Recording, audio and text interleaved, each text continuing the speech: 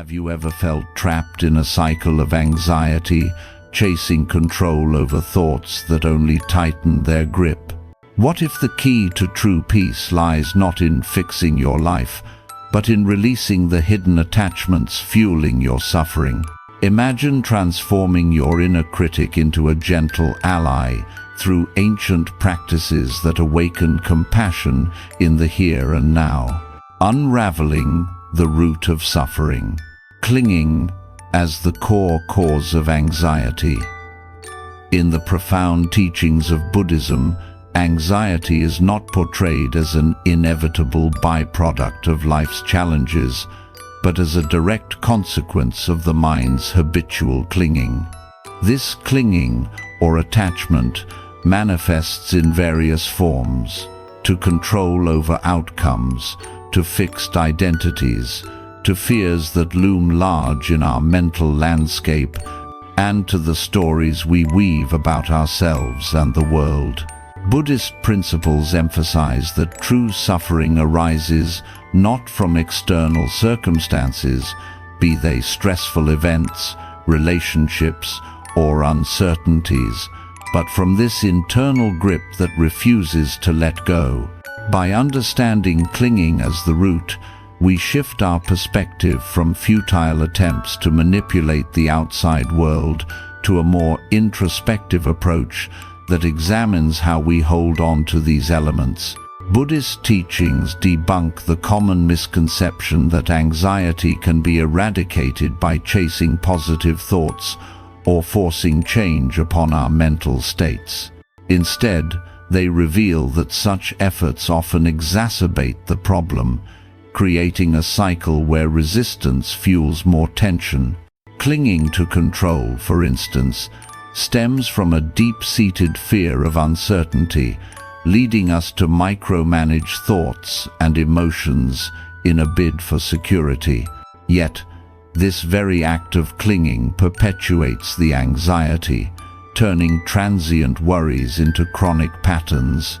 The key insight here is that suffering is a misunderstanding. Life's inherent nature is not the culprit, but rather our attachment to expectations and outcomes.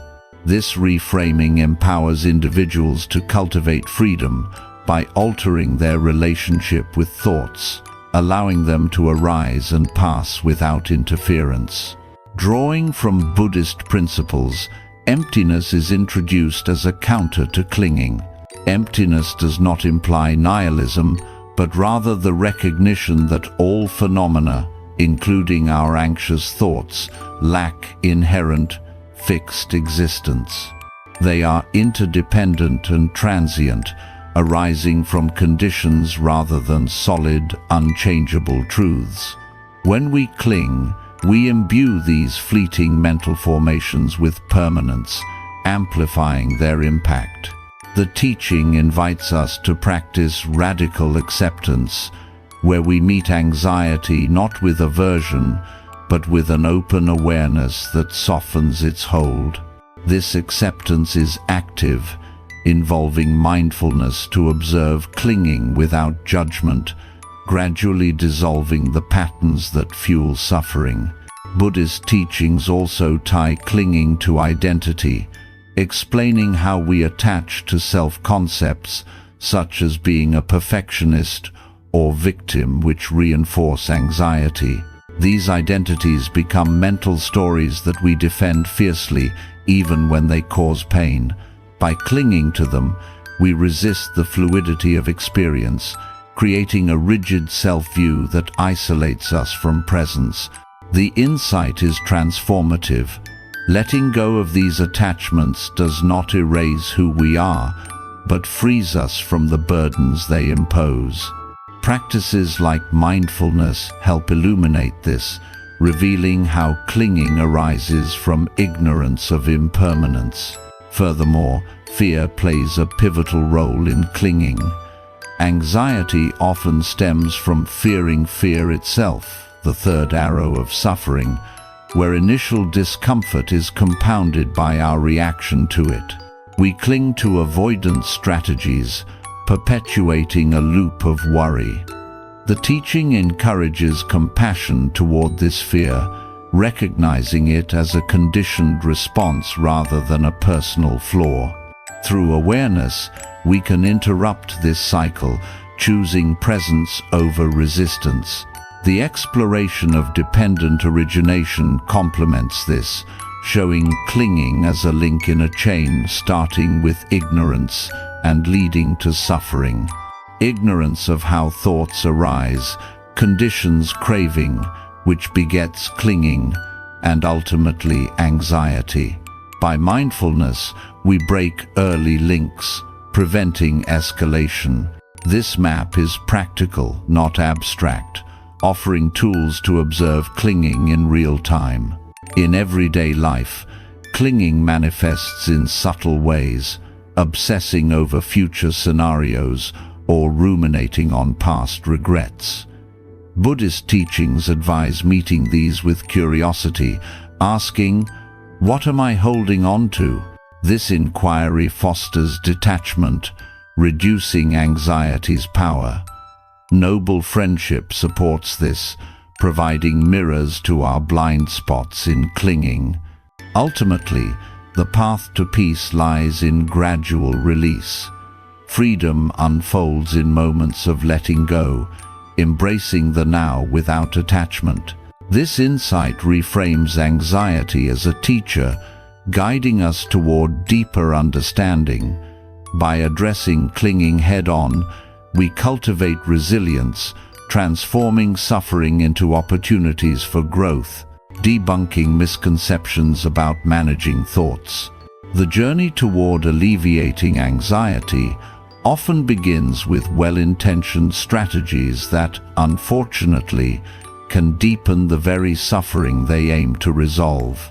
As illuminated in the YouTube summary, one of the most pervasive misconceptions is the belief that anxious thoughts can be managed or eliminated through sheer force of will by suppressing them, replacing them with positive affirmations, or endlessly analyzing their origins.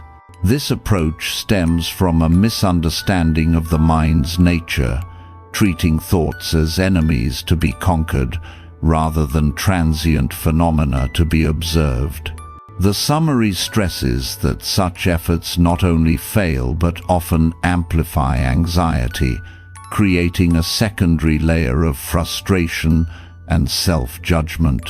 True relief, it reveals, comes from debunking these myths and embracing a path of non-resistance and awareness. Central to this debunking is the recognition that thoughts are not solid entities we can control like objects in the physical world. The video transcript explains that attempting to fix thoughts mirrors the futile chase for permanent happiness. Through external changes, it ignores the root cause of suffering, which is clinging. When we try to manage thoughts by pushing them away, we inadvertently cling to the desire for a thought-free mind, perpetuating the cycle. The summary highlights how this misconception arises from cultural conditioning that equates mental health with constant positivity or productivity. However, Buddhist teachings counter this by pointing to emptiness. Thoughts lack inherent reality and arise dependently on conditions like stress or habits. By fixating on managing them, we fuyu them power, turning fleeting worries into entrenched patterns. Instead, the invitation is to practice radical acceptance, allowing thoughts to arise and pass without interference, which naturally diminishes their intensity. Another common myth debunked in the summary is the idea that positive thinking alone can eradicate anxiety. While optimism has its place, forcing positivity often masks underlying issues, leading to what the transcript calls the third arrow of suffering, where we add shame or fear to the original discomfort. For instance, telling oneself just think happy thoughts when anxiety surges can feel like self-betrayal, especially if rooted in past traumas or conditioned self-criticism. The key insight here is that this approach bypasses compassion, treating the mind harshly rather than kindly. Loving kindness, meditation, metta, as described, offers an alternative. It doesn't demand immediate positivity, but gently cultivates compassion through phrases like, "May I be safe," rewiring the nervous system over time. This practice reveals that managing thoughts isn't about replacement, but about softening the inner critic that judges them as bad. By meeting anxious thoughts with kindness, we dissolve the resistance that fuels them, fostering a more spacious mental environment. The summary also addresses the misconception that over-analysis or intellectual understanding can solve anxious thoughts. Many believe that dissecting why a thought arises, tracing it to childhood experiences or cognitive biases will lead to mastery. Yet, this intellectual clinging often becomes another form of attachment, keeping the mind trapped in rumination. Dependent origination, a core Buddhist concept outlined in the transcript, illustrates this. Anxiety emerges from a chain of causes, starting with ignorance and leading to craving and clinging. Overanalyzing interrupts this chain superficially, but doesn't address the foundational ignorance of impermanence. The teaching encourages mindfulness practices like anti-parasitic breath awareness to shift from analysis to presence. By anchoring in the breath, we witness thoughts without engaging their stories, debunking the myth that more thinking equals resolution. This presence reveals thoughts as empty of self, reducing their grip without the need for management. Furthermore, the video challenges the notion that spiritual practices themselves should be used as tools for thought control. The raft metaphor in the summary warns against clinging to practices like meditation as fixes, which can turn them into sources of pressure. If we meditate solely to manage thoughts, we risk burnout or spiritual pride, missing the point of letting go. Practices are rafts to cross the river of suffering, not ends in themselves. This insight debunks the misconception that more rigorous practice equals quicker thought management. Instead, it's about gentle consistency and self-compassion. The 5 hindrances, sensual desire, ill will, sloth and torpor, restlessness and worry, and doubt further explain why management fails. They arise naturally, and fighting them, e.g., suppressing restlessness, only strengthens them. Meeting hindrances with curiosity, as the summary advises, transforms them into teachers, allowing thoughts to settle organically. A subtle misconception debunked is the belief that silence or restraint can quiet the mind forcefully. Noble silence, as presented, isn't about muting thoughts, but creating space for deeper listening. Verbal restraint calms the nervous system by reducing unnecessary speech that stirs mental energy, but it's not a suppression tactic. The transcript notes that forcing silence can lead to inner rebellion, increasing anxiety. Instead, it's practiced with intention, fostering presence that naturally quiets thoughts. This ties into walking meditation and chanting, which integrate movement and sound to regulate the mind without direct management. Walking grounds restless thoughts in bodily sensation, while chanting uses vibration to soothe without intellectual intervention. These practices show that debunking management myths involves embodied approaches, not just mental ones. The role of noble friendship in this debunking cannot be overstated. Isolation often reinforces the misconception that we must manage thoughts alone, leading to self-judgment. The summary emphasizes kalyana mitta, truthful companionship, as a support for seeing through these myths. Friends provide honest feedback, mirroring how our management attempts create more suffering and model acceptance.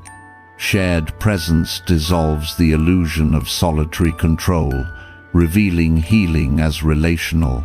Contemplations like the 32 parts of the body also aid in debunking by loosening attachment to thoughts tied to physical identity. Viewing the body as impermanent reduces anxiety-driven thoughts about appearance or health, showing them as conditioned rather than controllable. Similarly, death contemplation fosters urgency without fear, prioritizing presence over management. The summary's insight on the 4 nutrients, edible food, sense impressions, volition, and consciousness, further reveals how unmanaged inputs feed anxious thoughts. Mindful curation debunks the myth that thoughts are isolated. They're nourished by what we consume mentally and physically. Ultimately, debunking these misconceptions shifts the paradigm from control to allowance. The transcript concludes that peace arises in the here and now, through awareness and letting go, not through battling thoughts. This gradual unfolding builds resilience, transforming anxiety into a gateway for compassion and clarity. By releasing the need to manage, we embrace the freedom inherent in simply being. This, providing mirrors to our blind spots in clinging, the role of identity and fear in perpetuating suffering. At the heart of Buddhist teachings, as conveyed in the YouTube summary, lies a profound examination of how identity and fear intertwine to sustain cycles of anxiety and suffering. Identity, in this context, refers not merely to our sense of self, but to the rigid, constructed narratives we cling to. Labels like anxious person, failure, or perfectionist, which become mental prisons reinforcing discomfort. Fear, meanwhile, acts as the glue that binds us to these identities, arising from a deep-seated aversion to uncertainty, loss, or vulnerability. The summary elucidates that perpetuating suffering stems from this duo. Identity provides the framework for self-judgment, while fear amplifies it, creating a feedback loop where thoughts spiral into chronic worry. Understanding this role is crucial, as it shifts the focus from external fixes to internal detachment, revealing that freedom emerges when we loosen our grip on these self-imposed constructs. The video transcript emphasizes that attachment to identity is a primary fetter, one of the mental bonds that perpetuate suffering. We often identify with our anxious states, saying, "I am anxious," as if it defines our essence, rather than recognizing it as a passing condition. This identification, rooted in ignorance as per dependent origination, conditions craving for stability, leading to clinging and eventual suffering. The summary's key insight on clinging as the root of suffering directly applies here. By attaching to identity, we resist the impermanence of experience, turning neutral events into personal threats. For example, a minor setback reinforces the failure identity, triggering fear of future inadequacy, which in turn fuels more anxiety. This perpetuation is not random but patterned, as outlined in the chain of dependent origination. Ignorance leads to formations, consciousness, name and form, identity, and so on, culminating in clinging and becoming. Fear exacerbates this by projecting worst-case scenarios, making the identity feel inescapable. The teaching invites us to observe this process mindfully, using practices like anapanasati to witness how fear arises without merging with it, thus breaking the identification. Fear's role in perpetuating suffering is multifaceted, often manifesting as the third arrow, the meta-suffering, where we fear our own fear, adding layers of shame or panic. The summary describes this as a destructive cycle. An initial discomfort, first arrow, is followed by resistance, second arrow, and then fear of the resistance itself, third arrow.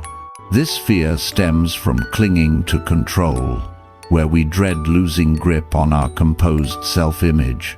Identity amplifies this. If we see ourselves as strong, fear of vulnerability shatters that illusion, leading to self-attack. The inner critic, a recurring theme in the transcript, thrives here, berating us for feeling afraid, which only deepens isolation. Loving kindness meditation, metta, is presented as an antidote, countering this by fostering compassion toward fear and identity. Through phrases like, "May I be free from fear," we soften the harsh judgments tied to self-view, gradually transforming fear from an enemy to a signal for presence. This practice reveals that fear is not inherent but conditioned, often by past experiences of conditional love or trauma, which solidify rigid identities. Moreover, the summary ties identity and fear to the 5 hindrances, particularly doubt and restlessness. Doubt undermines confidence, reinforcing fearful identities like "I'm not good enough," while restlessness scatters the mind, preventing clear seeing of fear's emptiness. These hindrances are not flaws but teachers, inviting curiosity. What identity am I protecting with this fear? By meeting them with mindfulness, we dissolve their power.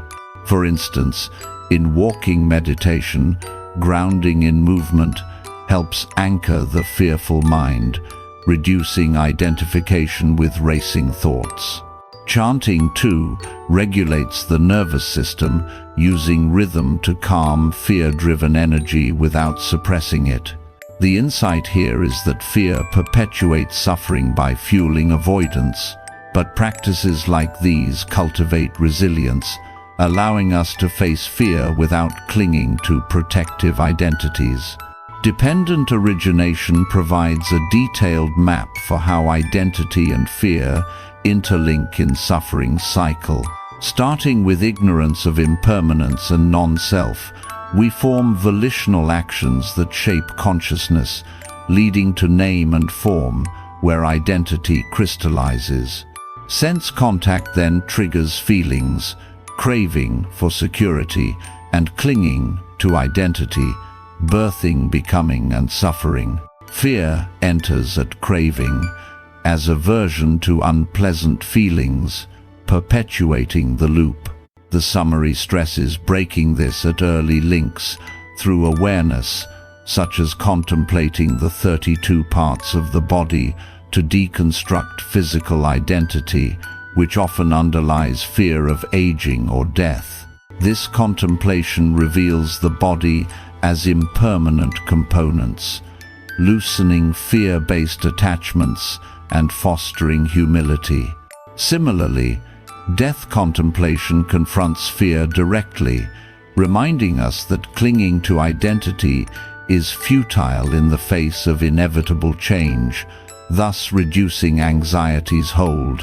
The role of noble friendship in addressing identity and fear is highlighted as essential. Isolation amplifies fearful self-narratives, but Kalyana Mitta, truthful companionship, offers a mirror to challenge them. Friends provide shared presence, dissolving the shame tied to fearful identities through honest, compassionate dialogue. The summary notes that healing is relational. In connection, we see our fears as universal, not personal defects, weakening their perpetuating force. Noble silence supports this by calming verbal expressions of fear, creating space for deeper listening to one's identity stories without judgment. Furthermore, the 4 nutrients of nourishment influence this dynamic. Sense impressions and consciousness feed fearful thoughts.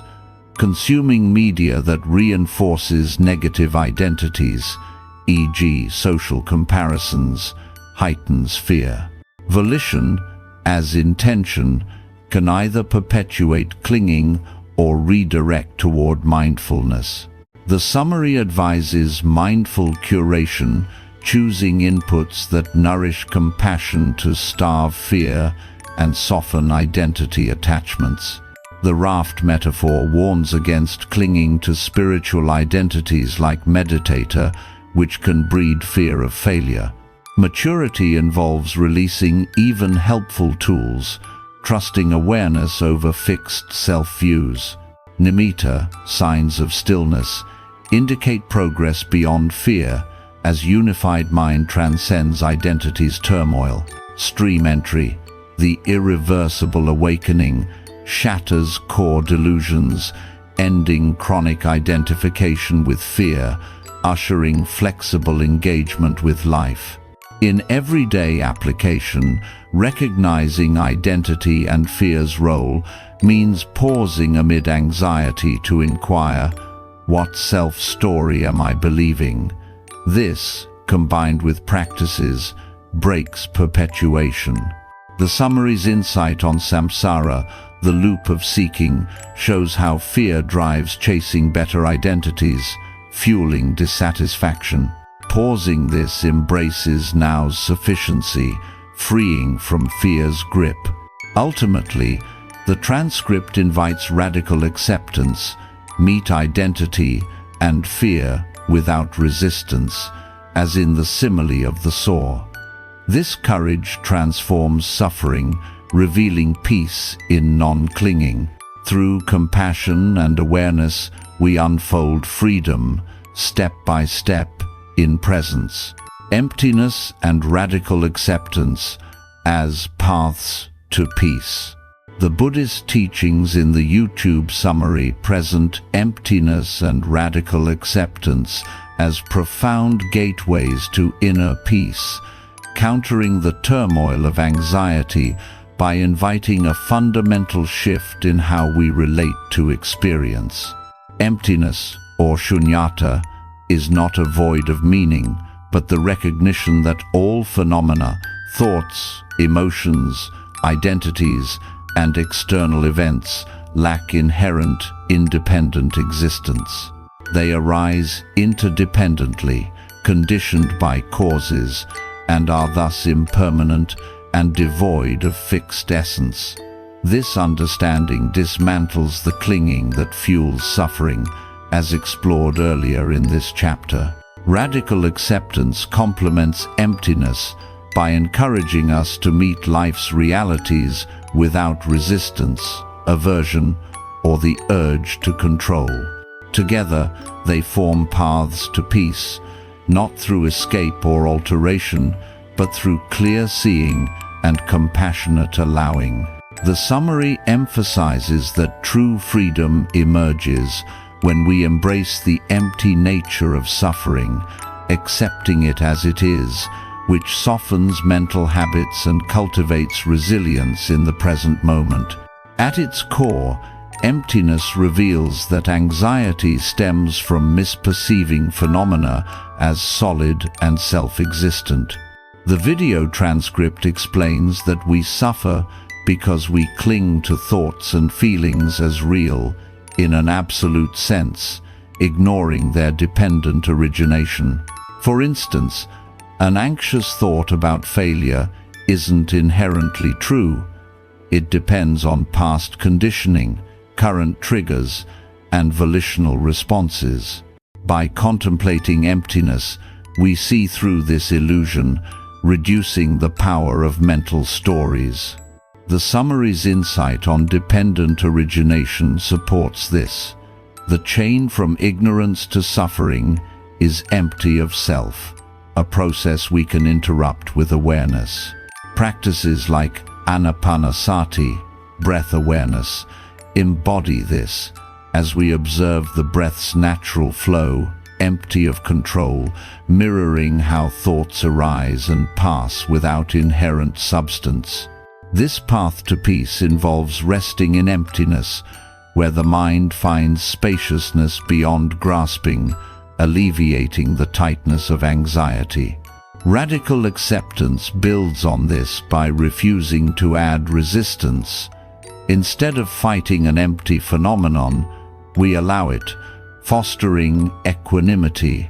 Radical acceptance, vividly illustrated in the summary by the simile of the saw, teaches that peace arises not from eliminating pain but from not escalating it.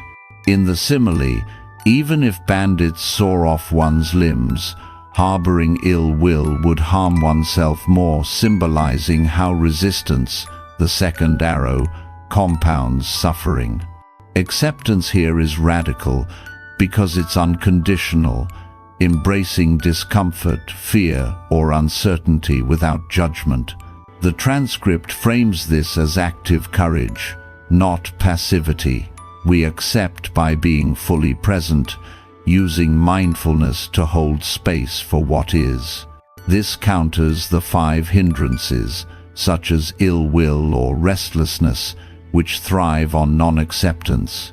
By accepting their empty nature, transient and conditioned, we meet them with compassion, dissolving their grip. Loving-kindness meditation, metta, enhances this, directing acceptance inward through phrases that affirm safety and ease, transforming self-rejection into gentle allowance. The key insight is that acceptance changes our relationship to pain, turning it from a perpetual enemy into a temporary visitor, paving the way for peace. Emptiness and acceptance intersect in contemplations that loosen attachments. The summary highlights contemplating the 32 parts of the body, which deconstructs the illusion of a solid, attractive self, revealing it as empty aggregates like hair, nails, and organs, impermanent and not me. This practice reduces fear-based clinging to identity, a major perpetuator of suffering, by fostering detachment and humility. Similarly, death contemplation underscores emptiness. Life is fleeting, empty of permanence, so clinging to control or outcomes is futile. Accepting this impermanence brings peace, as we prioritize presence over future worries. The transcript notes that such contemplations build resilience against anxiety, shifting from resistance to a wise embrace of change. In daily life, this means accepting anxious moments as empty, arising from conditions like stress, and responding with breath awareness or walking meditation to ground in the now.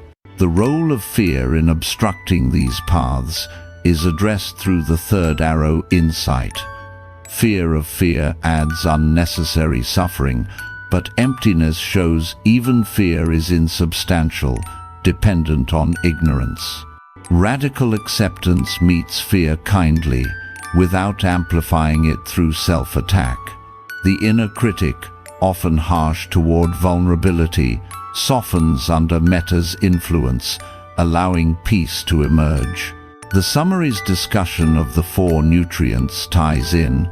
What we feed our mind, sense, impressions, or intentions can either reinforce illusions of solidity or support seeing emptiness. Mindfully choosing nourishing inputs cultivates acceptance, starving patterns of resistance. For example, Avoiding media that solidifies fearful identities helps maintain a view of emptiness, promoting mental clarity. Noble friendship, Kalyana Mita, supports these paths by providing relational mirrors for emptiness and acceptance. In isolation, we might cling to distorted self-views, but truthful companions encourage seeing the empty nature of judgments, fostering shared acceptance. The summary stresses that healing is communal. Friends model radical non-resistance, helping us accept our flaws without shame. Noble silence aids this, creating space to experience emptiness beyond words, calming the mind's chatter and deepening presence. Verbal restraint prevents perpetuating suffering through reactive speech, aligning with acceptance's non-escalation. Chanting and walking meditation integrate emptiness and acceptance into embodied practice. Chanting's vibrations regulate the nervous system, reminding us of sound's empty, interdependent nature, arising and ceasing, while fostering acceptance of emotional states. Walking meditation grounds restlessness in movement, accepting the body's impermanence step by step, leading to unified awareness. Nimitta, subtle signs of stillness, arise as we deepen in emptiness, indicating progress toward peace without striving. The raft metaphor warns against clinging to these concepts themselves. Emptiness and acceptance are tools to cross suffering's river, not identities to attach to. Once across, release them to avoid new suffering. This maturity ensures paths remain liberating, not burdensome. Stream entry, the irreversible awakening, embodies this. Delusions of self and permanence shatter, revealing emptiness directly, with acceptance becoming effortless.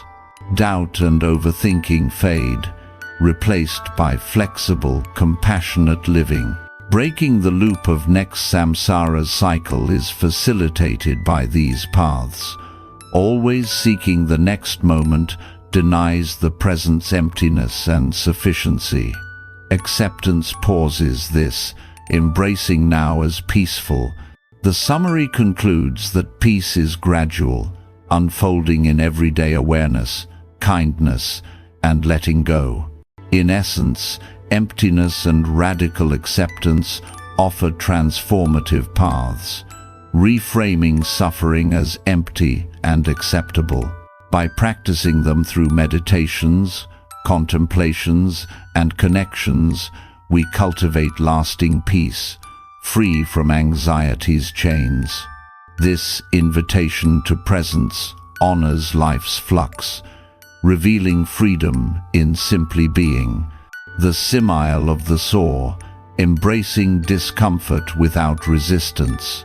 The simile of the saw, a profound Buddhist teaching, illustrates the essence of embracing discomfort without adding resistance that amplifies suffering. In this metaphor, bandits capture a practitioner and begin sawing off limbs with a two-handled saw, yet the instruction is to harbor no ill will, anger, or resentment even in thought, maintaining a heart of loving kindness. This extreme scenario highlights that suffering stems not chiefly from the initial pain, the first arrow, but from reactive mental responses like aversion, fear, or hatred, the second arrow.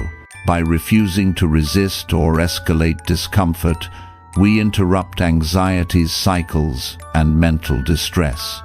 This embrace is not passive endurance, but a compassionate, present engagement that permits pain to arise and dissolve on its own, cultivating deep inner peace and strength. Fundamentally, the simile reveals resistance as the key intensifier of suffering. Life's unavoidable discomforts, physical aches, emotional turmoil, or anxious ruminations are akin to the first arrow, inherent to existence. Resisting them through control, self-criticism, or bitterness fires the second arrow, worsening the injury. This often evolves into the third arrow, where fear of the discomfort breeds additional anxiety, such as guilt over vulnerability or frustration at helplessness. Embracing without resistance grants permission, observing sensations impartially rather than layering narratives or judgments. Practically, this uses mindfulness to view discomfort as impermanent and empty, preventing the build-up that converts momentary pain into ongoing torment. The simile urges application to all scenarios, training the mind for routine anxieties like worry or insecurity. Non-resistance halts escalation, creating expansive awareness where tranquility surfaces amid challenges. Radical acceptance within the simile is an intentional act grounded in compassion, not defeat. The practitioner's generation of loving kindness toward the assailants shifts potential enmity to balance. This redirects energy via metta practice, easing the inner critic and eroding resistance. For those with anxiety, it involves greeting uneasy thoughts with affirming phrases, fostering allowance over rejection. Resistance frequently arises from attachments to identity or mastery. Discomfort challenges self-perceptions of resilience or composure. The simile counters this, demonstrating peace's possibility even in extremity, underscoring the mind's independence from conditions. Breath awareness practices embody this, rooting in natural respiration to observe discomfort sans meddling, enabling self-calming, akin to unregulated breathing. This diminishes nervous system activation, dismantling ingrained fight-or-flight responses, fueling anxiety. The 5 hindrances offer a framework for enacting the simile's wisdom. Ill will embodies outright resistance, disgust toward discomfort, that the saw mandates relinquishing. Embracing devoid of malice neutralizes this, turning it into a lesson in forbearance. Restlessness and worry stem from evading the present. The simile promotes anchoring in acceptance, maybe via walking meditation, where steps welcome movement's unease sans rush. Sloth and torpor signify dulled evasion, another resistance mode. Invigorating with attentive vitality, like in chanting, rouses presence through bodily resonance. Doubt obstructs acceptance by doubting endurance. The simile's severity instills trust, affirming accessibility if feasible there. Sensual desire grasps pleasure for relief. Non-resistance accepts discomfort, sans alternative yearnings. Hindrances aren't defects but guides. Embracing them sans opposition converts barriers to portals of insight and kindness. Dependent origination charts resistance's role in sustaining suffering per the simile. Ignorance of discomfort's void essence spawns formations, routine reactions, consciousness, and name and form, identifying pain as personal. Encountering discomfort evokes unpleasant sensations, escape cravings, resistance clinging, and suffering's emergence. The saw severs this at craving. Non-resistance halts the sequence, averting anxiety's growth. Awareness at initial stages, via contemplation, nurtures this. Body part reflection, for instance, accepts physical unease, pain, decay, sans clinging, perceiving it as neutral elements.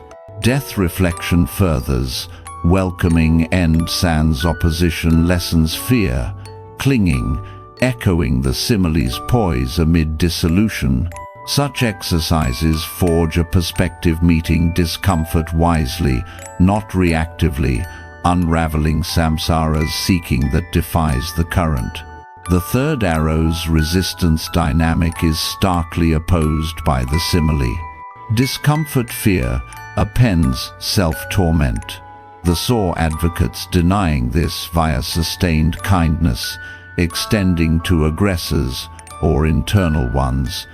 The inner critic flourishes on resistance, yet metta reprograms it, tendering mercy to afflicted aspects. Self-kindness as core resonates. Welcoming discomfort gently morphs the critic to supporter, curbing anxiety's spread. Daily, this entails halting intention to query resistance, replying with acceptance, perhaps inhaling into the feeling. Noble friendship bolsters non-resistant embrace.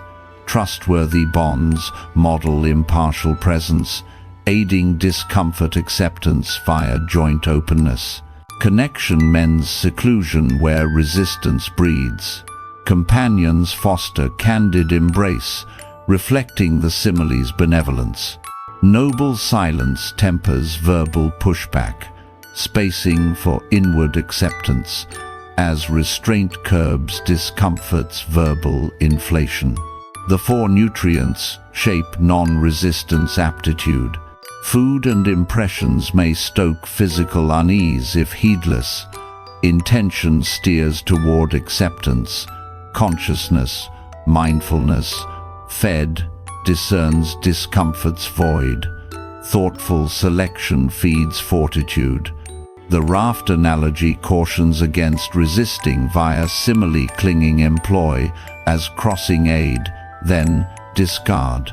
Nimitta denote advancing non-resistance, with calm surfacing from full embrace. Stream entry enduringly alters, delusion resistance waning, incarnating the simile's serenity. In sum, the simile beckons present living. Welcome discomfort sounds resistance, progressively unveiling liberty. Peace resides in acceptance and release, alchemizing suffering to enlightenment, cultivating mindfulness through core practices. Loving kindness meditation, metta, for transforming the inner critic. Loving kindness meditation, known as metta in Pali, stands as a foundational practice in Buddhist traditions for nurturing compassion and dismantling the harsh self-judgments that perpetuate anxiety and suffering. This meditation involves the silent repetition of phrases that extend wishes of well-being, safety, and peace first toward oneself, then gradually outward to others, including neutral individuals, difficult people, and all beings. Metta is not about forcing feelings of love or immediately eradicating negative emotions, but about planting seeds of intention that, over time, rewire the mind and nervous system toward gentleness. It directly addresses the inner critic, that internalized voice of self-criticism often rooted in past conditioning, by countering it with deliberate kindness. Through consistent practice, metta transforms this critic from a tormentor into a softer, more supportive presence, fostering self-acceptance and reducing the mental habits that fuel isolation, shame, and anxiety. This section explores metta's mechanisms, applications, and integration into daily life, emphasizing its role in cultivating mindfulness as a compassionate anchor amid life's challenges. The core of metta lies in its gentle, non-confrontational approach to the inner critic. Many individuals carry an internalized harshness, echoes of conditional love, societal pressures, or personal failures that manifests as relentless self-attack during moments of vulnerability. Metta counters this not through suppression or argument, but by offering an alternative narrative of care. Practitioners begin with phrases like, "May I be safe, may I be happy, may I be healthy, may I live with ease," repeated slowly and mindfully. Initially, these may feel mechanical or insincere, especially if self-compassion is unfamiliar. But the practice's power emerges from repetition and intention, gradually softening neural pathways associated with self-judgment. This aligns with Buddhist insights on the mind's plasticity. Habits of ill will, one of the 5 hindrances, can be undone by cultivating their opposites. Metta serves as an antidote to ill will directed inward, illuminating how the critic thrives on clinging to negative identities. By extending kindness, we loosen this grip, creating space for presence and reducing anxiety's amplification through self-persecution. In practice, metta begins with self-directed compassion, which is often the most challenging yet essential step. The inner critic resists this, dismissing it as undeserved or weak, but persistence reveals its transformative potential. As the phrases are repeated, focus on any subtle sensations: warmth in the chest, a softening of tension that arise, without forcing them. If resistance surfaces, such as thoughts of unworthiness, metta invites acknowledging them kindly, perhaps adjusting phrases to, "May I be kind to myself in this moment." This embodies radical acceptance, meeting the critic without resistance, akin to allowing breath to flow in anapanasati. Over sessions, this builds resilience, as the nervous system learns to associate self-reflection with safety rather than threat. Research in contemplative neuroscience supports this, showing metta activates brain regions linked to empathy and emotional regulation, decreasing activity in areas tied to fear and rumination. For anxiety sufferers, this means fewer spirals into the third arrow of suffering, where initial discomfort is compounded by self-blame. Metta reframes the critic as a conditioned protector, worthy of compassion itself, dissolving its power through understanding rather than force. Extending metta outward amplifies its effects on the inner critic.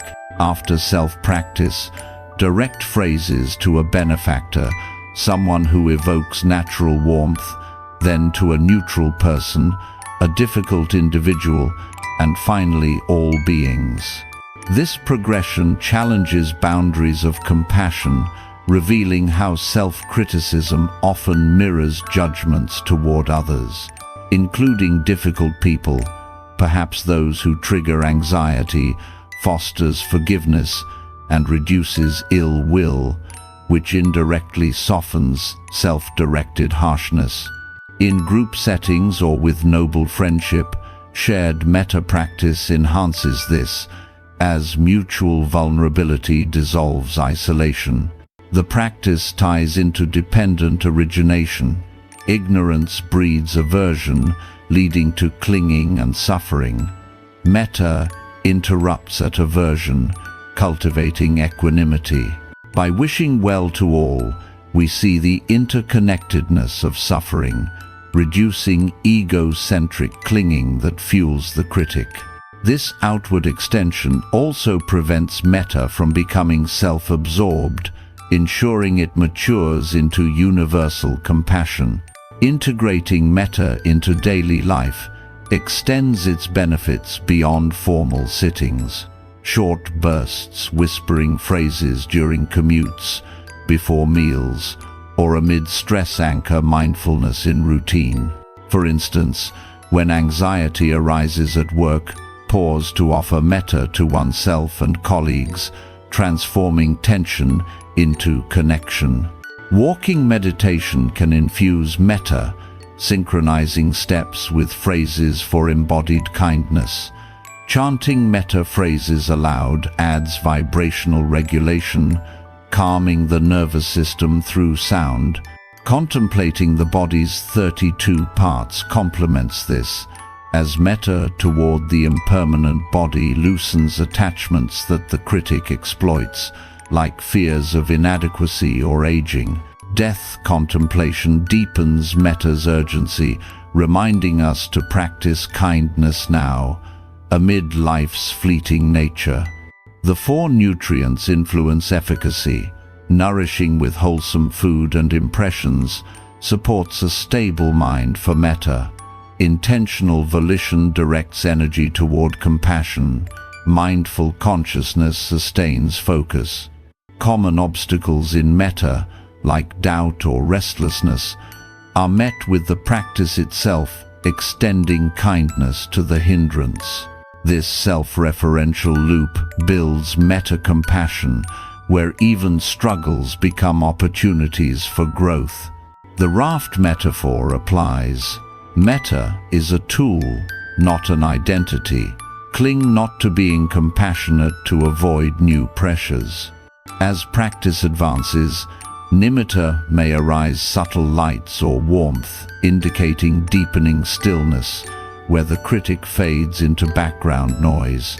Stream entry, the awakening shift, often follows sustained metta, shattering delusions of fixed self, making kindness effortless. Noble silence enhances metta by minimizing verbal distractions, allowing phrases to resonate inwardly. Verbal restraint prevents unkind speech that reinforces the critic, fostering wiser communication. In relationships, metta via noble friendship heals through shared presence, where mutual kindness dissolves self-judgment.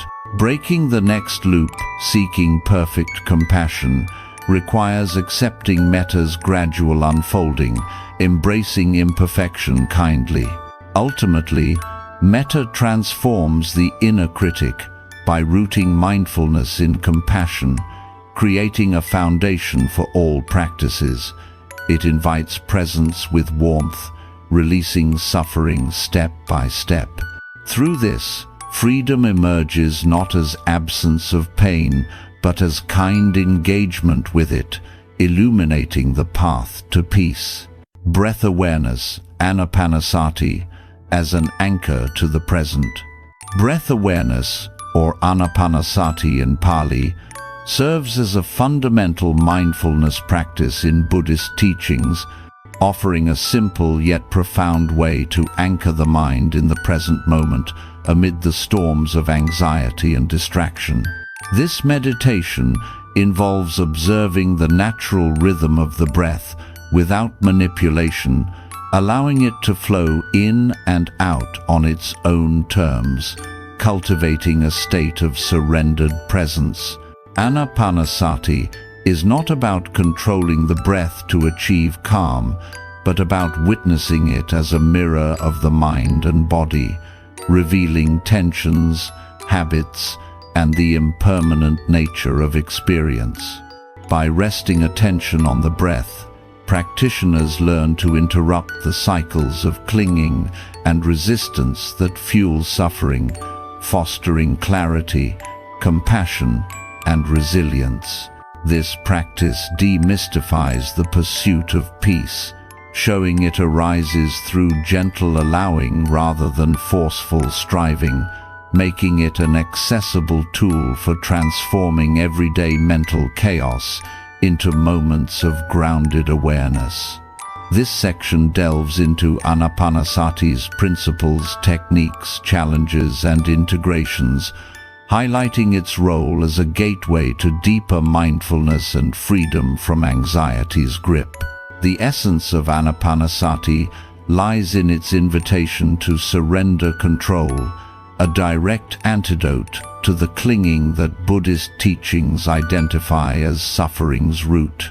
In a world where anxiety often stems from attempts to manage thoughts, emotions, or outcomes, This practice teaches that true presence emerges when we stop trying to fix the breath and simply observe it. The breath becomes a neutral anchor always available, requiring no special conditions, reflecting the state of the nervous system in real time. Short, shallow breaths may indicate restlessness or fear, while deeper ones signal relaxation. By noticing without judgment, we recalibrate toward balance. This mirrors dependent origination. Ignorance of the breath's natural flow leads to volitional formations like forcing deep inhales, which condition craving for perfect calm and clinging to results, perpetuating dissatisfaction. Anapanasati breaks this chain early, at awareness, by fostering insight into impermanence. The breath's constant change reminds us that all phenomena, including anxious thoughts, arise and pass. Radical acceptance is key here. Accept the breath as it is, even if erratic, without adding resistance that shoots the second arrow of self-criticism. Over time, this allowing softens the inner critic, transforming it from a harsh overseer to a gentle observer, reducing anxiety's hold through compassionate presence. Techniques for anapanasati begin with basic posture and focus, evolving into deeper stages as practice matures. Sit comfortably with a straight yet relaxed spine, eyes closed or softly gazing downward, and direct attention to the breath sensations at the nostrils, chest, or abdomen. Count breaths if the mind wanders, 1 on inhale, 2 on exhale, up to 10, then restart, training concentration without rigidity. As proficiency grows, drop counting to pure observation, noting qualities like length, depth, or texture. The instruction is to let the breath breathe itself, embodying non-striving.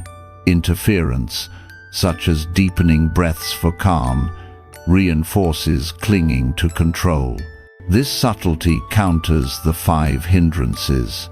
For sensual desire pulling toward distractions, return to the breath's simplicity.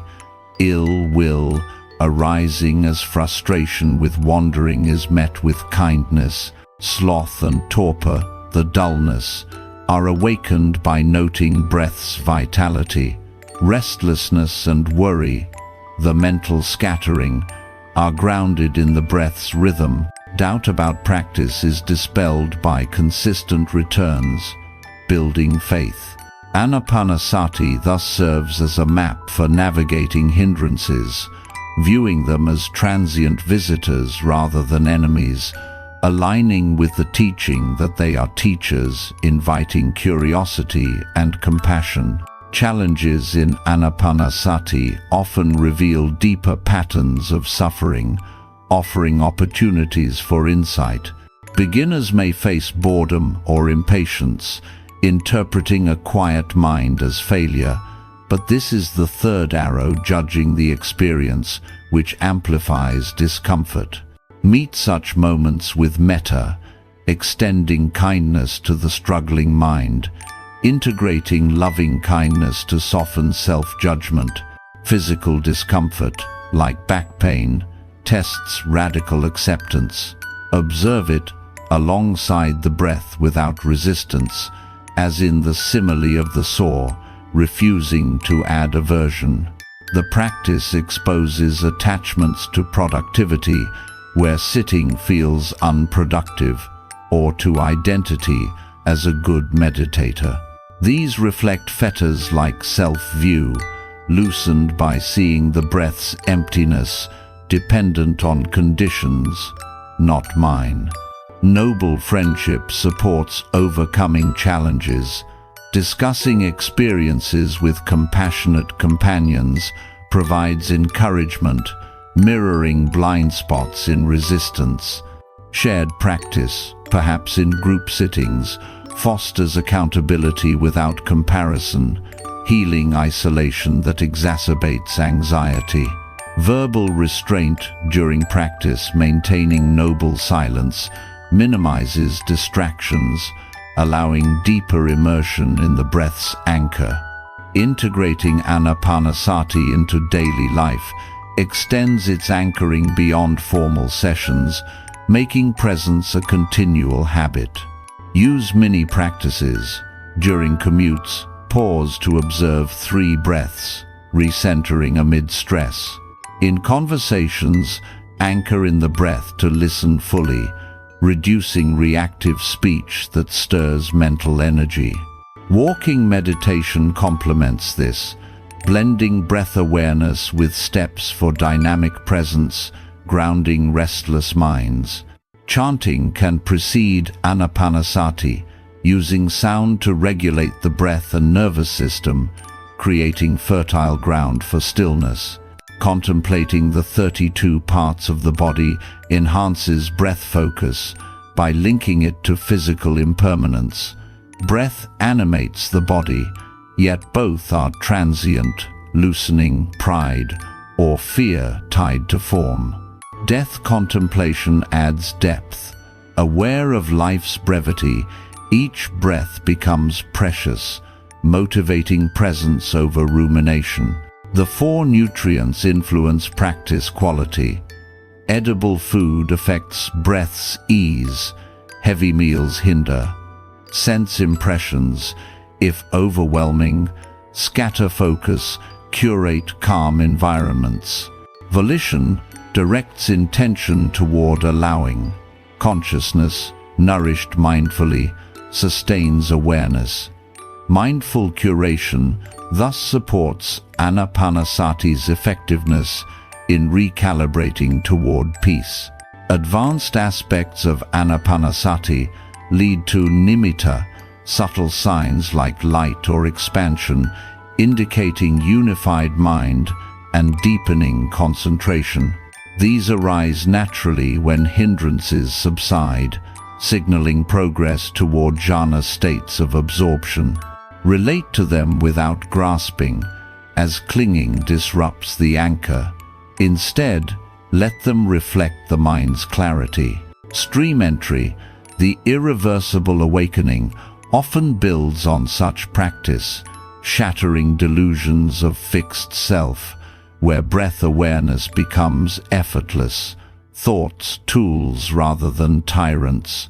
The raft metaphor reminds, anapanasati is a vehicle, not endpoint release, attachment to mastery, to avoid burnout. Breaking the next loop, seeking deeper breaths or insights requires embracing the present breath's sufficiency, countering samsara's dissatisfaction. In relational contexts, breath awareness fosters noble friendship by enabling present listening, dissolving self-judgment through shared calm. Anapanasati's insight that presence arises through allowing reframes anxiety as a call to anchor, not a flaw. By mirroring the nervous system, it enables gentle shifts, building resilience without force. This practice invites freedom in the now, where breath's flow embodies life's impermanence and interdependence. Through consistent application, it unfolds compassion, clarity, and peace, transforming mental chaos into awakened presence. Walking meditation for integrating mindfulness in motion. Walking meditation emerges as a dynamic mindfulness practice within Buddhist traditions, bridging the stillness of seated meditation with the movement of daily life to cultivate presence, equanimity, and resilience against anxiety.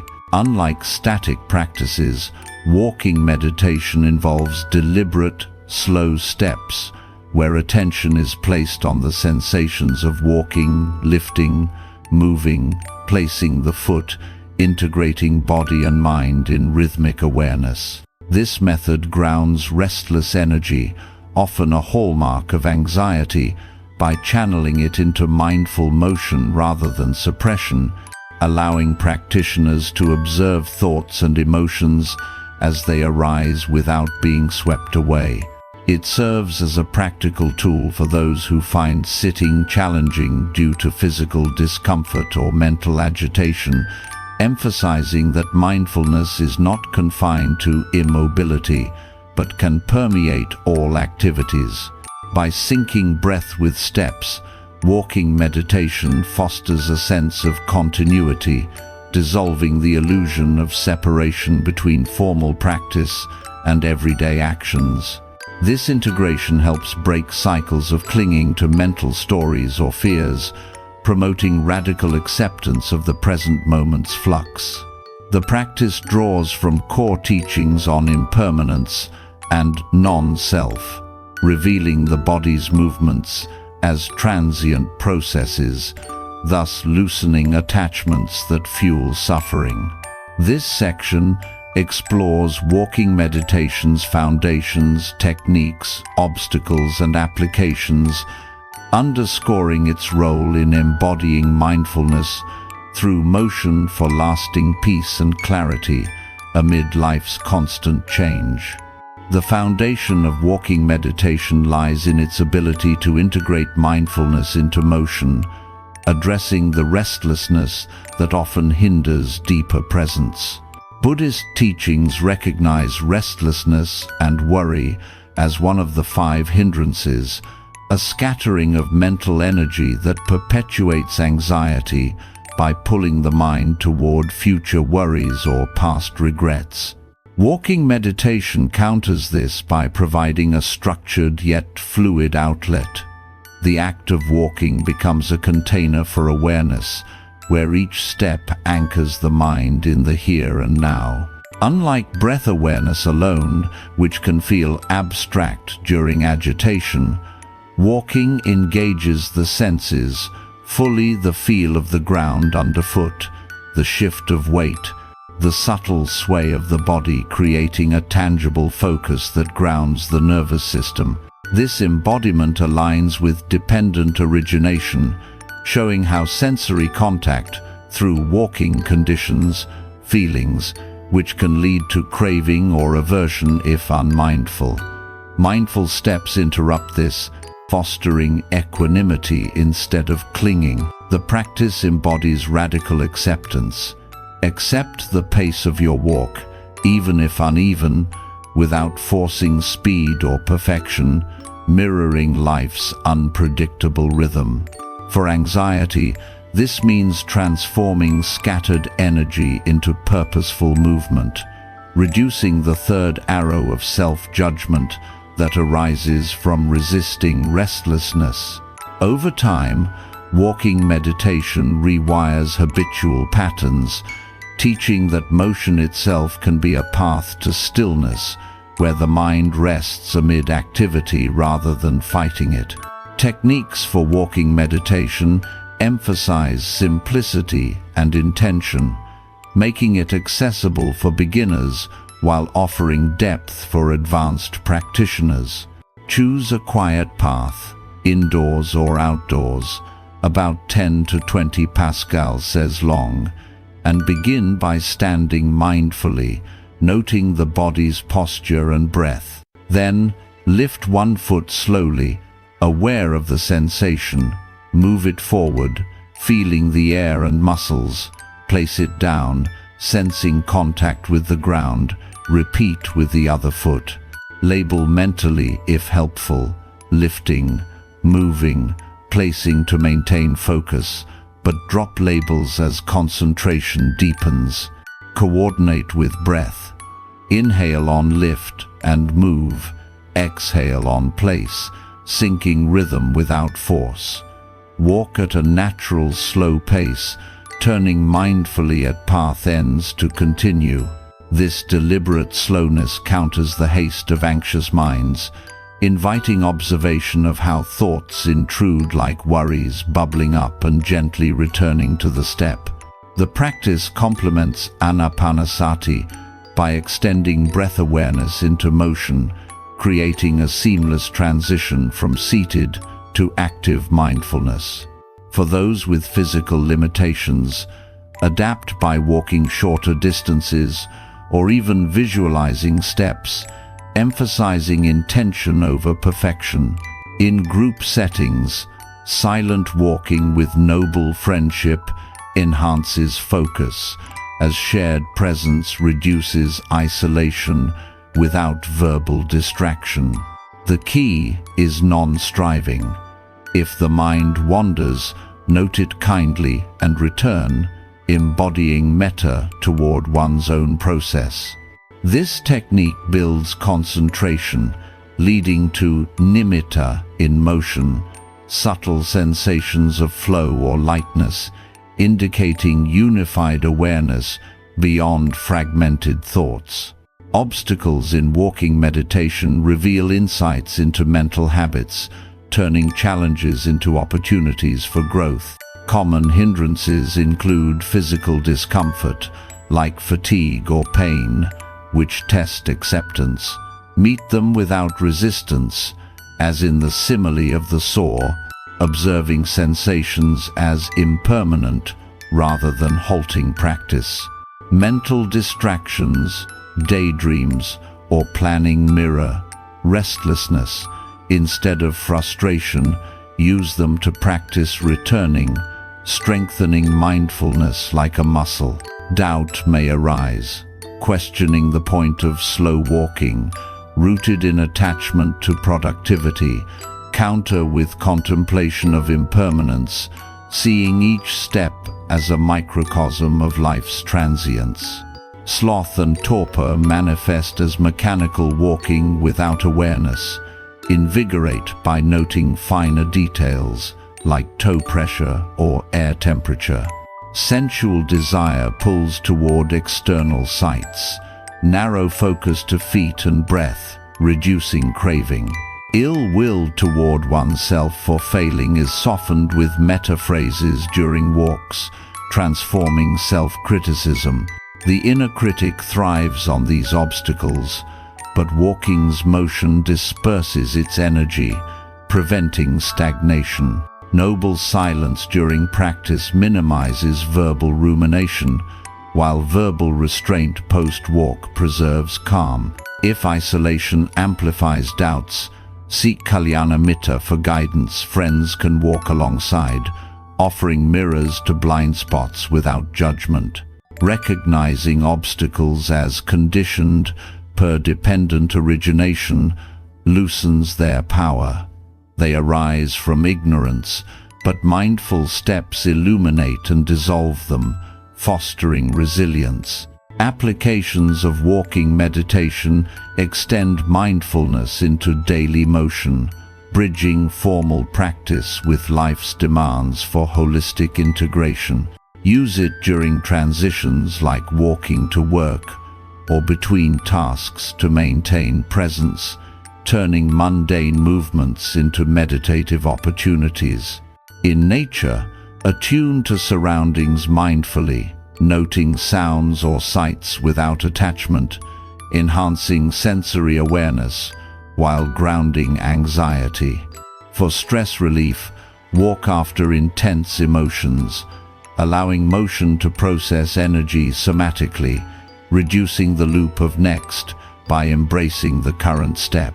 Combine with chanting, whisper mantras in rhythm with steps for nervous system regulation, blending sound and movement. Contemplate the 32 parts of the body while walking, observing how components like bones and muscles enable motion, deconstructing attachment to physical form and softening fears of aging or injury. Death contemplation adds profundity. Each step could be the last, instilling gentle urgency to be present. The 4 nutrients support application. Wholesome food energizes walks. Curate sense impressions by choosing serene paths. Volitional intention commits to mindful steps.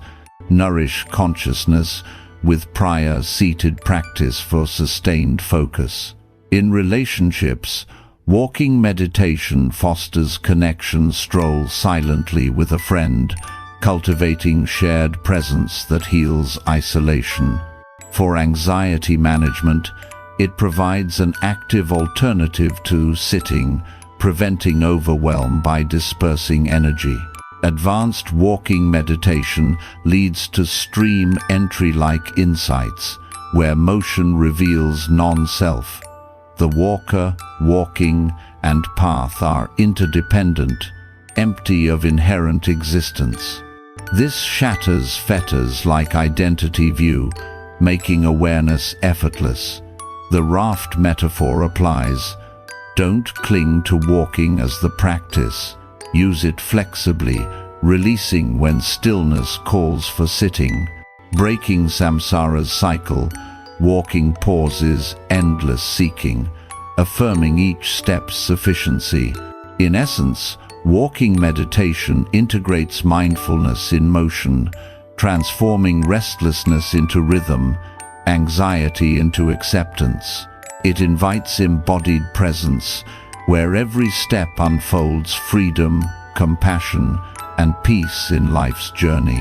Chanting as a tool for nervous system regulation. Chanting emerges as a potent, embodied practice in Buddhist mindfulness traditions, harnessing sound, rhythm, and breath to regulate the nervous system and foster a unified state of mind and body.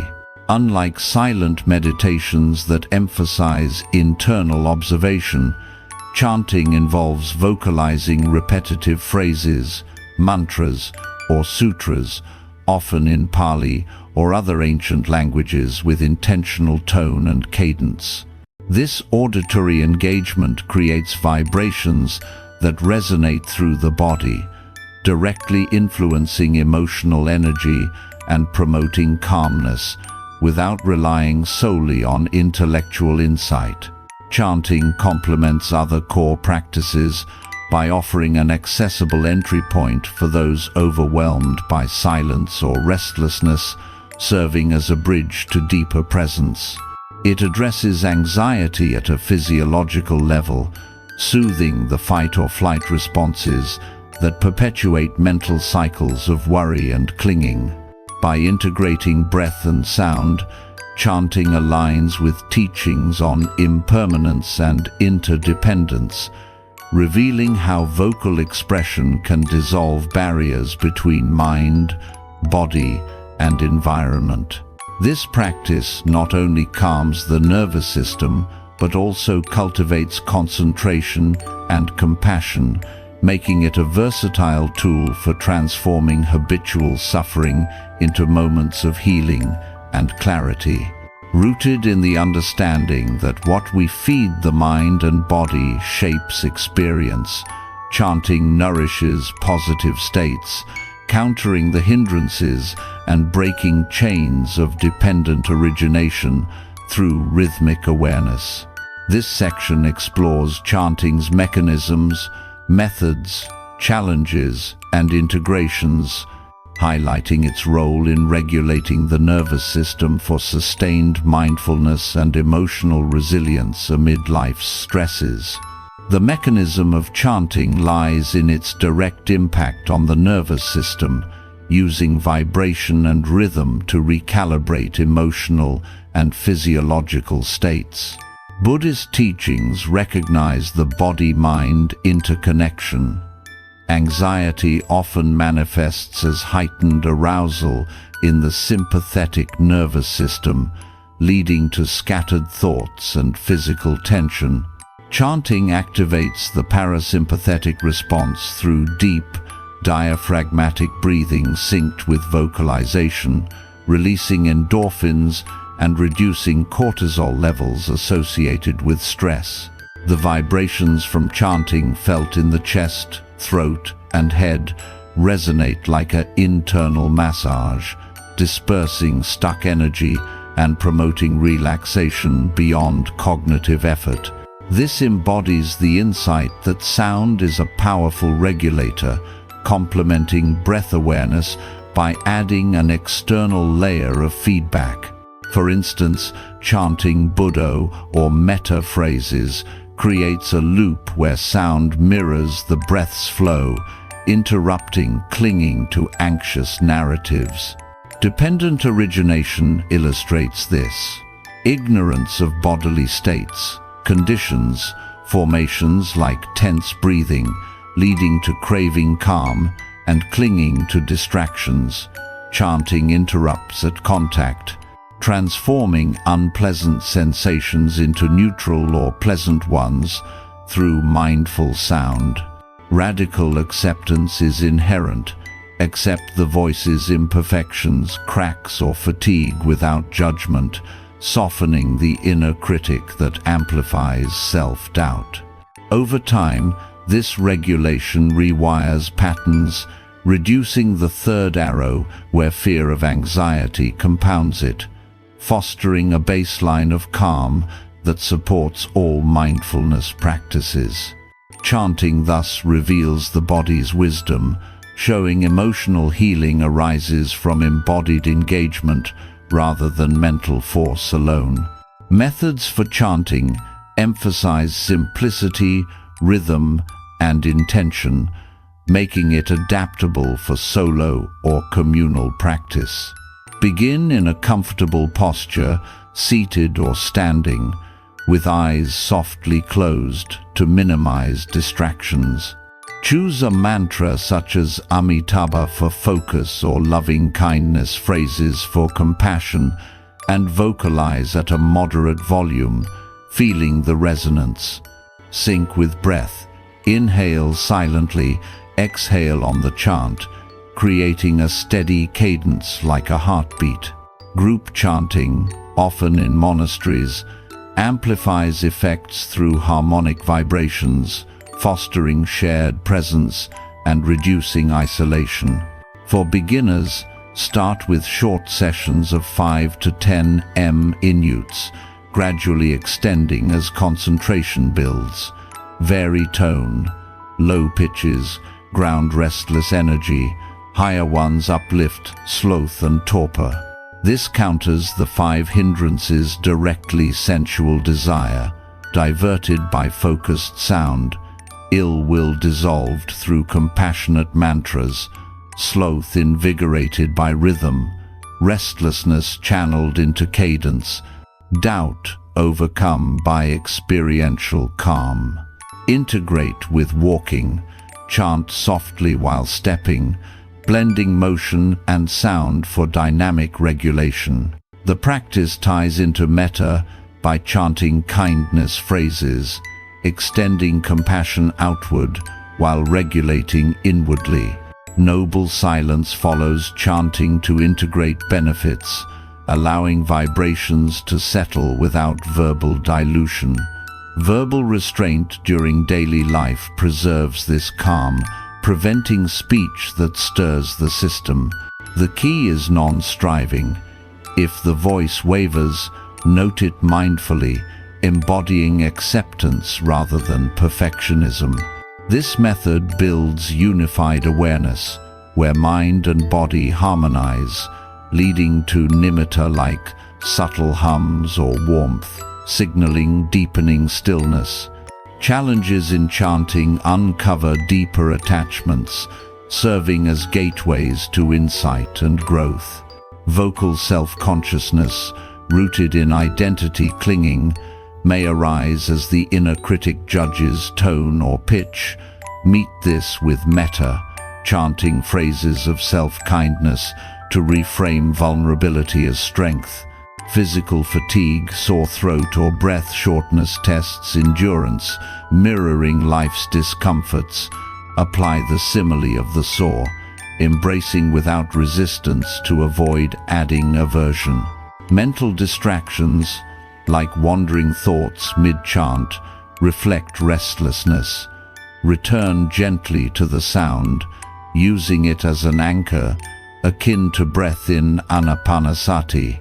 Doubt about efficacy, especially if calm doesn't come immediately, stems from craving quick results. Contemplate impermanence, seeing chanting's effects as gradual, conditioned processes per dependent origination. Sloth may dull the voice, counter with energetic intention, perhaps standing to engage the body. Sensual desire for silence or variety can pull away. Refocus on sound's nourishment.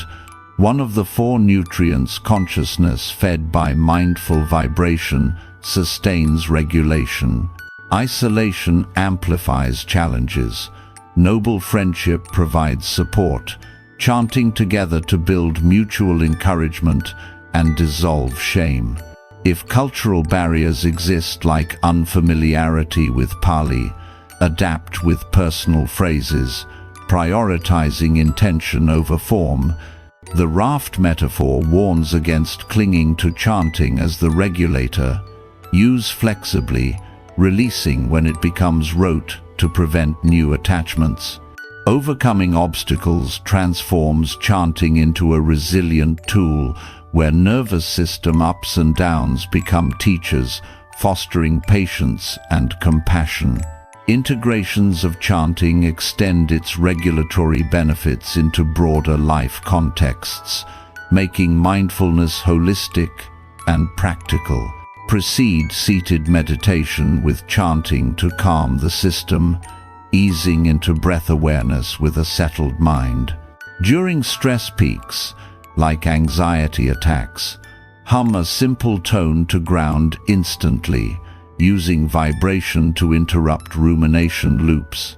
In daily routines, chant quietly during chores, washing dishes with metta rhythms to infuse presence into action. Combine with walking meditation. Steps synced to chants create a moving symphony, regulating energy while integrating motion. Contemplate the 32 parts of the body post-chant, using residual calm to observe physical components without attachment, softening fears tied to form. Death contemplation enhances depth. Chant with awareness of life's end, instilling urgency and gratitude, regulating fear through rhythmic acceptance. The four nutrients align. Edible food supports vocal energy. Avoid stimulating impressions that hype the system pre-chant. Volitional intention directs toward healing. Consciousness, enriched by sound, builds clarity. In relationships, communal chanting strengthens noble friendship. Shared vibrations healing isolation through collective regulation. For anxiety management, it offers an active alternative to silence, vibrations dispersing emotional knots. Advanced integration leads to stream entry insights. Chanting reveals sound's emptiness arising dependently, not self-shattering delusions, making regulation natural. Breaking samsara's next seeking, embrace each chant's sufficiency, pausing dissatisfaction. Chanting's insight that sound regulates beyond intellect reframes nervous system dysregulation as an invitation to harmony, not flaw. By embodying rhythm, it enables gentle shifts, building emotional balance without coercion. This practice invites freedom in vibration, where each note unfolds compassion, unity, and peace, transforming turmoil into awakened resonance. Contemplation of the body's 32 parts to loosen attachment. Contemplation of the body's 32 parts stands as a traditional Buddhist practice designed to deconstruct the illusion of the body as a unified, attractive, or permanent self, thereby loosening attachments that perpetuate suffering and anxiety. This meditation involves systematically reflecting on the body's components, divided into categories like earth elements, hair, nails, teeth, skin, and water elements, bile, phlegm, pus, blood, viewing them as mere aggregates rather than a cohesive I or mine. By breaking down the body into these impersonal parts, the practice reveals its impermanent, interdependent nature, reducing pride, vanity, and fear associated with physical form. It counters the clinging to identity and beauty that fuels mental turmoil, fostering humility, compassion, and a balanced perspective on embodiment. This contemplation is particularly potent for addressing anxiety rooted in body image issues, aging, or illness, as it shifts focus from superficial attachment to wise discernment. Integrated with mindfulness, it complements breath awareness and loving kindness by grounding abstract insights in tangible reflection, promoting radical acceptance of the body's transience without aversion. As a tool for loosening fetters like sense desire and self-view, it aligns with broader teachings on emptiness, helping practitioners release the grasp that turns neutral physical experiences into sources of suffering. This section examines the practice's foundations, methods, challenges, integrations, and transformative insights, emphasizing how contemplating the 32 parts cultivates detachment, presence, and freedom in everyday life amid the body's inevitable changes. The foundation of this contemplation lies in its ability to pierce the delusion of a solid, desirable body, addressing attachments that Buddhist teachings identify as key drivers of suffering.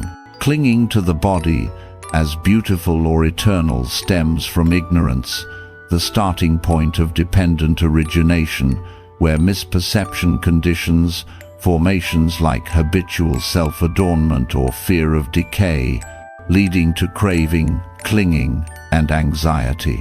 By listing and visualizing the 32 parts, head hairs, body hairs, nails, teeth, skin, flesh, sinews, bones, bone marrow, kidneys, heart, liver, diaphragm, spleen, lungs, intestines, mesentery, stomach, feces, brain, bile, phlegm, pus, blood, sweat, fat, tears, grease, saliva, mucus, synovial fluid, urine, the practice deconstructs this illusion, revealing the body as a collection of functional elements, each arising interdependently and subject to breakdown.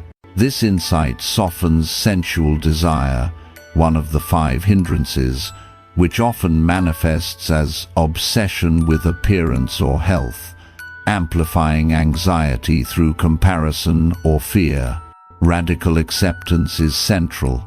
View these parts without disgust or fascination, but with equanimity, refusing to add the second arrow of judgment. For those conditioned by societal ideals of beauty, this contemplation fosters humility, transforming the inner critic's harshness, berating the body for flaws into compassionate understanding. It echoes the teaching that suffering arises from attachment, not the body itself. By loosening this, we reduce mental stories tying self-worth to physicality, creating space for presence free from body-centered worries. Over time, this foundation builds resilience as the nervous system learns to associate bodily reflection with clarity rather than threat, aligning with practices like anapanasati, where breath animates these parts, yet remains unattached. Methods for contemplating the 32 parts emphasize systematic reflection, visualization, and repetition to internalize detachment. Begin in a quiet seated posture, perhaps after breath awareness to steady the mind, and recite the list mentally or aloud, grouping them into categories: solids, earth-like parts, liquids, water-like, fire, heat-maintaining, and wind, motion-enabling. Visualize each part vividly. Imagine separating hair from scalp, seeing blood's flow, noting feces' impermanence without narrative, focusing on their functional, impersonal qualities. For deeper immersion, use a mirror or anatomical images ethically, observing external parts while inferring internals. Integrate metta. After contemplation, extend kindness to these parts. May this body be well, softening any arising aversion and preventing the practice from becoming morbid. Chant the list rhythmically to regulate the nervous system, blending sound with reflection for embodied detachment. Progress gradually. Start with external parts like hair and skin, which are easier to detach from, then move to internals like organs and fluids, challenging deeper attachments. This method counters hindrances, ill will toward ugly parts, met with equanimity, sloth in reflection, invigorated by vivid imagery, restlessness grounded in methodical listing, doubt dispelled by experiential insight into impermanence. Noble silence enhances focus, minimizing distractions, while verbal restraint post-practice preserves detachment by avoiding body-praising speech. The key is consistency without force. If aversion arises, pause with breath, embodying non-striving to avoid clinging to perfect contemplation. As proficiency grows, nimitta may emerge subtle perceptions of the body's emptiness, like a sense of lightness indicating unified awareness where attachment fades. This method aligns with the raft metaphor. Use the 32 parts as a tool for crossing attachment's river, releasing rigid adherence once insight dawns. Challenges in this contemplation often highlight entrenched attachments, transforming obstacles into profound teachings for growth. Initial disgust toward unpleasant parts like pus or feces reflects ill will or sensual aversion, hindrances that amplify anxiety. Meet this without resistance, as in the simile of the saw, observing repulsion as conditioned and transient to dissolve it. Pride in the body's beauty may resist deconstruction. Rooted in identity, view one of the fetters leading to denial, counter with humility, recalling all bodies share these parts, fostering universal compassion. Physical discomfort during prolonged reflection, like unease from visualization, tests acceptance. Integrate walking meditation, contemplating parts in motion to disperse stagnation. Doubt about relevance, why focus on grossness, arises from misunderstanding. Reflect on how attachment causes suffering, like anxiety over aging, and use metta to rebuild faith. Restlessness scatters focus mid-list. Anchor in breath or chant to regulate, channeling energy productively. Sloth dulls visualization. Enliven with detailed inquiry, asking what conditions this part, to spark curiosity. The inner critic may weaponize the practice, judging oneself for failing detachment. Soften with kindness phrases, reframing as gradual unfolding. Isolation intensifies challenges, breeding shame over body views. Noble friendship provides support, discussing insights with compassionate peers to normalize and deepen understanding. Per-dependent origination, challenges stem from ignorance.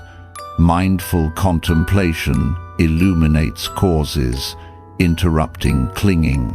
The third arrow of fearing disgust, compounds issues.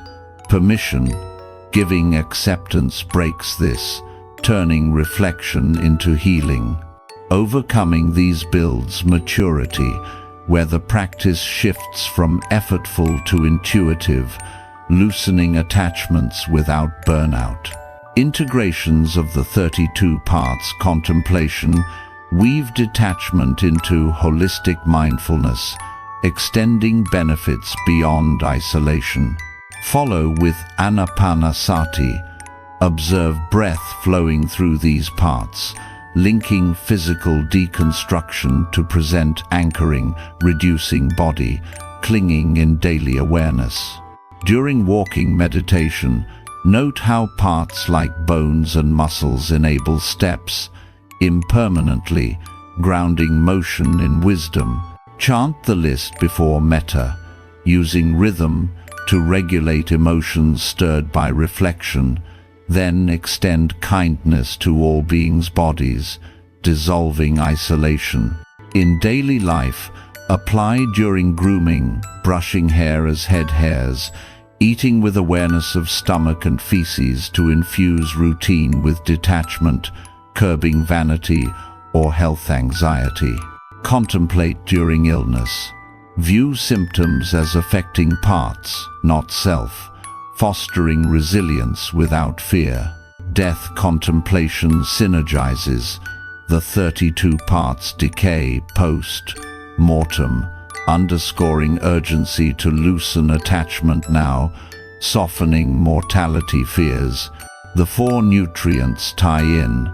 Edible food becomes fuel for parts, not indulgence. Sense impressions of beauty curated mindfully to avoid craving. Volition directs toward wise reflection. Consciousness nourished by practice sustains insight. In relationships, share gentle discussions with Kalyana Mitta, using contemplation to empathize with others' body struggles, healing judgment. For anxiety tied to appearance, it reframes distortions, promoting balanced self-view. Advanced integration leads to stream entry insights. Direct seeing of parts' emptiness shatters self-illusion, making detachment effortless. Breaking samsaras seeking chasing, better bodies embrace parts' sufficiency, pausing dissatisfaction. The transformative insight of this contemplation that the body is not self reframes attachment as misunderstanding, not inherent flaw. By deconstructing, it enables gentle release, building humility and compassion without denial. This practice invites freedom in embodiment, where each part's reflection unfolds wisdom, equanimity, and peace, transforming identification into awakened presence. Navigating obstacles and cycles of the mind. Understanding and working with the 5 hindrances. In Buddhist mindfulness teachings, the 5 hindrances represent universal mental obstacles that disrupt clarity, presence, and peace, acting as precise indicators of the mind's imbalances during practice or daily life. These hindrances, sensual desire, ill will, sloth and torpor, restlessness and worry, and doubt, are not personal failings, but natural phenomena arising from conditioned habits, offering opportunities for insight and transformation. Understanding them involves recognizing their manifestations, causes, and antidotes, while working with them requires meeting each with curiosity, compassion, and skillful strategies, rather than suppression or avoidance. This approach reframes hindrances as teachers, illuminating how they perpetuate anxiety through cycles of clinging and resistance. By addressing them mindfully, practitioners interrupt the chain of dependent origination, where ignorance fuels these states, leading to craving, attachment, and suffering. The 5 hindrances provide a practical map for navigating mental obstacles, emphasizing that true progress arises from gentle engagement, not force, fostering resilience and deeper awakening. Integrated with core practices like breath awareness or loving kindness, working with hindrances builds a foundation for sustained mindfulness, where obstacles become stepping stones to freedom from habitual suffering. This section explores the nature of each hindrance, their interplay with anxiety, effective antidotes, and integrations into practice, highlighting how understanding and skillful response transform mental barriers into pathways for clarity, compassion, and equanimity amid life's inevitable challenges. The first hindrance, sensual desire, manifests as craving for pleasurable sensations, sights, sounds, tastes, touches, or smells that pull the mind away from presence toward distraction or fantasy. In the context of anxiety, this often appears as seeking escape through comforts like food, media, or daydreams, avoiding uncomfortable emotions by clinging to temporary relief. Buddhist teachings view sensual desire as rooted in ignorance of impermanence. Pleasures are fleeting, yet attachment to them conditions dissatisfaction when they fade, amplifying restlessness. To work with it, recognize its arising without judgment, note craving mindfully, and apply antidotes like contemplating the drawbacks, such as how indulgence leads to more anxiety rather than resolution. Breath awareness serves as a neutral anchor, redirecting focus from desires to the present sensation, reducing the hindrance's pull. Loving kindness meditation counters by cultivating contentment inwardly, wishing well-being without external dependence. In daily life, mindful curation of the 4 nutrients, avoiding overstimulating sense impressions, weakens sensual desire's grip, preventing it from feeding cycles of samsara, the endless seeking. Radical acceptance is key. Allow the craving to be observed without acting on it, as resisting shoots the 3rd arrow of frustration. Over time, this understanding transforms sensual desire from a dominant force to a transient visitor, fostering equanimity where pleasures are enjoyed without clinging, thus breaking anxiety's reinforcement through avoidance. Ill will, the second hindrance, arises as aversion, anger, or resentment toward oneself, others, or circumstances, often fueling the inner critic that perpetuates self-judgment and isolation in anxiety. This state thrives on resistance to pain, escalating discomfort into hostility, as seen in dependent origination, where unpleasant feelings lead to aversion and clinging to blame. Working with ill will involves softening through compassion. Practice metta, directing kindness phrases like, "May I be free from anger," to dissolve its heat. Contemplate interconnectedness. Noble friendship reminds us that others' actions stem from their suffering, reducing personalization. For self-directed ill will, the simile of the saw teaches embracing discomfort without retaliation, refusing to add hatred to pain. Chanting metta phrases regulates the nervous system, using vibration to cool emotional fire, while walking meditation grounds angry energy in movement, preventing stagnation. Doubt may compound ill will, questioning one's worth. Counter with reflection on past successes in practice. The key insight is reframing ill will not as enemy but as signal for unmet needs. Meet it with curiosity, asking, what pain am I resisting? This loosens fetters like hatred, transforming the hindrance into a catalyst for empathy, where anxiety softens through relational healing rather than isolation. In practice, integrate with body contemplation.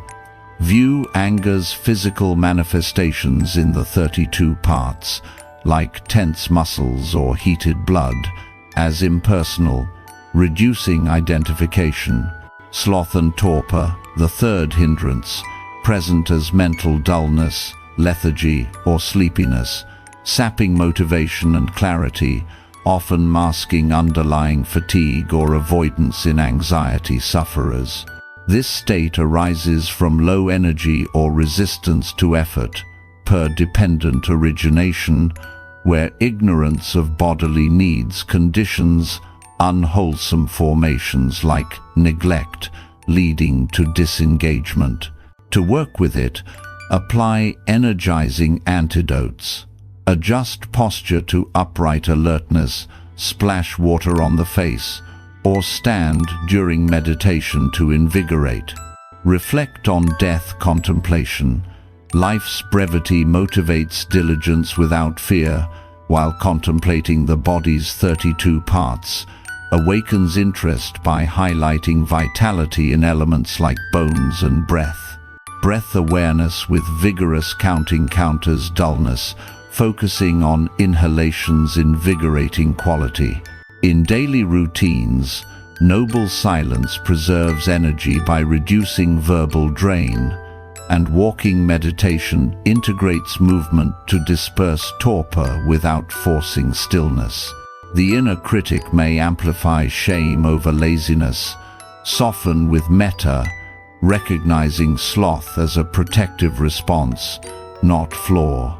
Chanting with upbeat rhythm regulates the system, using sound to awaken without overstimulation. Understanding sloth as conditioned perhaps by poor nourishment prompts mindful eating, one of the 4 nutrients, to sustain vitality.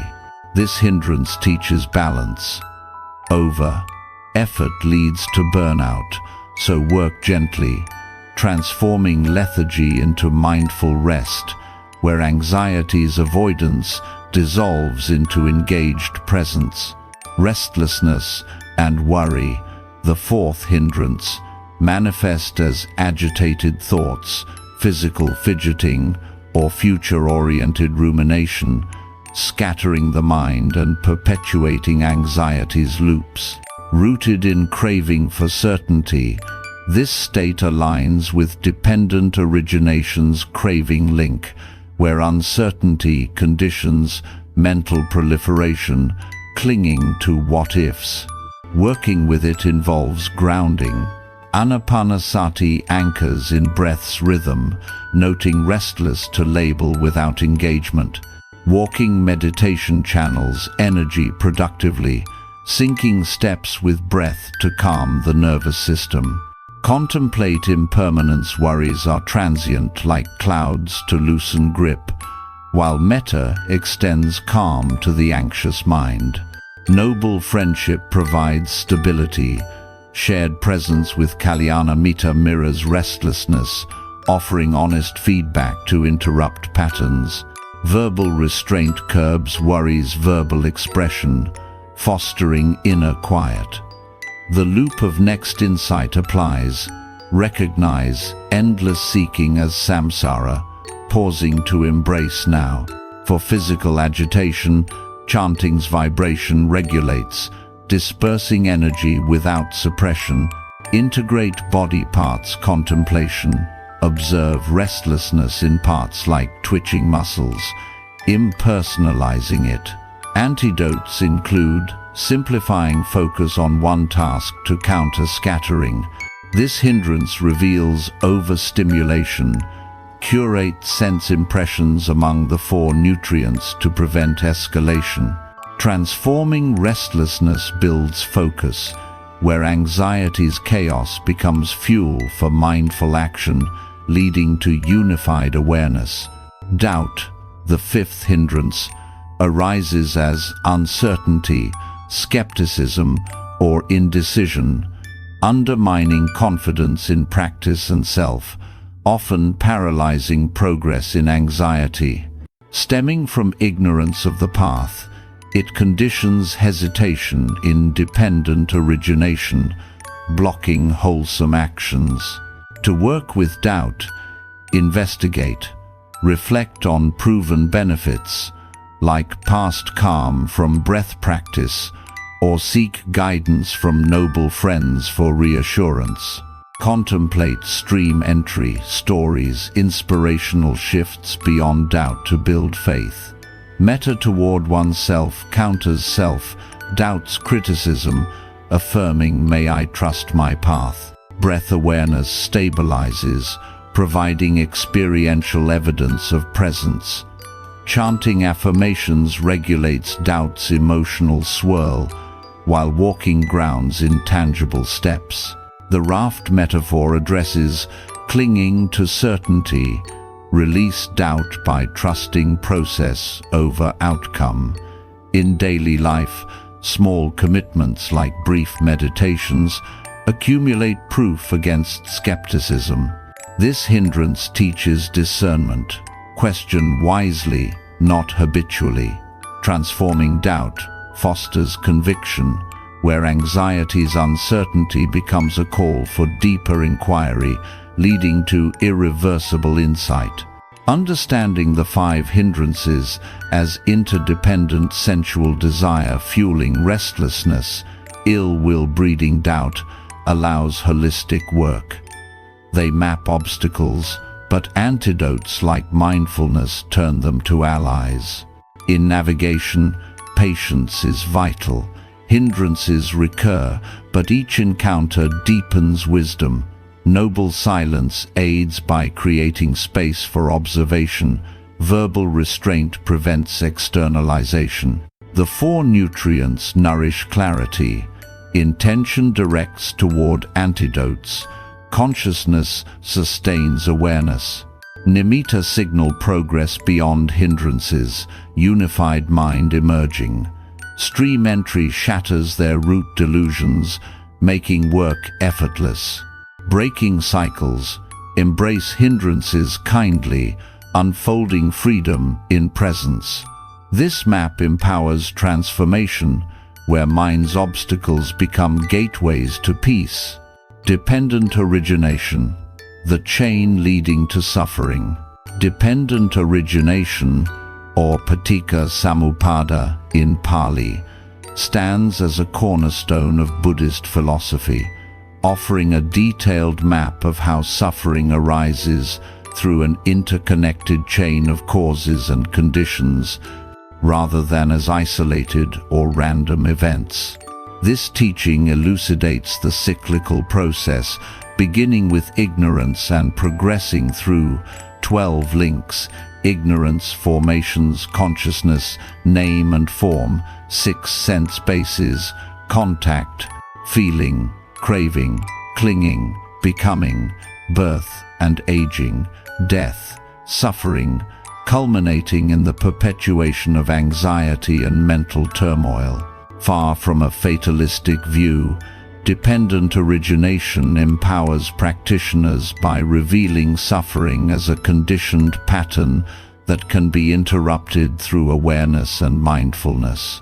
In the context of anxiety, it reframes overwhelming emotions not as personal defects, but as outcomes of habitual responses, shifting the focus from control to understanding. By illuminating early links in the chain, such as ignorance of impermanence, one can prevent escalation to clinging and becoming, where anxiety solidifies into chronic states.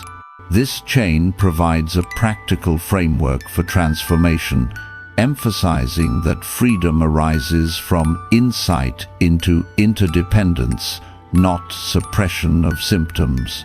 Integrated with mindfulness practices, dependent origination becomes a tool for navigating mental cycles, fostering compassion toward one's conditioned mind and breaking the loops that sustain dissatisfaction. As a map, It complements the 5 hindrances by showing how they fit into broader causality, inviting radical acceptance of the process without resistance. This section explores the 12 links in detail, their role in generating suffering and anxiety, antidotes through practice, challenges in application, and integrations into daily life, underscoring how understanding this chain leads to liberation through mindful interruption, where suffering's origins are seen clearly, allowing peace to emerge in the present moment. The chain begins with ignorance, avijja, the fundamental misunderstanding of reality, impermanence, non-self, and suffering which conditions all subsequent links. In anxiety, ignorance manifests as obliviousness to how thoughts arise dependently, treating them as solid truths rather than transient phenomena. This link sets the stage for habitual patterns, where unawareness of emptiness leads to reactive behaviors. Formations, sankhara, the second link, refer to volitional impulses or karmic tendencies shaped by past actions, including mental, verbal, and physical. Anxiety often stems from these formations as automatic responses, like rumination triggered by stress, perpetuating a cycle without insight. Consciousness, vijnana, the third link, arises from formations representing the awareness that discriminates experiences. In distorted forms, it fixates on anxious narratives, coloring perception with fear. Name and form, nama rupa, the fourth, encompasses mental, name, feelings, perceptions, intentions, contact, attention, and physical, form, elements, aspects, forming the basis of identity. Here, anxiety ties to rigid self-concepts like I am anxious, clinging to this duality as inherent. The 6 sense bases, salayatana, eyes, ears, nose, tongue, body, mind, emerge next, the gateways for experience. Anxiety amplifies through hypervigilance, where senses flood with threatening stimuli, unchecked by mindfulness. Contact, phassa, the 7th link, is the meeting of sense base, object, and consciousness. In anxiety, neutral contacts become aversive, sparking reactive chains. Feeling, vedana, pleasant, unpleasant, or neutral, follows. Anxiety arises from unpleasant feelings, unmet with equanimity, leading to aversion. Craving, tanha, the 8th, demands more pleasure or less pain. Anxious minds crave certainty or escape, fueling dissatisfaction. Clinging, upadana, the 9th, intensifies to attachment to views, senses, self, or rules, where anxiety clings to control or identity, deepening entanglement. Becoming bhava, the 10th, solidifies existence in realms of sense, form, or formless, manifesting as habitual anxious states. Birth yati, 11th, symbolizes rebirth of suffering moments. Each anxious episode births new pain. Finally, aging, death, sorrow, lamentation, pain, grief, and despair complete the cycle, the full bloom of suffering, dukkha. This chain shows anxiety as patterned, not chaotic, offering hope, interrupt early, prevent later suffering. In relation to anxiety, dependent origination provides a framework showing mental turmoil as a process, not fate. Anxiety often enters at feeling or craving, where unpleasant sensations from stress trigger aversion, leading to clinging, e.g., to worry, as protection, and becoming chronic fear states. The third arrow aligns here. Initial discomfort, feeling, plus resistance, craving, clinging, births compounded suffering. Ignorance blinds us to this, treating anxiety as personal failure rather than conditioned. Understanding the chain shifts perspective. Anxiety is interdependent, arising from causes like ignored hindrances, sensual desire, craving calm, ill will, resisting pain, restlessness, scattering focus. This map empowers by highlighting intervention points. Mindfulness at contact or feeling prevents escalation. For instance, breath awareness, anapanasati, at sense bases observes contact neutrally, reducing reactive feeling. Loving kindness, metta, at craving counters aversion with compassion, softening clinging to negative self-views. The inner critic thrives in clinging, berating amid suffering. Seeing it as name and form's product loosens its hold. Radical acceptance applies. Accept the chain's flow without adding resistance, as in the simile of the saw, refusing to cling at unpleasant links. This understanding transforms anxiety from overwhelming to instructional, revealing opportunities for freedom through insight rather than control, fostering resilience where patterns are observed, not owned.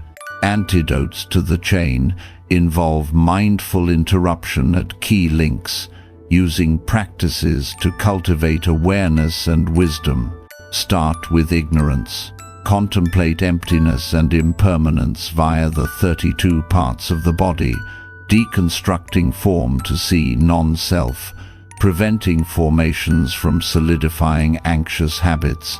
At consciousness and name and form, walking meditation grounds, identity in motion, observing, arising without fixation. For sense bases and contact, noble silence minimizes overwhelming inputs, curating the 4 nutrient sense impressions mindfully to avoid triggering unpleasant feelings.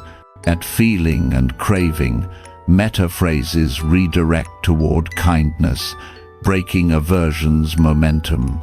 Clinging and becoming yield to letting go. The raft metaphor reminds not to attach to practices themselves, releasing even helpful tools to prevent new becoming. Chanting regulates the nervous system at volitional formations, using rhythm to reshape impulses toward wholesome states. Death contemplation addresses birth and aging. Death, instilling urgency to interrupt now, softening fear of suffering's end. Noble friendship supports across links. Truthful companions mirror blind spots, like unnoticed craving, fostering shared insight that dissolves isolation. Verbal restraint prevents formations from verbalizing anxiety, calming the chain. These antidotes emphasize gradual work. No sudden break, but consistent awareness erodes the chain, leading to nimitta signs of stillness as unified mind emerges beyond causality's grip. Stream entry, the irreversible shift, directly sees the chain's emptiness, ending cyclic rebirth of suffering moments. Challenges in applying dependent origination include intellectualization, treating it as theory rather than lived insight, or overwhelm from its complexity, leading to doubt, a hindrance that stalls progress. Anxiety may resist mapping, clinging to my unique pain as identity, rooted in self-view fetter. Meet this with patience. Simplify to key links like craving, clinging, observing in real time during meditation, misapplication, like using the chain to blame conditions, adds ill will. Counter with compassion, recognizing all beings share this process. Restlessness scatters, focus on links, ground with walking or breath. Sloth dulls inquiry, energize with group discussions in Kalyanamitta. The loop of next seeking perfect understanding, mirrors becoming. Pause, embracing partial insight's sufficiency to break samsara. Isolation amplifies challenges. Relational practice heals through mutual exploration of the chain. Overcoming requires balance. Study without obsession, apply without force, transforming hurdles into deeper wisdom. Integrations into daily life make dependent origination a living map, not abstract. During stress, pause at contact. Note, sense, input, feeling, craving. Interrupt with breath, preventing clinging. In relationships, observe how contact with others triggers chains. Respond with metta to foster connection over reaction. Curate nutrients. Intentional volition shapes formations positively. Consciousness nourished by mindfulness sustains clear seeing. Contemplate during routines like eating, viewing food's role in name and form to loosen attachment. For anxiety management, journal chain instances. Trace worry back to ignorance, building habitual interruption. Advanced integration reveals emptiness, each link dependent, lacking inherent existence, leading to liberation. Breaking cycles, the chain becomes a guide to presence, where suffering's origins illuminate freedom's path.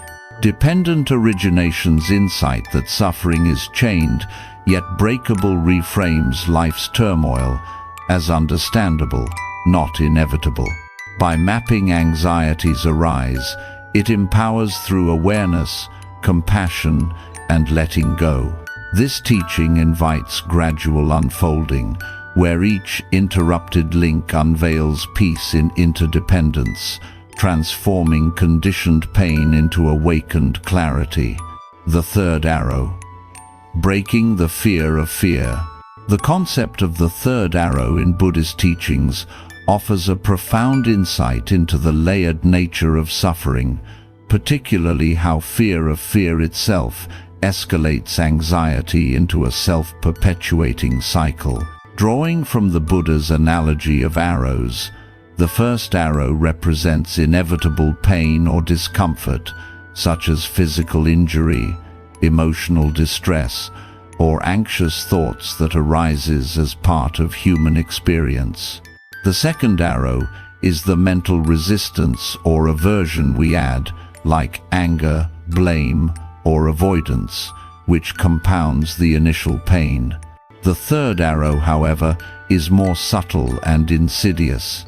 It is the metta, suffering created by fearing, judging, or shaming ourselves for the original discomfort and our reactions to it. In the context of anxiety, this third arrow manifests as fear of fear, where the mind attacks itself for feeling vulnerable, leading to shame, isolation, and prolonged turmoil.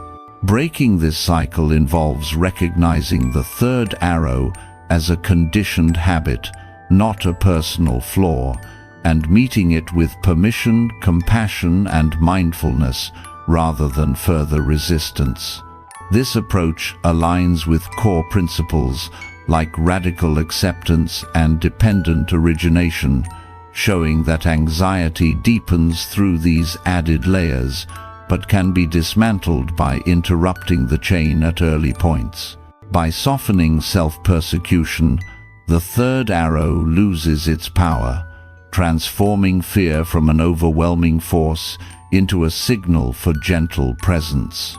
This section delves into the mechanics of the third arrow, its role in perpetuating anxiety, strategies for breaking the cycle, common challenges, and integrations with practices, emphasizing that healing unfolds through self-kindness, where fear becomes a teacher, guiding us toward resilience, clarity, and inner peace amid life's uncertainties. At its core, the third arrow represents the mind's tendency to layer suffering upon suffering, turning a single event into a cascade of emotional persecution. Buddhist teachings illustrate this with the arrow simile. If struck by one arrow, pain, we often shoot ourselves with another, resistance, and then a third, fear of the whole process. In anxiety, the first arrow might be a racing heart or worrisome thought. The second attempts to suppress or analyze it aggressively. The third, self-attack like, "Why can't I handle this? I'm weak." This meta-fear stems from clinging to control and identity, as outlined in dependent origination, ignorance of fear's impermanence, conditions, formations like habitual self-judgment, leading to consciousness fixated on inadequacy, name and form, solidifying a fearful self, and craving for fearlessness that begets clinging and becoming anxious states. The third arrow thrives here, amplifying isolation by reinforcing shame, a fetter that binds us to suffering. The inner critic embodies this, berating vulnerability as failure, often rooted in past conditioning where emotions were punished. Breaking the fear of fear begins with recognition. Label it mindfully. This is the third arrow to create distance, reducing identification. Radical acceptance is essential. Give permission to feel fear without adding judgment, refusing to shoot more arrows. This softens the nervous system, preventing escalation where fear spirals into panic. Compassion practices like metta directly counter this, offering phrases such as, "May I be kind to my fear," rewiring the response from attack to allowance. Over time, this insight reveals fear as empty, dependent on conditions, not inherent, loosening its grip and fostering equanimity, where anxiety's layers dissolve into presence. The role of the third arrow in perpetuating anxiety lies in its creation of a feedback loop, where fear generates more fear through self-reinforcing narratives. Anxiety often starts with a neutral trigger, first arrow, like uncertainty, but resistance, second arrow, turns it aversive, and then fear of that aversion, third, adds meta-distress, such as worrying about anxiety's impact on life or relationships. This aligns with the 5 hindrances. Doubt fuels self, doubt in handling fear. Restlessness scatters the mind in frantic avoidance. Ill will directs anger inward. Sensual desire craves fear. Free states. Sloth numbs to escape. Dependent origination maps this. At feeling, unpleasant fear triggers craving to eliminate it, clinging to avoidance strategies, becoming a state of chronic worry, birthing repeated suffering. The third arrow intensifies at clinging, where we attach to stories like fear means, "I'm broken," perpetuating samsara's loop of seeking fearless moments. In daily life, this manifests as procrastination from fear of failure or isolation from shame of vulnerability, deepening disconnection.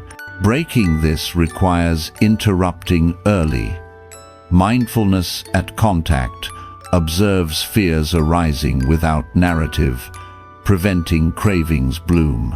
Breath awareness, anapanasati, anchors here, witnessing fear's physical sensations, tight chest, rapid pulses, transient, reducing meta-fear by grounding in the body. Walking meditation disperses fearful energy through motion, integrating presence without stagnation. The key insight is that the third arrow is optional suffering. Initial fear is human, but self-attack is habitual, changeable through awareness. Noble friendship plays a vital role, providing mirrors to third arrow patterns. Friends offer non-judgmental presence, dissolving shame through shared humanity, countering isolation that amplifies fear. Verbal restraint helps by curbing self-deprecating speech, fostering inner calm where fear is met silently. This perpetuation reveals anxiety as relational and conditioned, not isolated, empowering transformation through connection and insight. Strategies for breaking the third arrow center on compassion, permission, and skillful redirection, turning self-persecution into self-support.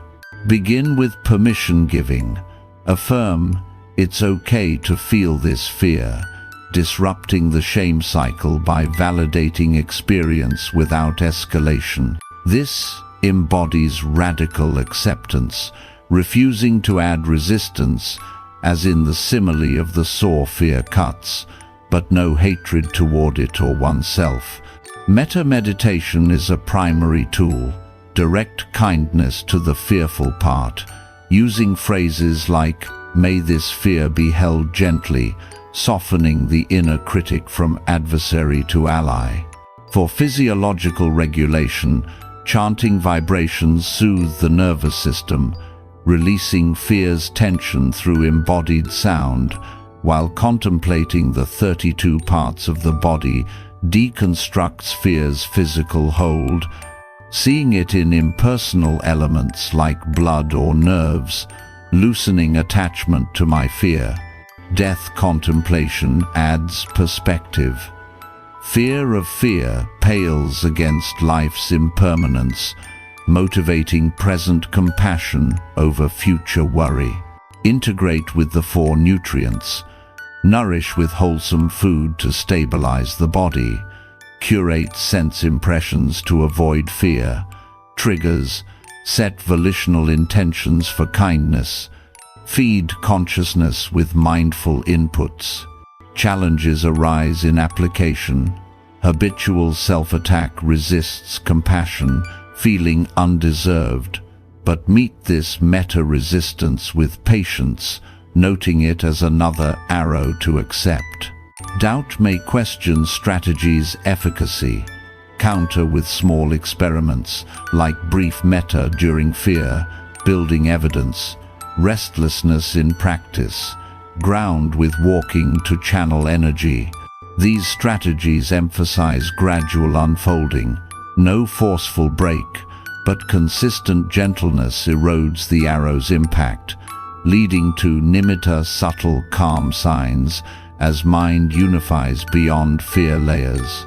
Stream entry embodies ultimate breaking. Core delusions shatter, fear seen as empty, response becoming effortless presence. The raft metaphor reminds, don't cling to anti-fear tools. Release when they serve, preventing new attachments. Common challenges in breaking the third arrow highlight deeper conditionings, offering gateways to growth and deeper insight. One major hurdle is ingrained shame, where cultural or personal histories equate fear with weakness, making permission feel impossible. This stems from identity clinging, a fetter amplified in name and form. Address by starting small, acknowledge one fearful thought, kindly building tolerance gradually. Another challenge is overwhelm, where recognizing the third arrow adds self-analysis, ironically shooting another. Counter with simplicity, return to breath, letting go of overthinking. Isolation exacerbates. as fear of judgment prevents sharing. Noble friendship counters, creating safe spaces for vulnerability where mutual stories normalize fear. Physical symptoms: racing heart, mimicking, danger, intensify meta-fear. Regulate with chanting or walking, embodying calm to reassure the system. Doubt in progress, especially during setbacks, mirrors the hindrance. Reflect on dependent origination challenges are conditioned, not proof of failure to rebuild faith. The inner critic may hijack strategies, twisting metta into "I'm faking kindness." Soften by including the critic in compassion, recognizing it as protective. Sloth avoids engagement. Energize with death reflections urgency. Restlessness seeks quick fixes. Embrace the gradual path. Breaking samsara's next by affirming now's sufficiency. These challenges teach humility. Breaking isn't linear, but each encounter deepens wisdom, transforming obstacles into compassion's fuel.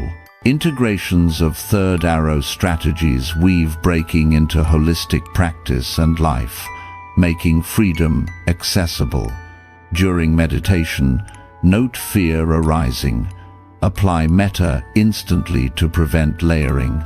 In relationships, share fears with kalyana mitta, using their presence to dissolve shame, fostering mutual healing. Daily, pause amid anxiety triggers work, stress, social interactions to identify arrows, interrupting with breath or permission. Combine with body contemplation. Fear in parts like adrenaline in blood is impersonal, reducing self-attack. The 4 nutrients support. Intentional volition chooses compassionate responses. Consciousness fed mindfully sustains awareness of arrows.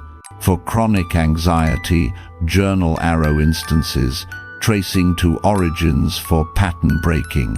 Advanced integration reveals emptiness. Third arrow dependent on ignorance, not real. Direct seeing in stream entry ends its cycle. Breaking the fear of fear reframes vulnerability as strength, inviting presence where each layer's release unfolds peace. Ultimately, the third arrow's insight that much suffering is self-inflicted through fear of fear empowers by highlighting choice. Add arrows or accept with kindness. By breaking through compassion and awareness, anxiety transforms from prison to path, guiding to resilience and liberation in the now. This gradual process honors the mind's conditioning, unfolding freedom step by compassionate step. The 4 nutrients of nourishment and their impact on anxiety. The 4 nutrients of nourishment in Buddhist teachings provide a comprehensive framework for understanding how what we feed ourselves physically, sensorially, intentionally, and consciously directly influences the arising and perpetuation of anxiety and mental suffering. These nutrients extend beyond mere physical sustenance to encompass the inputs that shape our internal environment, revealing that anxiety is not solely a product of thoughts, but also of the broader conditions we cultivate. The first nutrient is edible food, the physical intake that sustains the body.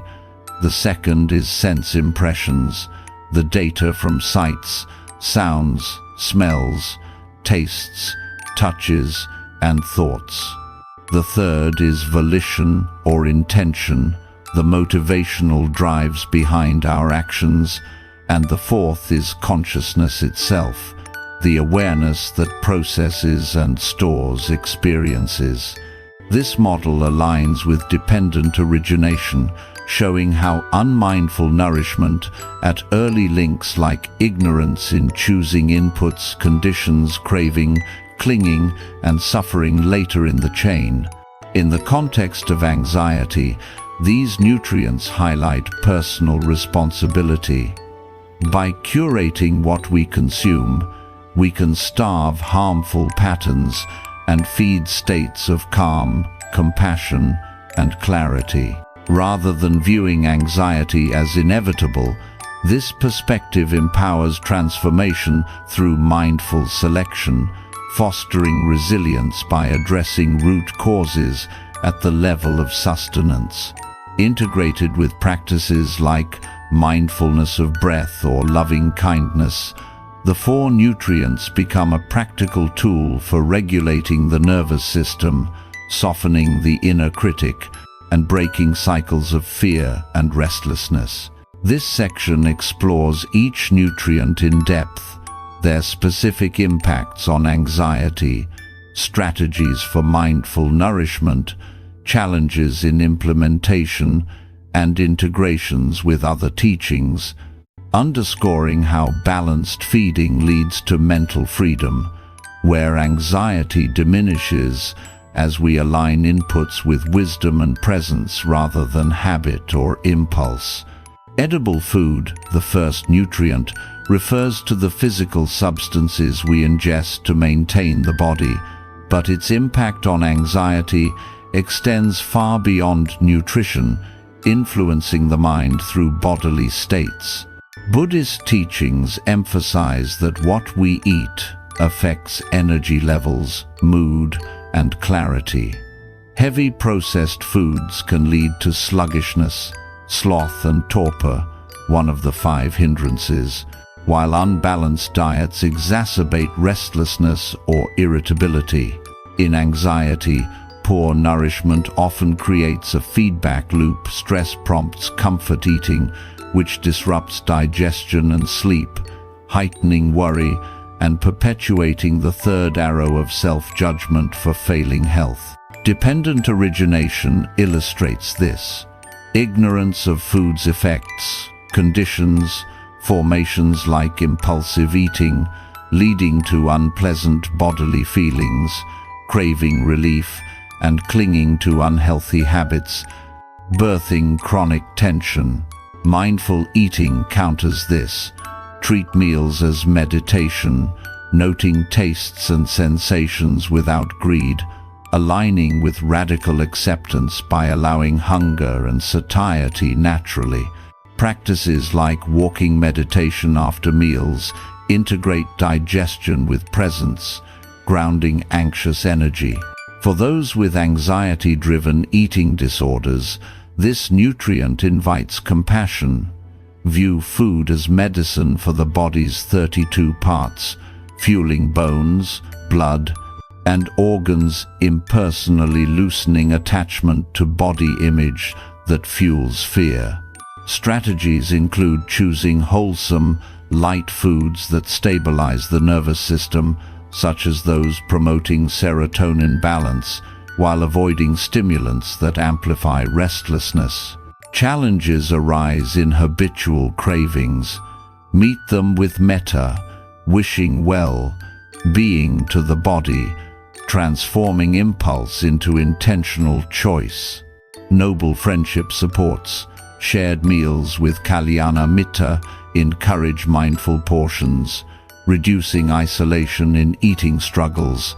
By nourishing edible food wisely, anxiety's physical roots weaken, fostering a stable base for mental clarity and reducing cycles where bodily discomfort shoots additional arrows of suffering.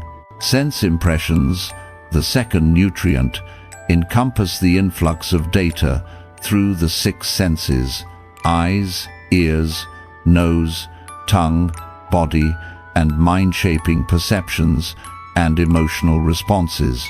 In modern life, overwhelming impressions like constant news, social media, or noisy environments feed anxiety by triggering comparison, fear, or overstimulation, aligning with sensual desire and restlessness among the hindrances.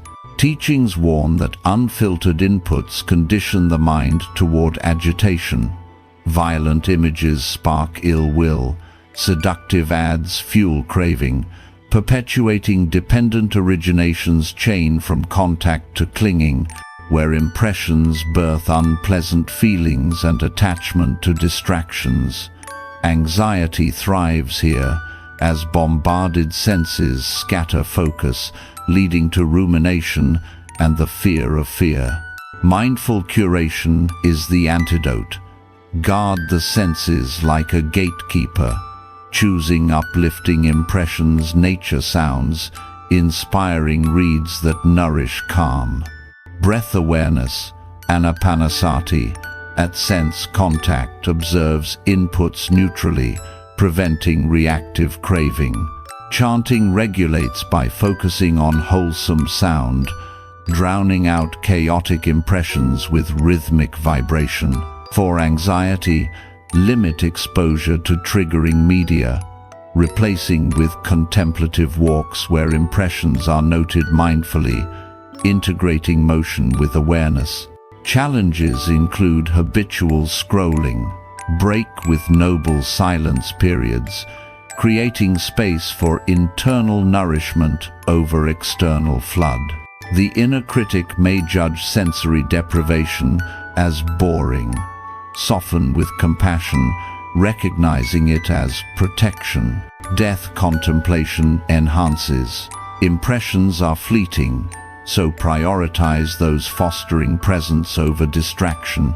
By curating sense impressions, anxiety's sensory overload diminishes, transforming inputs from anxiety amplifiers to supports for equanimity and presence.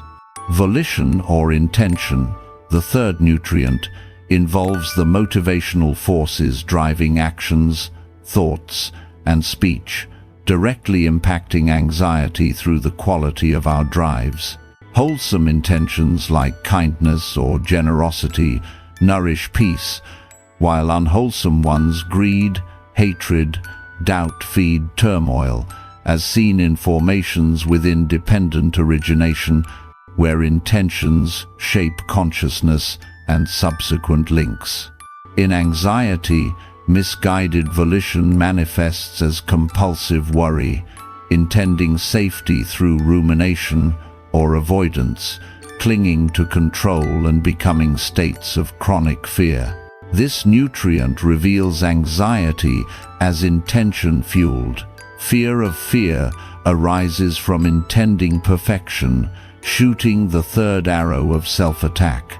Breaking this requires setting mindful intentions. Begin days with metta vows, directing volition toward acceptance. Verbal restraint practices intention in speech, curbing anxious outbursts that escalate tension. Challenges lie in unconscious drives. Illuminate with inquiry what intention underlies this worry, interrupting at formations. Noble friendship mirrors intentions, offering truthful feedback to realign toward compassion. Integrate with chanting. Intentional rhythm regulates volition's energy, channeling it positively. By nourishing wholesome volition, anxiety's motivational traps loosen, fostering actions that build resilience and clarity. Consciousness, the fourth nutrient, is the awareness that receives, processes, and stores experiences, nourished by what we allow into the mind, thoughts, memories, perceptions. Unwholesome consciousness, fed by negative rumination or judgments, perpetuates anxiety by reinforcing delusional views per dependent origination's consciousness link, birthing name, and forms rigid identities. Anxiety feeds on this. Overfed with fearful scenarios, consciousness clings to them, amplifying hindrances like doubt. Mindful nourishment involves feeding consciousness with wisdom. Practices like body contemplation deconstruct perceptions, seeing consciousness as empty aggregator. Strategies include journaling wholesome insights, starving, anxious loops, challenges, habitual negativity, counter with metta toward consciousness itself.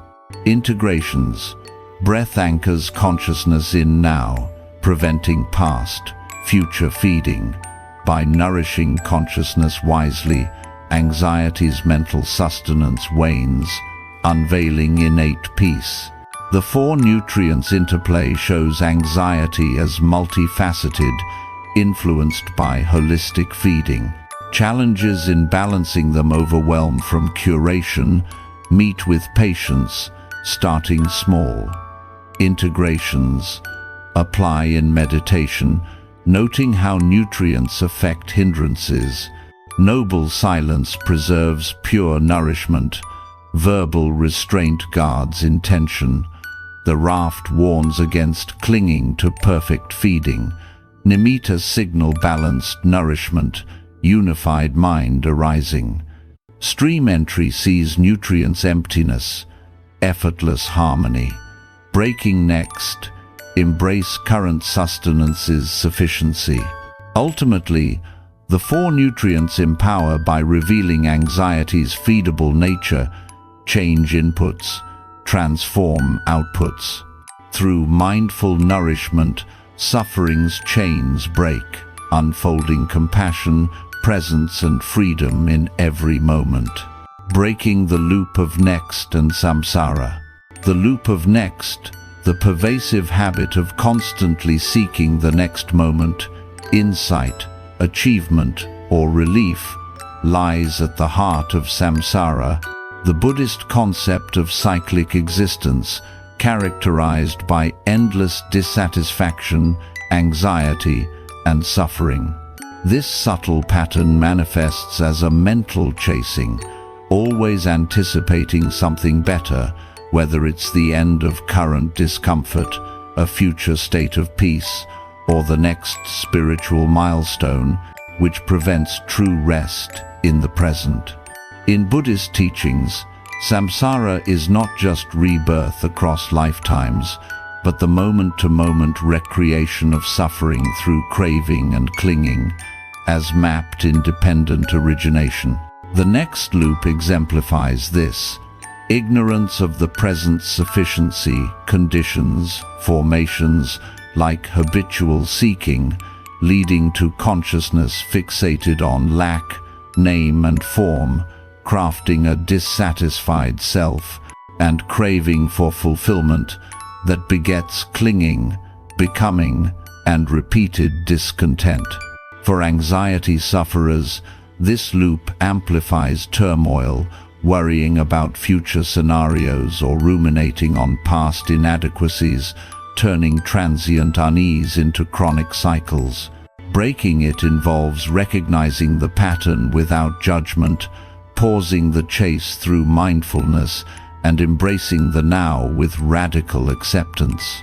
This shift counters the 5 hindrances, such as restlessness from endless seeking or doubt in current worth, reframing them as signals to return to presence. Practices like breath awareness anchor amid the pull of next, while compassion softens the self-criticism that fuels the loop. Ultimately, this breaking unfolds freedom. Samsara's wheel slows as we rest in sufficiency, transforming anxiety's drive into awakened contentment. By interrupting the loop, we dissolve the illusion of perpetual lack, revealing peace as inherent in the unfolding moment, not a distant goal.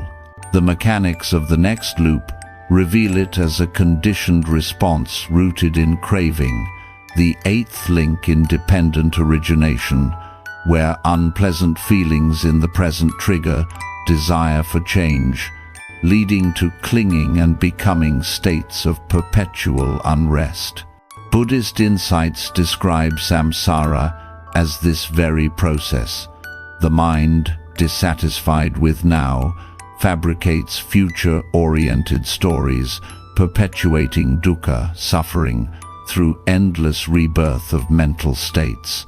In anxiety, this mechanic operates subtly during meditation, one might chase deeper calm instead of allowing it. In daily life, worry about what's next scatters focus, aligning with restlessness and worry among the hindrances.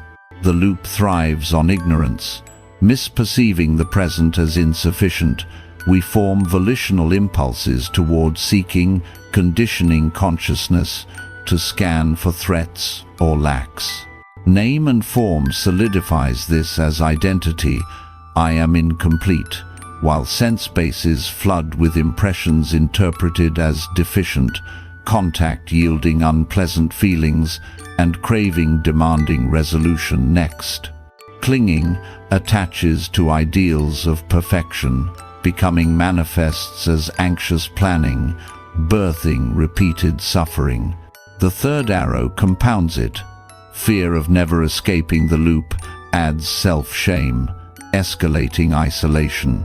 Breaking requires awareness at early links. Mindfulness illuminates ignorance, noting seeking without engagement. Breath awareness, anapanasati, serves as antidote, anchoring in the breath's natural flow, sufficient as is interrupting formations before they snowball. Radical acceptance embodies this. Accept the urge to chase without acting, refusing to add resistance that shoots more arrows. Over sessions, this mechanic unwinds, revealing the loop as empty, dependent on conditions like stress, not inherent, fostering equanimity where next loses allure and presence emerges as fulfilling. In perpetuating anxiety, the next loop creates a vicious cycle, turning momentary worries into entrenched patterns by denying the present's potential for peace. Teachings on samsara highlight this as the wheel of becoming. Each chase rebirths dissatisfaction, aligning with the fetters like craving and ignorance that bind us to suffering. Anxiety exemplifies it. Racing thoughts seek resolution in future scenarios, but this very seeking heightens tension as per the 5 hindrances. Sensual desire craves better feelings next. Ill will resents current pain. Sloth avoids engagement now. Doubt questions present efforts, and restlessness propels forward. Dependent origination maps the perpetuation. From ignorance of now's emptiness, formations drive seeking impulses. Consciousness fixates on gaps, leading to clinging at ideals and becoming anxious identities. The inner critic amplifies, berating not enough yet, shooting the third arrow of shame for ongoing chase. In relationships, this loop fosters isolation, always planning next connection misses shared presence. Daily, it manifests as procrastination or overwork, chasing elusive security. Breaking halts perpetuation, pause amid urge, inquiring what am I seeking to expose craving's futility. Loving kindness, metta, counters by affirming current worth, may I be content now, softening self-judgment. Walking meditation integrates, steps embodying presence over haste, regulating nervous energy without forward rush. Noble friendship mirrors the loop, truthful companions highlighting blind spots in seeking, healing through mutual pause. Verbal restraint curbs, verbalizing next plans, fostering silence where now suffices. This perpetuation reveals anxiety as self-sustained. Chase creates lack, but stopping unveils abundance, transforming samsara's cycle into moments of liberation. Strategies for breaking the next loop emphasize mindful pausing, compassionate inquiry, and practice integration to cultivate contentment in the immediate. Central is recognition, label seeking next during arising, creating space to choose presence over chase. This interrupts dependent origination at craving, preventing clinging's escalation. Breath awareness anchors. When mind darts to future, return to breath's sufficiency, embodying non-striving. Metta extends this, directing kindness to the seeking mind. May I rest here, dissolving ill will toward present imperfections.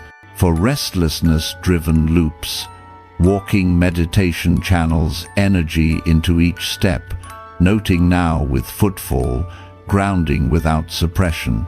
Chanting rhythms regulate, repetitive sound pausing mental forward momentum, nourishing calm through embodiment. Contemplating the 32 parts of the body loosens attachment to better physical states, seeing form's impermanence as call to now. Death contemplation adds urgency. Next is illusion. Embrace this breath, softening fear that fuels chase. The 4 nutrients guide. Curate edible food for stable energy, avoiding crashes prompting seeking. Select sense impressions that affirm presence, like nature over news. Set volitional intentions for contentment. Nourish consciousness with mindful inputs, starving future fantasies. Challenges in strategies. Habitual chase. Resists pause. Meet with patience, using simile of the saw. Accept urge without adding aversion. Doubt in breaking. Reflect on small successes, building faith. The raft metaphor applies. Don't cling to anti-loop tools. Release when presence naturalizes. Noble silence supports, creating gap for pause, while verbal restraint prevents planning speech. Integrations. During anxiety spikes, pause with breath, breaking loop before spiral. In practice, combine with hindrances. Work-seeking often masks them, so address root. Nimitta arise as loop breaks. Subtle stillness, signaling unified mind. Stream entry embodies ultimate break. Delusions of lack shatter, next irrelevant in awakened now.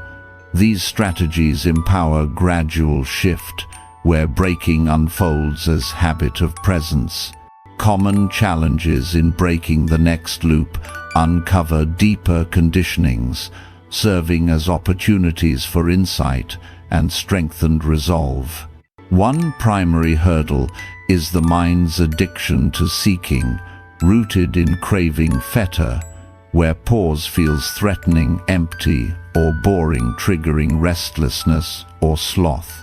This stems from ignorance in dependent origination, misperceiving chase as safety. Meet by starting small. Pause for one breath amid urge, building tolerance without force. Another challenge is self-sabotage, where the inner critic judges failing to stop seeking, adding third arrow shame. Counter with metta, kindling compassion for the conditioned mind. Doubt questions possibility. I'll always chase, mirroring the hindrance. Illuminate with reflection on samsara's universality. All beings share this, fostering humility. Physical agitation from loop, nervous energy challenges, stillness. Regulate with chanting or walking, embodying pause in action. Isolation amplifies, as solo struggle reinforces next connection. Noble friendship counters, shared discussions, pausing collective, seeking through presence. Environmental triggers, fast-paced world encouraging chase, pose hurdles. Curate nutrients, like limiting stimulating impressions to support. The loop may masquerade as spiritual seeking, clinging to enlightenment next. Raft metaphor warns, release even noble pursuits.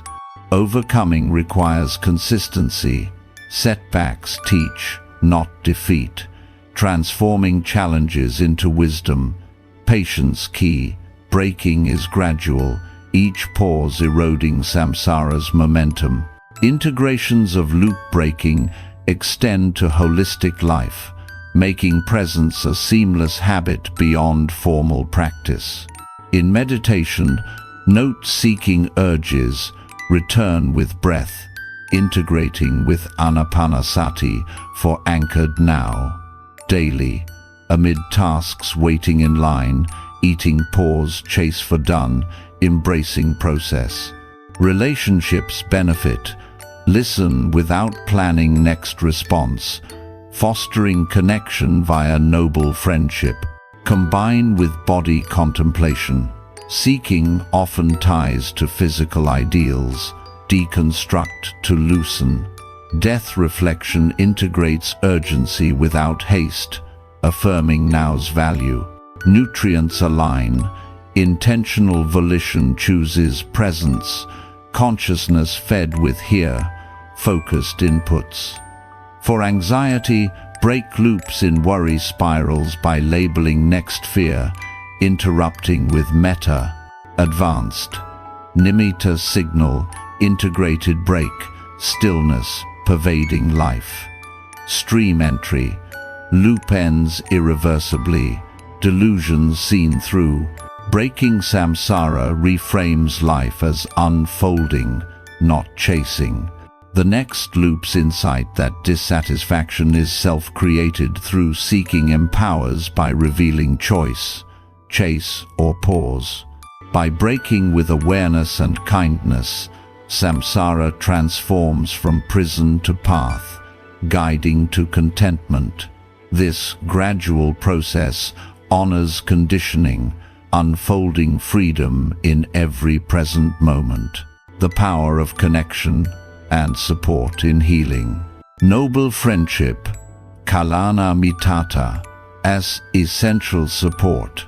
Noble friendship, known as kalyana mitta in Pali, emerges as a cornerstone of Buddhist teachings on healing and spiritual growth, emphasizing that true progress in alleviating anxiety and suffering is deeply relational rather than a solitary endeavor. This concept refers to companionship that is truthful, compassionate, and steady, where friends act as mirrors to our blind spots, supporters in moments of vulnerability, and guides toward awakening. Unlike casual relationships that may reinforce unwholesome habits, noble friendship fosters honest presence, encouraging mutual accountability without judgment. In the context of anxiety, isolation often amplifies self-judgment and fear, creating cycles of shame that perpetuate mental turmoil. Kalyana mitta counters this by providing a safe space for shared vulnerability, dissolving the illusion of separateness and reminding us that suffering is universal. Buddhist teachings highlight noble friendship as essential support, one of the factors for stream entry, because it helps interrupt dependent origination's chain ignorance, and clinging to fixed identities are challenged through relational insight, preventing the escalation to craving and becoming anxious states. This friendship is not about advice-giving but embodied presence, listening deeply, reflecting truthfully, and modeling compassion, which regulates the nervous system through co-regulation, reducing the third arrow of self-attack. By cultivating such bonds, practitioners build resilience, transforming anxiety from a private burden to a shared journey toward freedom.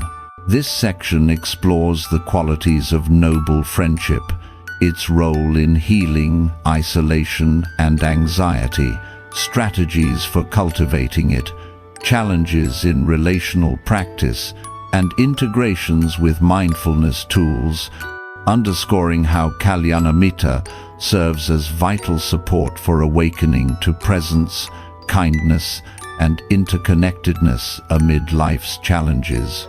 The qualities of noble friendship define it as more than mere companionship. It is a deliberate cultivation of virtues that align with the path to liberation. Buddhist texts describe a noble friend as one who is wise, ethical, and compassionate, possessing insight into impermanence, non-self, and suffering, while embodying precepts like non-harming and truthful speech. In anxiety healing, these qualities provide essential support. Wisdom challenges distorted views, like the anxious mind's catastrophizing, offering perspectives rooted in emptiness. Ethics ensure safety, free from manipulation or judgment, allowing vulnerability without fear of betrayal. Compassion meets pain with kindness, softening the inner critic that thrives in isolation. Kalyana is reciprocal. Both parties grow through mutual reflection, interrupting the 5 hindrances. A friend's presence calms restlessness, their honesty dispels doubt, and shared metta counters ill will. This friendship avoids enmeshment, maintaining boundaries that honor individual paths, yet it deeply connects through shared presence. For those conditioned by conditional love, where relationships reinforced self-doubt, noble friendship rewires trust, showing care as unconditional. It ties to dependent origination. A friend's insight illuminates ignorance at early links, preventing formations of anxious habits from solidifying into clinging identities. The simile of the saw applies. In friendship, endure relational discomforts like honest feedback without resentment, fostering growth. Qualities like patience and humility ensure support is steady, not reactive, building a foundation where anxiety's isolation dissolves into interconnected healing, reminding us that awakening unfolds relationally, not in vacuum. In healing anxiety, noble friendship plays a pivotal role by dissolving isolation and self-judgment, common amplifiers of mental suffering. Anxiety often breeds shame, leading to withdrawal where the mind spirals unchecked.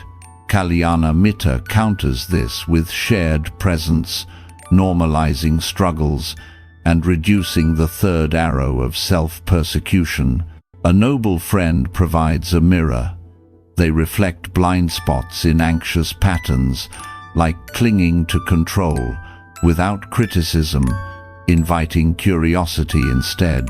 This relational support regulates the nervous system co-presence, activates safety signals, lowering arousal and interrupting fear cycles.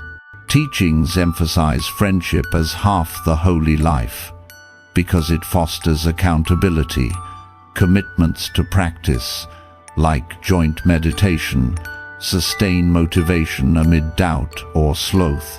For the inner critic, a friend's compassion models self-kindness, transforming harsh narratives into gentle understanding. In dependent origination, isolation reinforces name and form's rigid self. Friendship deconstructs this, revealing interdependence and emptiness of solo suffering. Challenges like vulnerability fears are met together, building resilience through mutual encouragement. Noble friendship heals relational wounds, where past betrayals fueled anxiety. Truthful bonds rebuild trust, softening aversion. It extends to community sangha gatherings, amplify support, countering samsara's loop of seeking external validation by affirming present connection. Ultimately, this role in healing reveals anxiety as relational, supported by friends. It shifts from burden to teacher, guiding toward compassion and presence. Strategies for cultivating noble friendship Focus on intentional seeking and nurturing bonds that align with awakening principles. Begin with discernment. Seek friends who embody virtues, wise, ethical, compassionate, perhaps in meditation groups or online communities grounded in Buddhist teachings. Initiate with shared practice. Invite joint breath awareness or walking meditation, building presence before deep sharing. Truthfulness is key. Practice honest communication, reflecting each other's patterns kindly, using verbal restraint to avoid gossip or harm. Set intentions via metta. Wish well for potential friends, attracting aligned connections. For anxiety, start small, share minor vulnerabilities to build trust, reducing fear of judgment. Integrate with practices. Chant together for nervous system harmony, or contemplate death to deepen bonds through life's impermanence. Challenges like mismatched expectations, address with acceptance, releasing non-noble ties without ill will. Noble silence in meetings fosters depth, allowing presence over words. The 4 nutrients apply.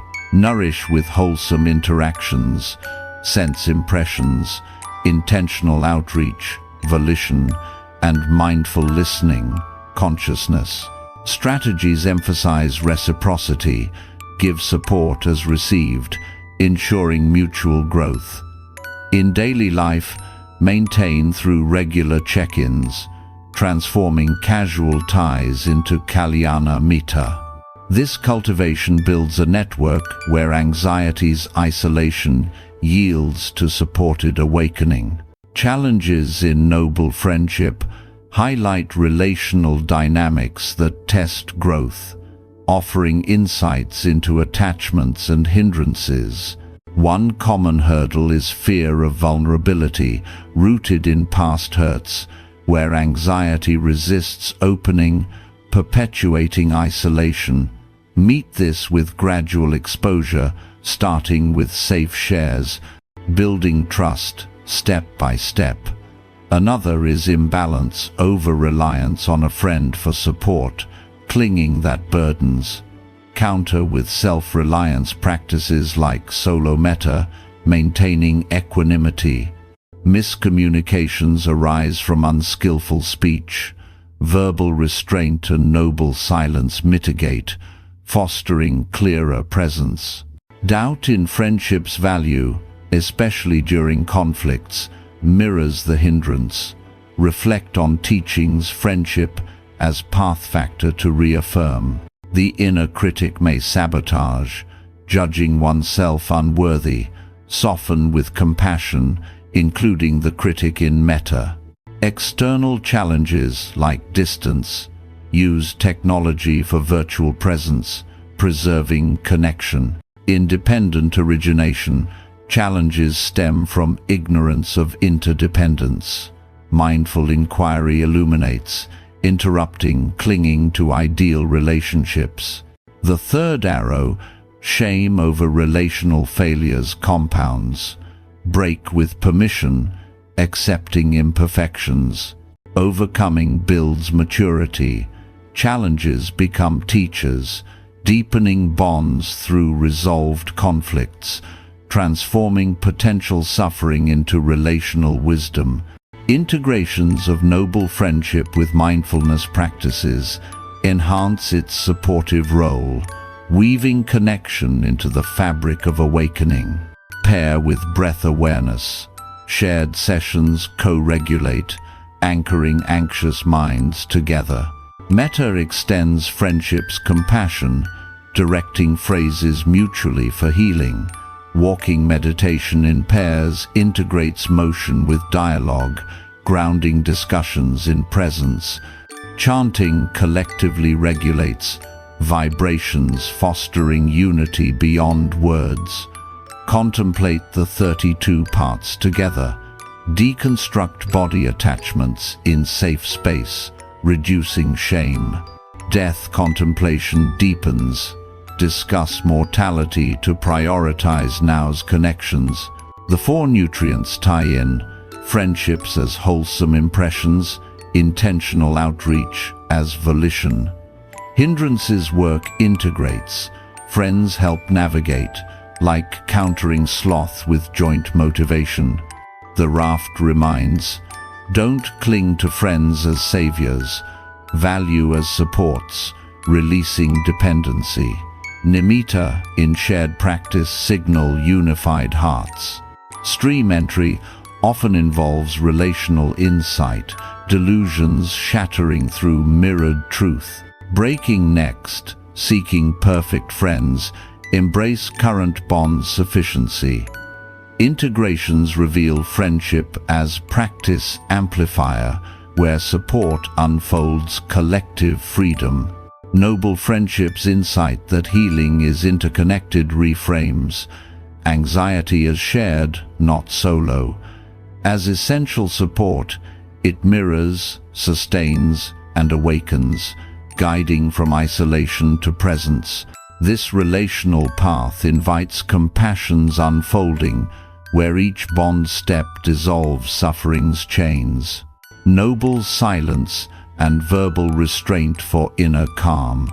Noble silence and verbal restraint represent profound practices in Buddhist teachings, serving as essential tools for cultivating inner calm, regulating the nervous system, and fostering deeper presence amid the chaos of anxiety and mental chatter. Noble silence is not mere absence of sound, but an intentional pause from unnecessary speech, creating fertile ground for awareness and clarity to emerge. Verbal restraint complements this by mindfully choosing words, avoiding idle talk, gossip, or reactive expressions that stir emotional energy and perpetuate suffering. In the context of anxiety, constant verbalization, whether internal rumination or external outbursts, fuels restlessness and worry, two of the 5 hindrances, by scattering mental focus and amplifying the inner critic's harsh judgments. Buddhist insights emphasize that speech is a form of energy. Unrestrained, it drains the mind, conditions craving for validation or control, and links to dependent origination's chain, where ignorant formations lead to clinging and becoming states of turmoil. By practicing noble silence, one interrupts this at early links, allowing the mind to rest in emptiness without resistance. This restraint is radical acceptance in action. Accept the urge to speak without indulgence, refusing to add the second arrow of compulsion that escalates discomfort. For those burdened by anxiety's verbal loops, endless what-ifs, or self-attacks, these practices offer relief, softening the nervous system through reduced stimulation and opening space for compassionate listening, both inward and outward. Tied to the broader path, noble silence enhances mindfulness practices like breath awareness, where silence amplifies the breath's anchor, and metta, where unspoken kindness rewires self-relationship. Ultimately, these tools transform inner calm from elusive goal to accessible reality, revealing silence as a sanctuary where anxiety's noise fades and presence unfolds with gentle steadiness. This section explores the foundations of noble silence and verbal restraint, their mechanisms for calming the mind, roles in alleviating anxiety, practical strategies, challenges, and integrations with other teachings, highlighting how they nurture a quieter, more resilient mental state for healing and awakening. The foundations of noble silence and verbal restraint lie in their ability to conserve mental energy and cultivate presence, as outlined in Buddhist teachings, where speech is seen as a gateway to both harmony and discord. Noble silence, often practiced in retreats or daily pauses, involves refraining from talk to deepen internal awareness, not as punishment, but as nourishment for the mind. Verbal restraint extends this into active life, choosing words that are true, timely, and beneficial, avoiding those that harm or distract. These practices address the root of suffering, clinging, by reducing verbal expressions of attachment, such as complaining, ill will, or boasting, sensual desire. Independent origination, unrestrained speech arises from ignorance of its consequences, forming volitional impulses that condition consciousness toward agitation, name and form solidifying ego-driven narratives, and craving for verbal outlets leading to clinging and becoming anxious dialogues. Anxiety amplifies this. The mind's chatter mirrors verbal habits, where overtalking externally reinforces internal rumination, heightening restlessness and perpetuating samsara's loop of seeking validation next. Foundations emphasize intentionality. Silence is noble when motivated by wisdom, not aversion to interaction. This counters the 5 hindrances. Silence calms restlessness by minimizing stimuli. Restraint dispels doubt through thoughtful speech. Radical acceptance underpins. Accept silence's discomfort, like the urge to fill voids without resistance, as in the simile of the saw, refusing to add aversion to quiet. For the inner critic, who thrives on verbal self-attack, these practices create space for observation, transforming criticism into curiosity. Tied to emptiness, speech is seen as conditioned and impermanent, not self. Restraint loosens attachment to words as identity. In healing, foundations reveal silence as fertile, not empty but rich, with potential for clarity, where the nervous system downregulates, fostering inner calm as baseline rather than achievement. This sets the stage for practices where silence amplifies breath's flow or meta's warmth, building a foundation where anxiety's verbal storms subside into peaceful awareness. The mechanisms for inner calm through noble silence and verbal restraint operate by regulating verbal energy, which directly impacts the mind's clarity and the body's physiological state.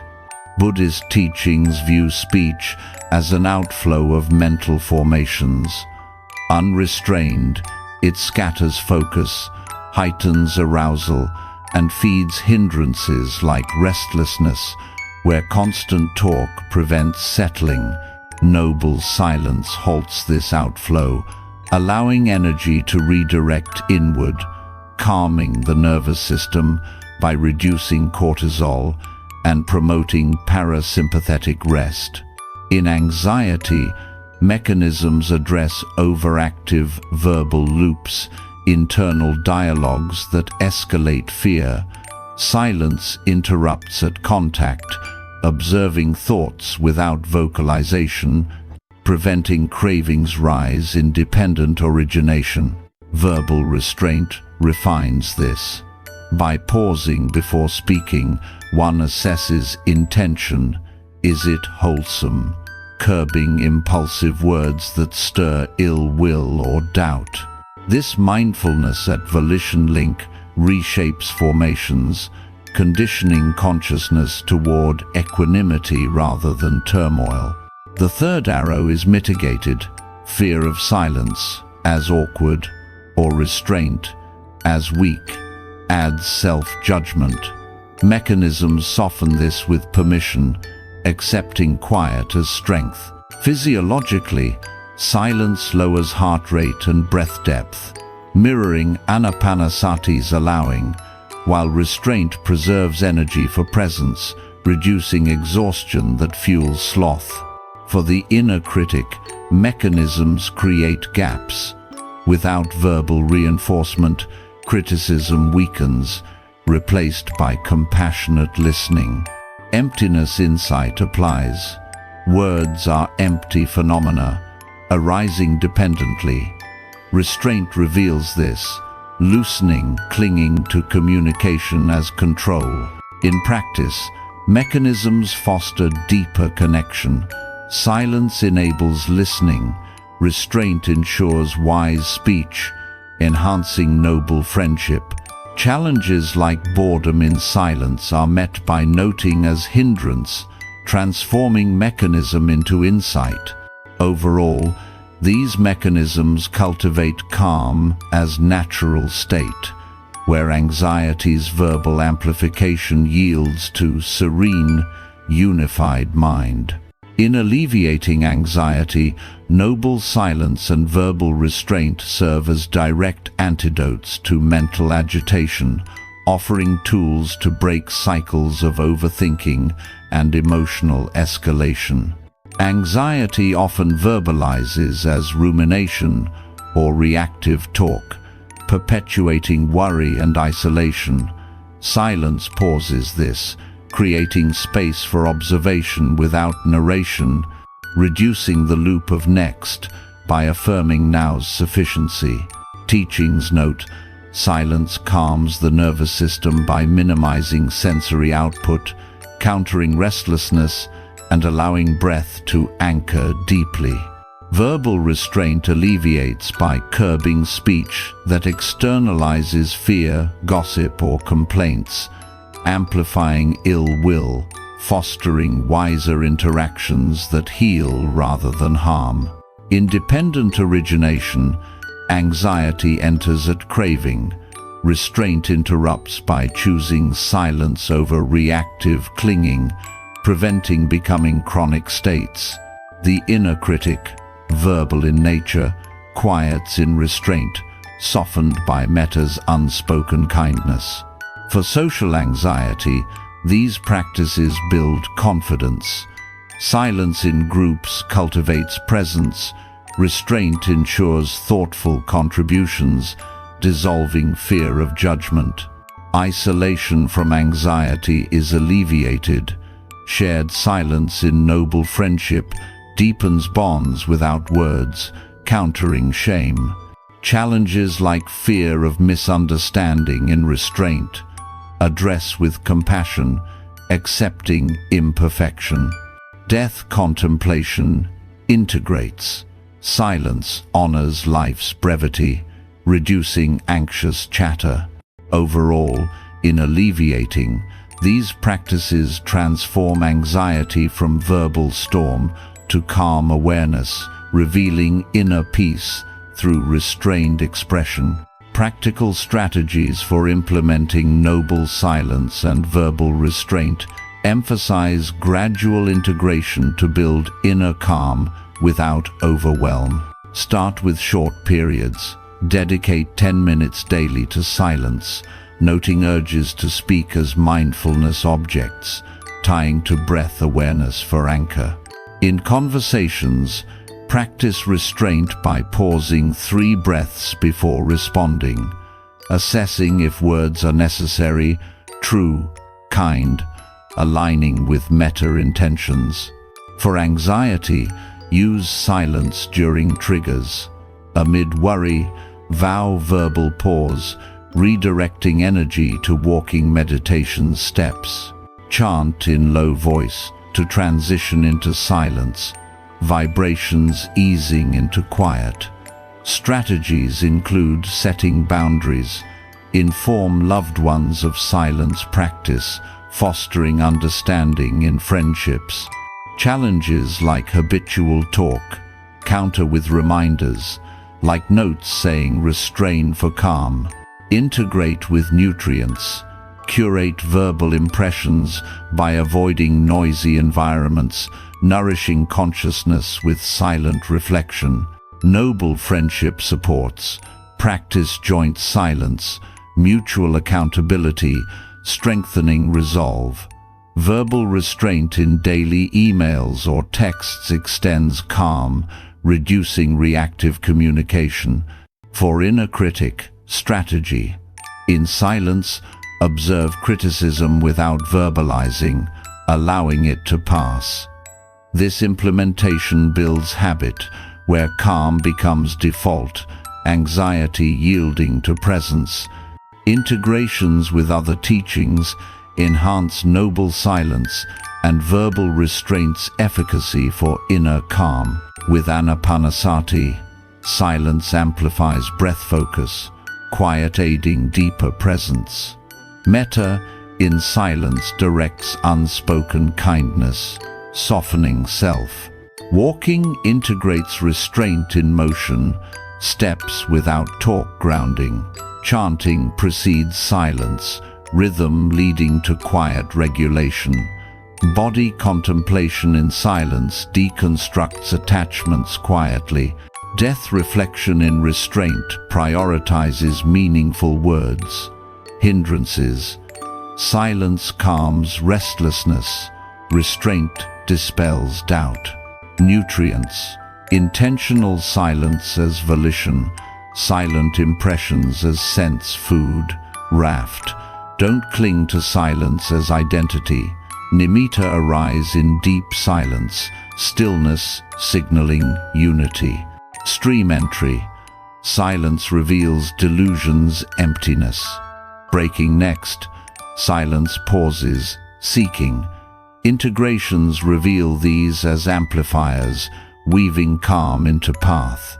Noble silence and verbal restraint's insight that calm arises in pause, reframes anxiety's noise as breakable. As tools for inner calm, they nurture presence, kindness, freedom, the role of connection in dissolving isolation. Connection plays a pivotal role in Buddhist teachings as a transformative force that dissolves isolation, one of the most insidious contributors to anxiety and mental suffering. Isolation, in this context, is not merely physical solitude, but a profound sense of separation from others, from oneself, and from the present moment that amplifies self-judgment, shame, and the cycles of clinging that perpetuate dukkha. Buddhist insights reveal that human beings are inherently interdependent, as illustrated in dependent origination, where ignorance of this interconnectedness conditions formations like habitual withdrawal, leading to consciousness dominated by loneliness, name and form, crafting an isolated self-identity, and craving for connection that ironically begets more clinging to independence. The role of connection is to interrupt this chain early, fostering shared presence that mirrors our blind spots and softens the inner critic's harsh grip. Rather than viewing isolation as a personal flaw, teachings frame it as a misunderstanding of non-self. The ego's illusion of separateness creates barriers, but genuine connection reveals emptiness phenomena arising interdependently, not in vacuum. In alleviating anxiety, connection acts as a bridge, dissolving the walls built by fear and resistance, allowing vulnerability to become a gateway to compassion. This dissolution is active. It requires intentional engagement, where relationships become practice grounds for radical acceptance, meeting one's pain without the third arrow of self-isolation. Noble friendship, kalyana, mitta, exemplifies this, providing truthful companionship that heals through mutual support, countering the 5 hindrances, such as doubt that questions worthiness of connection or restlessness that avoids intimacy. By embracing connection, isolation transforms from a source of suffering to an opportunity for awakening, where shared humanity nurtures resilience, presence, and inner peace. The teachings invite us to see connection not as dependency, but as essential nourishment, aligning with the four nutrients. Relational impressions feed sense data positively. Intentional outreach shapes volition toward openness, and conscious sharing sustains awareness. This role underscores that healing unfolds relationally, step by step, in the willingness to connect and let go of solitary defenses. At its core, connection dissolves isolation by revealing the shared nature of suffering, countering the ego's tendency to personalize pain as unique and unshareable. Buddhist philosophy emphasizes anatta, non-self, where isolation arises from clinging to a fixed I separate from others, as per dependent origination's name and form link, where mental and physical aggregates form a delusional identity that craves independence yet fears rejection. Anxiety thrives in this gap. Withdrawn, the mind ruminates, shooting the third arrow of shame no one understands, escalating fear into chronic disconnection. Connection bridges this by fostering empathy. In noble friendship, truthful sharing normalizes struggles, reducing self-judgment and illuminating how all beings navigate similar hindrances like ill will or sloth that push toward solitude. Practices like metta meditation integrate here, extending kindness outwardly to dissolve internal barriers, rewiring the nervous system from isolation's fight or flight to connection's safety. The simile of the saw applies. Endure the discomfort of vulnerability in connection without resentment, refusing to add aversion that reinforces walls. For those conditioned by past traumas where relationships brought pain, connection's role is gentle reconditioning, starting with small interactions that build trust, countering doubt's hindrance. This dissolution is gradual. As connection deepens, isolation's grip loosens, revealing interdependence. Your pain echoes mine, fostering humility and compassion. In daily life, this means prioritizing relational presence over solitary rumination, where even brief exchanges regulate emotional energy, preventing samsara's loop of seeking better connections elsewhere. The inner critic, vocal in isolation, quiets in connection's mirror. Friends reflect distortions kindly, transforming criticism into understanding. Ultimately, connection's core role is liberation. Dissolving isolation unveils non-self, where anxiety's solitary prison opens to collective freedom, nurturing a mind at ease in interconnectedness. Connection's mechanisms in dissolving isolation operate through co-regulation and mutual reflection, directly addressing anxiety's physiological and psychological isolation. Teachings on the nervous system highlight how solitude heightens arousal sympathetic dominance from perceived threat, while connection activates parasympathetic calm via shared presence, as seen in mirror neurons that sync emotions. Independent origination, isolation at contact link yields unpleasant feelings of loneliness, craving belonging, but clinging to self-protection perpetuates it. Connection interrupts at craving, offering relational contact that births wholesome becoming. Anxiety's mechanisms, hypervigilance, and withdrawal yield to this. A friend's empathetic listening regulates breath and heart rate, mirroring anapanasati's allowing in social form, reducing restlessness. Mutual reflection is key. Kalyanamitta provides honest feedback on anxious patterns, like clinging to control without judgment, illuminating ignorance early in the chain. This counters hindrances. Shared stories dispel doubt in one's path. Joint metta dissolves ill will towards self.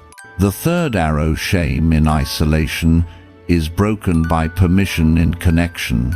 Vulnerability shared loses power, transforming fear into bonding. Challenges like mismatched pacing, one ready to connect, other withdrawn, test acceptance.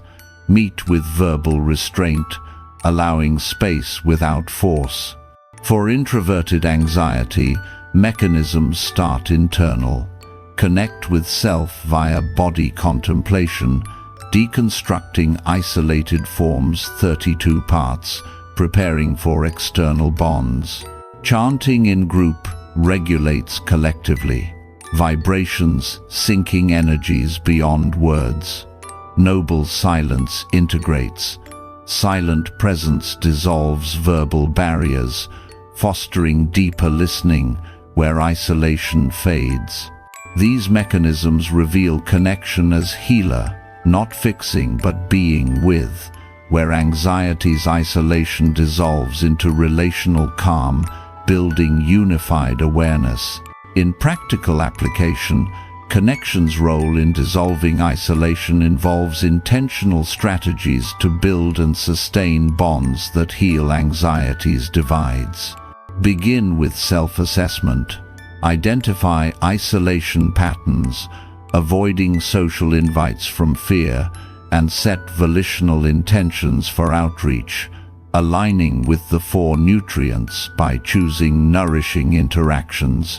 Strategies include joining mindfulness groups for shared practice, meditate together, where breath awareness in company grounds solitary worries. For anxiety, start virtual. Online Kalyana Mitta offers low-stakes connection, progressing to in-person walks that integrate motion with dialogue. Truthful sharing is crucial. Disclose anxieties gradually, using verbal restraint to express without overwhelm, fostering trust. Challenges like rejection fears. Counter with metta, extending kindness to potential outcomes. Integrate with chanting. Group sessions create vibrational unity, dissolving verbal isolation through sound.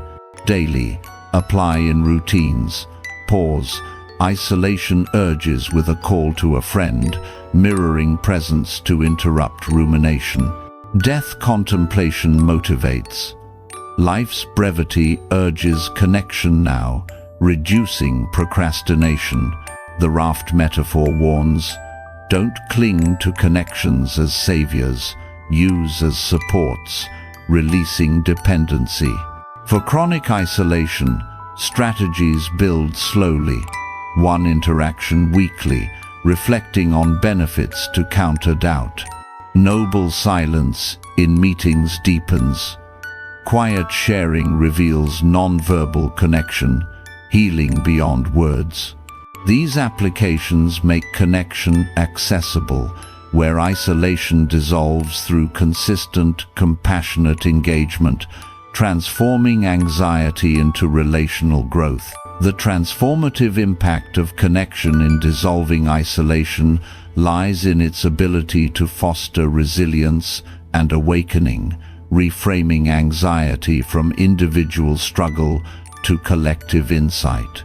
Buddhist teachings assert that isolation reinforces fetters like self-view, but connection shatters them. Shared experiences reveal non-self, where my anxiety echoes universal dukkha, cultivating humility. In dependent origination, this impact interrupts becoming. Connection at craving redirects toward wholesome bonds, preventing rebirth of isolated suffering. Anxiety's impact softens. Resilience builds as friends model calm amid fear, regulating through co-presence, and reducing samsara's seeking for solitary peace. The inner critic transforms. Mirrored in compassion, it becomes ally, dissolving self. Isolation's shame. Challenges like conflict in connections view as teachers, using restraint to resolve, strengthening bonds. Nimitta, in relational practice signal impact. Subtle unity arises, mind calming in shared stillness. Stream entry often relational. Delusions dissolve through mirrored truth, awakening irreversible.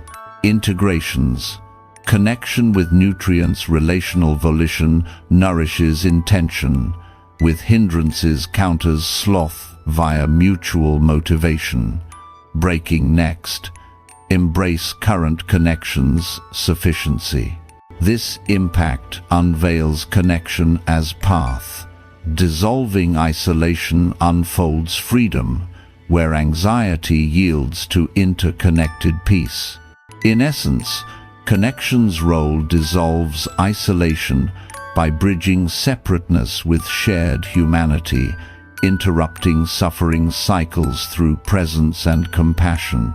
This relational healing invites us to embrace interdependence, where anxiety's solitary shadows fade into light of collective awakening. Shared presence and mutual healing. Shared presence and mutual healing form the heart of relational practices in Buddhist teachings, where simply being with another in mindful awareness becomes a powerful catalyst for dissolving suffering and fostering emotional recovery. This concept goes beyond words or actions, emphasizing the quality of undivided attention and empathetic attunement that allows vulnerabilities to surface without judgment. In the context of anxiety, shared presence counters the isolation that amplifies fear and self-criticism, creating a space where pain is held collectively rather than borne alone. Buddhist insights reveal that presence is not passive, but an active embodiment of compassion, aligning with dependent origination by interrupting ignorance at the level of contact. When two minds meet in awareness, it conditions wholesome feelings, reducing craving for solitude or escape, and preventing clinging to isolated identities. Mutual healing arises from this. As one shares, the other reflects, creating a loop of empathy that rewires neural pathways toward safety and trust. For those trapped in anxiety's cycles, this presence softens the nervous system through co-regulation. Mirrored calm lowers arousal, breaking the third arrow of self-shame by normalizing human struggles. Teachings like the 5 hindrances are addressed here. Shared presence calms restlessness by grounding in the now, dispels doubt through mutual validation, and transforms ill will into understanding. Radical acceptance is key. Accept the discomfort of exposure without resistance, as in the simile of the saw, refusing to add aversion to shared moments. This mutual process reveals non-self. Healing is interdependent, not individual, loosening fetters like ego view that fuel separation. In practice, shared presence integrates with mindfulness, breath synced in silence or metta, exchanged wordlessly, nurturing a field where anxiety's wounds heal through connection's gentle hold.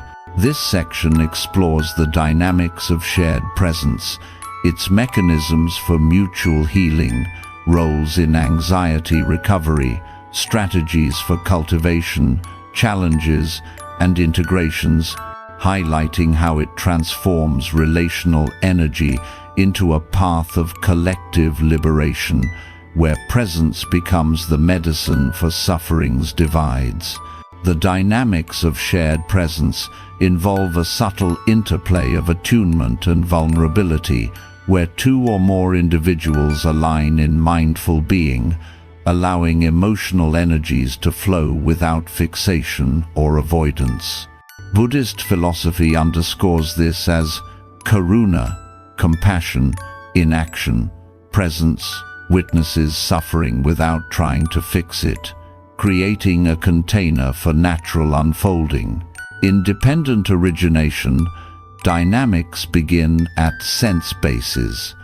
Contact through eye gaze, tone, or proximity yields feelings. Shared presence directs these toward equanimity, interrupting craving that leads to clinging and isolated pain. Anxiety's dynamics, hypervigilance and withdrawal, are softened. A friend's steady gaze regulates breath, mirroring anapanasati's allowing, where presence anchors amid fear's waves. Mutual healing emerges as reciprocity. One expresses, the other listens deeply, reflecting back insights that illuminate blind spots like habitual self-attack. This counters hindrances. Sloth yields to engaged empathy. Sensual desire for distraction fades in authentic exchange. The inner critic, amplified in solitude, diminishes. Shared presence mirrors distortions, transforming criticism into shared compassion. Challenges like emotional overwhelm. Dynamics require boundaries, using verbal restraint to pace sharing. Noble silence enhances. Wordless presence regulates nervous system vibrations, fostering unity beyond dialogue. For trauma-rooted anxiety, dynamics start slow. Brief eye contact builds trust, revealing emptiness, emotions, interdependent, not mine alone. This interplay heals by co-creating safety, where anxiety's isolation dissolves into relational flow, nurturing resilience through mirrored presence.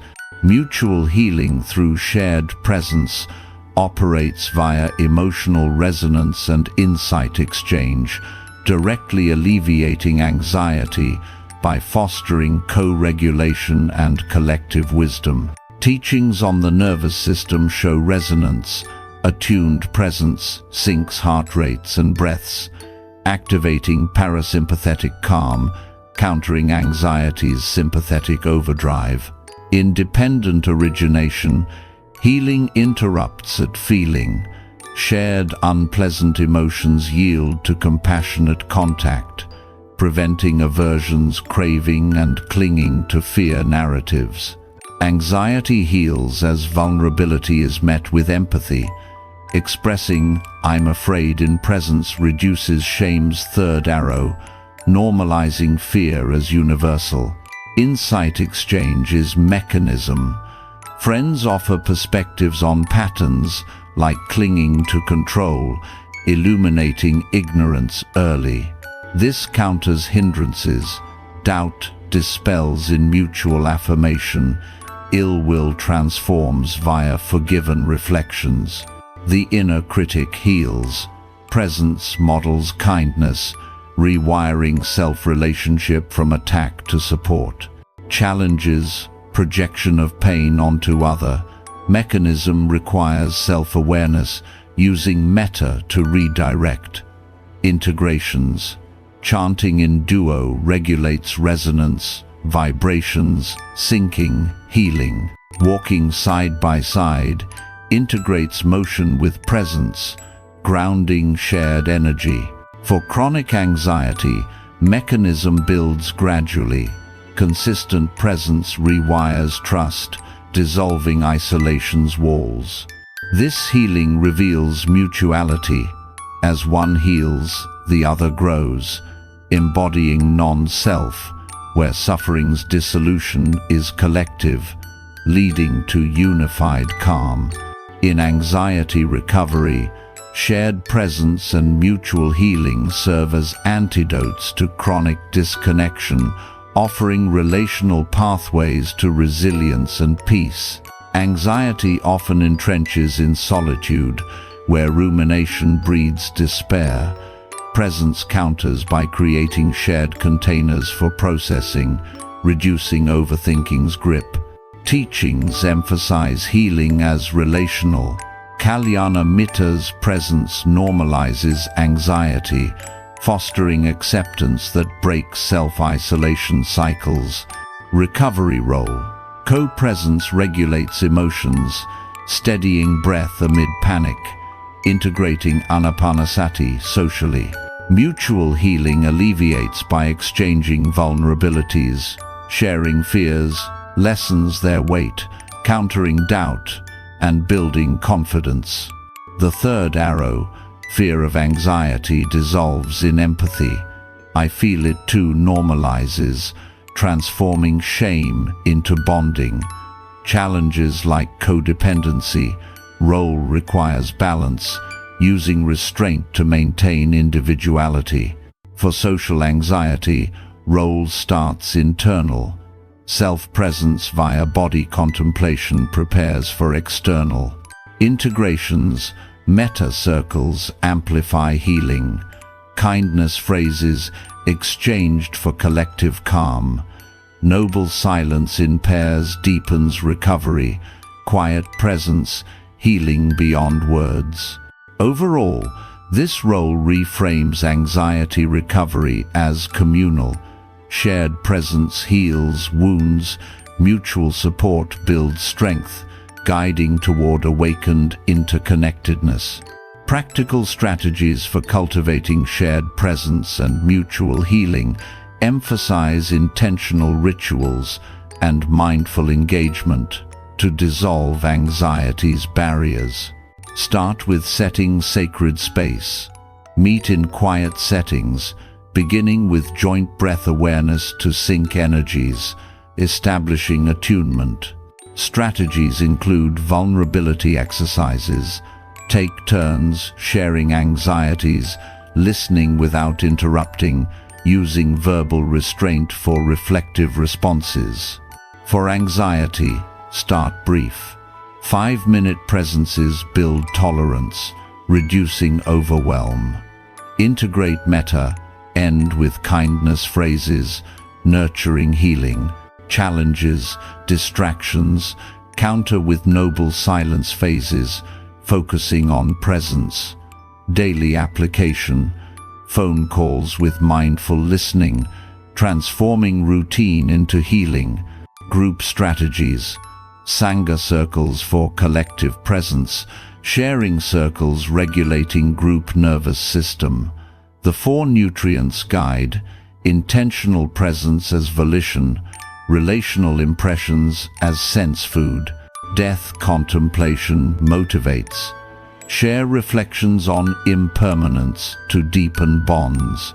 For remote, video calls integrate eye contact for resonance. These strategies make cultivation accessible, where shared presence becomes habit, anxiety, healing through consistent mutual engagement. The transformative impact of shared presence and mutual healing lies in its capacity to foster lasting resilience and insight, reframing anxiety from solitary battle to relational evolution. Buddhist teachings assert that presence awakens non-self. Mutual healing reveals suffering's interdependence, shattering fetters like ego clinging. Impact on anxiety. Resilience builds as presence teaches tolerance for discomfort, reducing reactivity. Insight emerges. Shared reflections illuminate patterns, like craving control, leading to stream entry, like seeing of emptiness. The inner critic transforms. Healed in empathy, it becomes gentle guide. Challenges, emotional fatigue. Impact includes rest, balancing with solitude. Nimitta in shared practice signal, subtle harmony arises, unified fields of calm, Integrations. With hindrances, presence counters sloth via mutual energy. With nutrients, conscious sharing nourishes awareness. Breaking next. Embrace current presence's sufficiency. This impact unveils healing as mutual.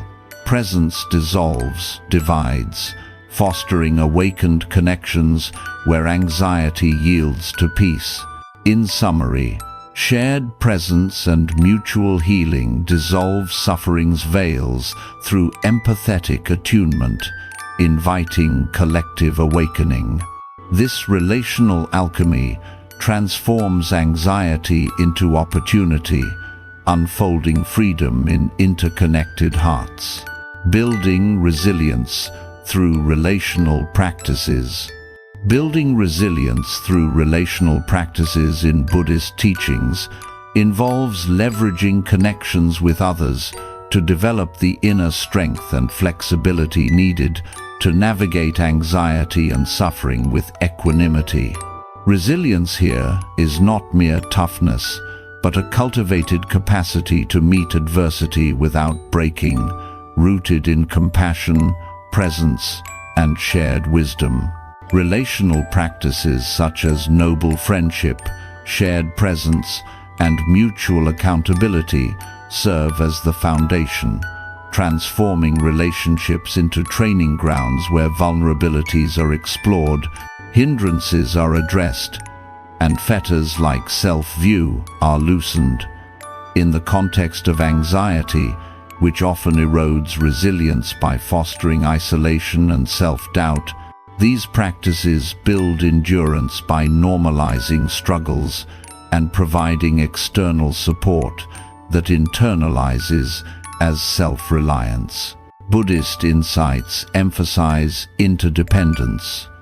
Resilience arises not in solitude, but through the mirror of others, aligning with dependent origination where ignorant formations of withdrawal condition, clinging to fragile identities, perpetuated by craving security.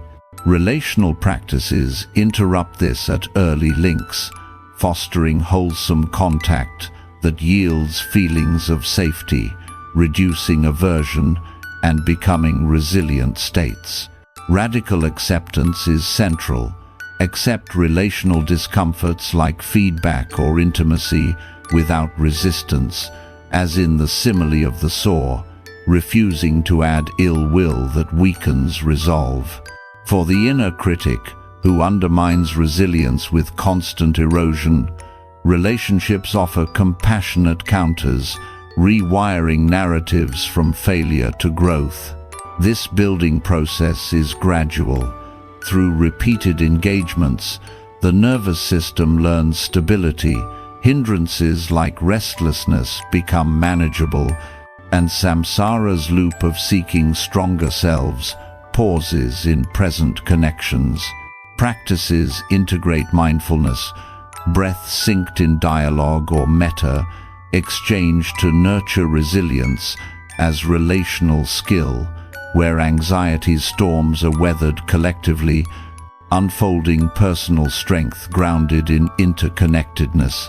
Ultimately, these practices transform resilience from individual armor to shared fabric, revealing it as innate when cultivated through wise bonds, leading to freedom where challenges become opportunities for deepening calm and clarity. The core of building resilience lies in viewing relationships as dynamic arenas for practicing equanimity and compassion, directly countering anxiety's tendency to erode emotional stability.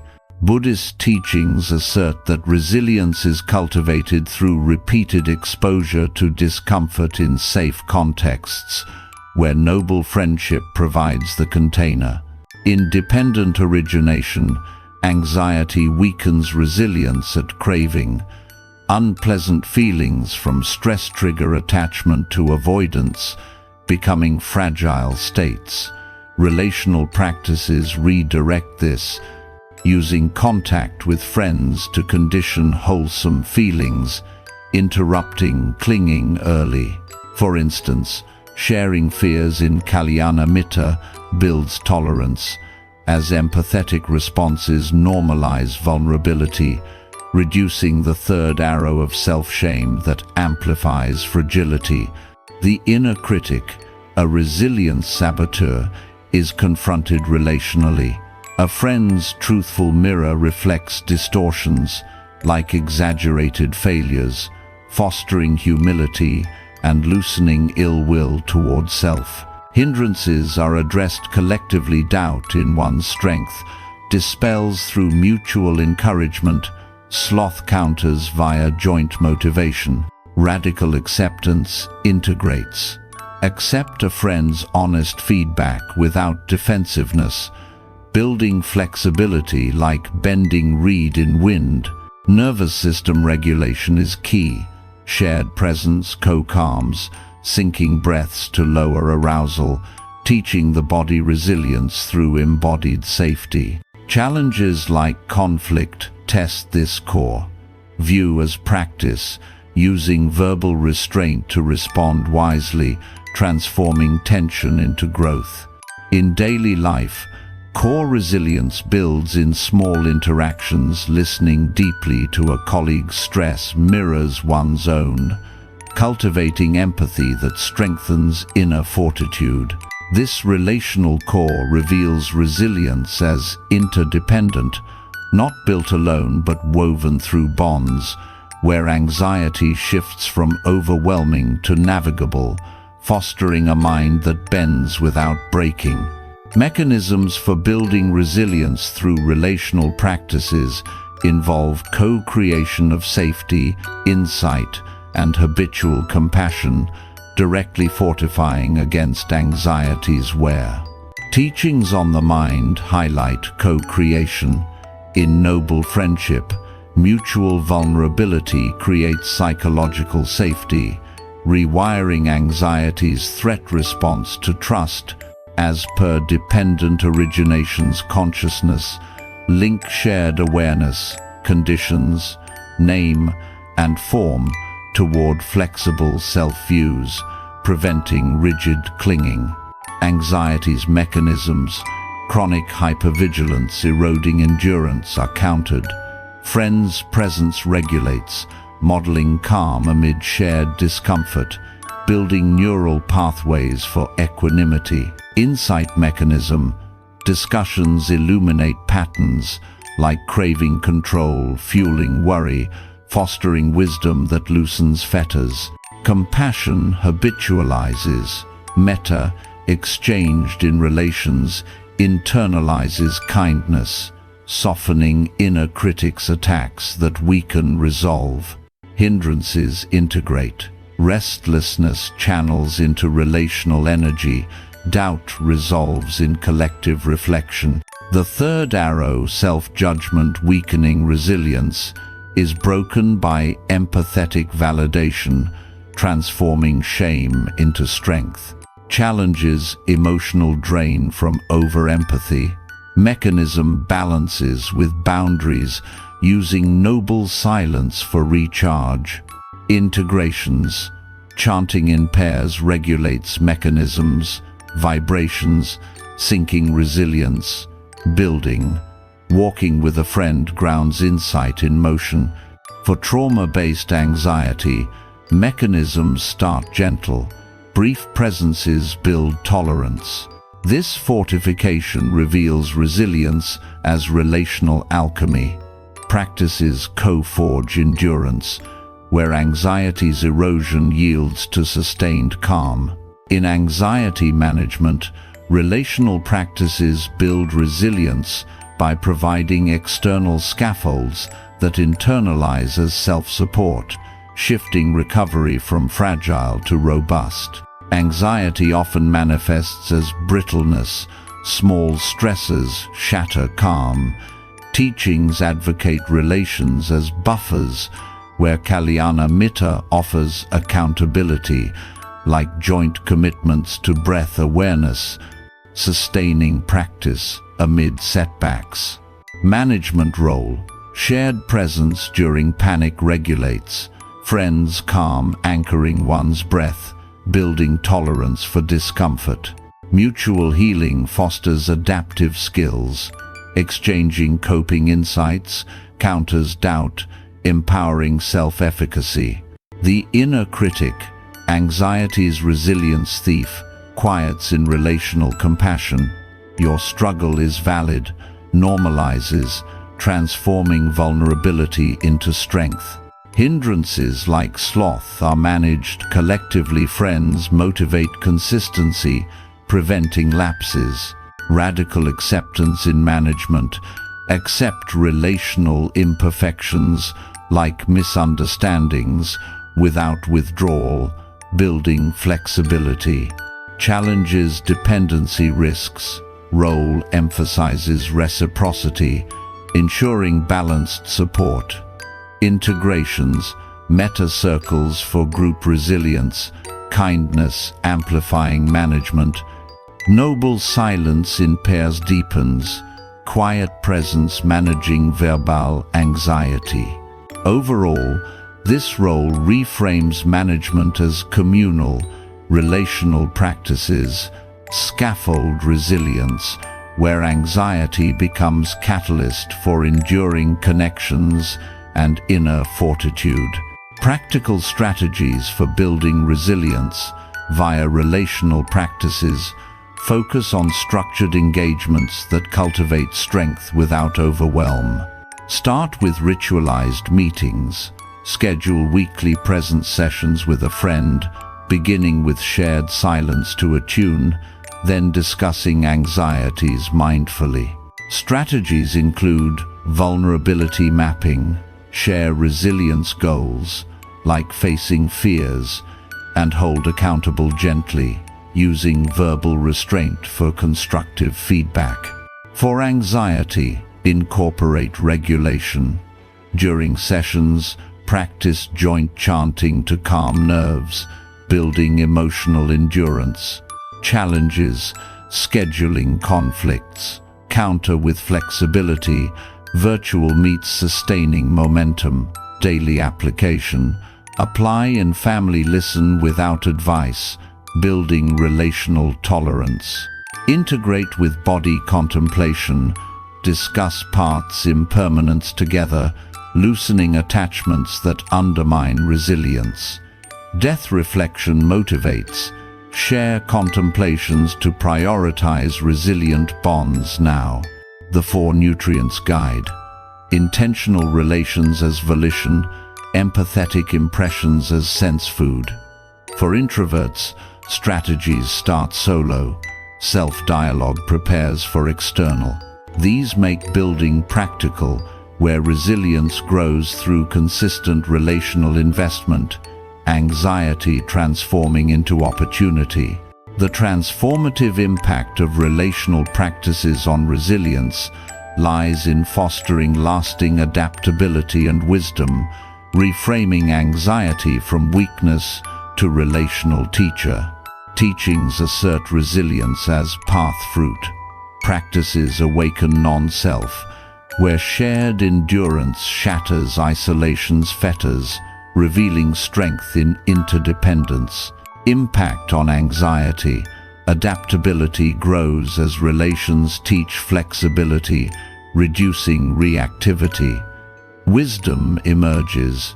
Insights from friends illuminate patterns, leading to stream entry, like clarity. The inner critic evolves. Healed relationally, it supports rather than sabotages.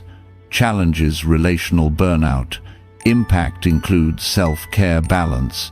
Nimitta in practice signal. Harmonious presence arises. Resilient unity. Integrations. With hindrances, relations counter sloth via energy. With nutrients, conscious bonds nourish awareness. Breaking next. Embrace current relations sufficiency. This impact unveils resilience as mutual. Practices forge enduring hearts, where anxiety yields to awakened stability. In essence, building resilience through relational practices harnesses connection's power to fortify the mind, dissolving fragility in compassion's embrace. This path invites collective strength, unfolding freedom where challenges become shared triumphs, advanced awakening and letting go. Nimitta, signs of deepening stillness in meditation. In the advanced stages of meditation practice, nimitta emerge as subtle indicators of the mind's progression toward profound stillness and unified awareness. These signs, often described in Buddhist traditions as luminous or perceptual phenomena, arise naturally as concentration deepens, serving not as goals to be pursued, but as reflections of the mind's capacity to settle beyond the turbulence of everyday thoughts and distractions. Nimitta can manifest in various forms, such as bright lights, sensations of expansion, or a sense of boundless space, and they signal a shift from scattered attention to a more cohesive, tranquil state. This section explores how recognizing and relating to nimitta can facilitate advanced awakening, emphasizing a non-grasping approach that allows stillness to unfold organically, free from the pitfalls of striving or attachment. By understanding nimitta as guides rather than destinations, practitioners cultivate patience and trust in the meditative process, leading to greater clarity, compassion, and liberation from mental suffering. The appearance of nimitta typically occurs during practices like anapanasati, where sustained focus on the breath refines awareness to a point of subtle unification. As the mind quiets the 5 hindrances: sensual desire, ill will, sloth and torpor, restlessness and worry, and doubt, these signs arise as byproducts of jhana, or absorptive states of concentration. For instance, a practitioner might experience a nimitta as a soft, radiant glow at the mind's eye, symbolizing the gathering of mental energy into a single point. This is not a hallucination, but a perceptual shift, where the nervous system, calmed through consistent practice, begins to perceive internal phenomena with heightened sensitivity. The key is to observe nimitta without excitement or analysis, as grasping at them can disrupt the stillness they indicate. Instead, treat them as transient markers, much like clouds passing in the sky, allowing the mind to deepen into equanimity. This non-reactive stance prevents the cycle of craving and aversion, aligning with dependent origination by interrupting clinging at its inception. Deepening stillness through nimitta involves balancing effort and surrender. Early in meditation, the mind wanders due to habitual patterns, but as practice matures, nimitta signal a reduction in mental proliferation. They reflect the mind's unification, where thoughts, emotions, and sensations coalesce into a harmonious whole, free from fragmentation. In loving-kindness meditation, for example, nimitta might appear as waves of warmth or light during the extension of compassion, indicating the dissolution of the inner critic. This stillness isn't forced, but invited through gentle persistence, such as returning to the breath when distractions arise. The practice of walking meditation can prepare the ground for nimitta by integrating movement with awareness, grounding restless energy, and paving the way for seated stillness. Chanting, with its rhythmic vibrations, also regulates the nervous system, creating conditions for these signs to emerge by synchronizing body and mind. Recognizing nimitta fosters confidence, reducing doubt, one of the hindrances, and encouraging continued practice without performance pressure. However, misconceptions about nimitta can hinder progress. Some view them as mystical achievements, leading to attachment or spiritual pride, which contradicts the path of letting go. True awakening sees nimitta as empty, impermanent, and conditioned, much like all phenomena. Contemplating their arising and passing cultivates insight into impermanence, loosening fetters such as identity view. In the context of radical acceptance, embrace nimitta without resistance, allowing them to mature into deeper absorption. This approach mirrors the simile of the saw. Even if nimitta bring unfamiliar sensations, meet them without aversion to avoid compounding discomfort. The third arrow of fear, worrying about the rightness of nimitta, can be softened with self-compassion, reminding oneself that stillness unfolds at its own pace. Noble friendship plays a role here, as experienced companions can guide interpretation, preventing isolation and misinterpretation that might stall awakening. As nimitta stabilize, they lead to advanced states where the mind rests in profound peace beyond conceptual thinking. This stillness reveals the mind's innate clarity, unclouded by anxiety or clinging. Practices like body contemplation, reflecting on the 32 parts, enhance this by deconstructing physical attachments, making the mind more receptive to subtle signs. Similarly, death contemplation instills urgency, motivating diligent practice without fear, as nimitta remind us of the potential for liberation in this life. The four nutrients of nourishment influence nimitta's quality. Mindful consumption of food, impressions, intentions, and consciousness supports a balanced nervous system conducive to their arising. Avoiding overstimulating inputs preserves mental energy for deepening concentration. In everyday integration, nimitta extend beyond formal meditation, appearing in moments of presence during daily activities. A brief pause amid stress might evoke a subtle light or calm, signaling the accessibility of stillness. This bridges advanced practice with ordinary life, showing that awakening isn't confined to retreats, but permeates all experiences. The raft metaphor applies. Nimitta are tools for crossing to awakening, not to be clung to. Release attachment to them once they serve their purpose. Stream entry, an irreversible shift, often follows stabilized nimitta, where delusions dissolve and awareness becomes effortless. The loop of next, constantly seeking deeper signs, must be broken to fully benefit from nimitta.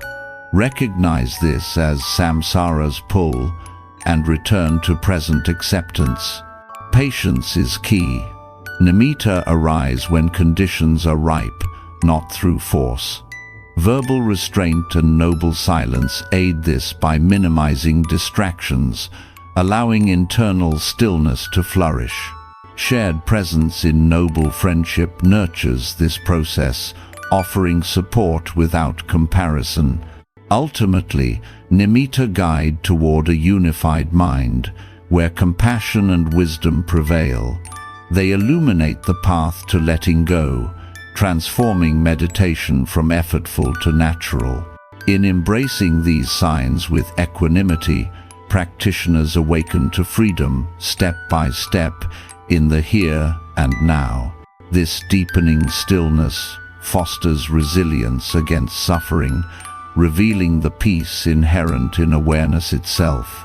Stream entry, the irreversible shift in awakening. Stream entry, known as sotapanna in Pali, represents the first irreversible stage of awakening in Buddhist teachings, marking a profound shift where core delusions that perpetuate suffering are directly seen through and uprooted. This experience is not a dramatic enlightenment, but a subtle, transformative insight that ends the cycle of chronic doubt, overthinking, and attachment to fixed identities, ushering in greater emotional balance, flexibility, and presence. At its essence, stream entry dissolves the fetters of self-view, doubt, and attachment to rites and rituals, as outlined in traditional texts, allowing the practitioner to engage with life more compassionately and clearly. For those grappling with anxiety, this shift reframes mental turmoil not as an inherent flaw, but as a conditioned process that can be transcended. The video's insights portray stream entry as the point where the mind no longer identifies with thoughts as me or mine, transforming the relationship to thought from one of control and entanglement to one of detached utility. This irreversible nature means once achieved, there's no backsliding into previous delusions. The path forward is assured, though further stages like once, returner or non-returner may follow.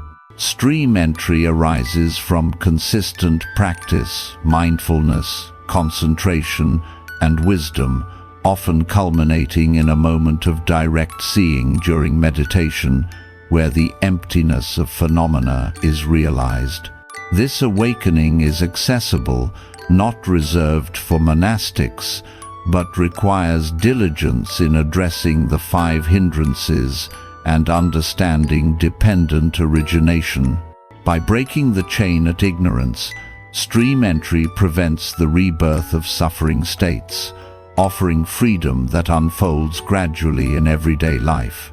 The teaching emphasizes that this shift softens rigid attachments, enabling a compassionate response to anxiety rather than reactive struggle, fostering resilience through clear-minded engagement with the world.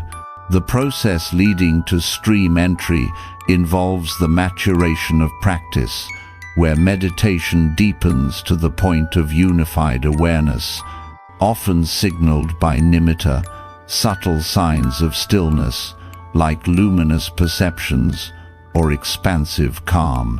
As concentration strengthens through anapanasati or metta, the mind quiets the hindrances. Sensual desire fades as focus unifies, ill will dissolves in compassion, sloth and torpor yield to vitality, restlessness settles into rhythm, and doubt resolves in experiential faith.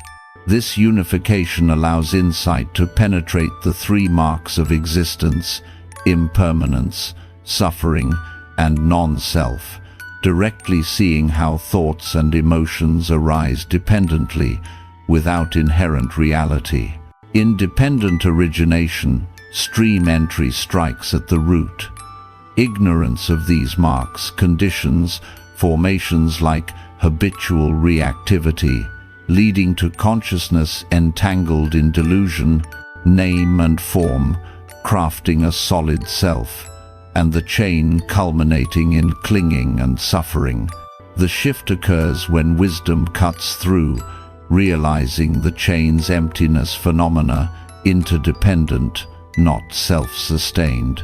For anxiety, this means chronic overthinking, endless what-ifs ends, as thoughts are seen as tools, not tyrants. The inner critic, once a relentless force, softens.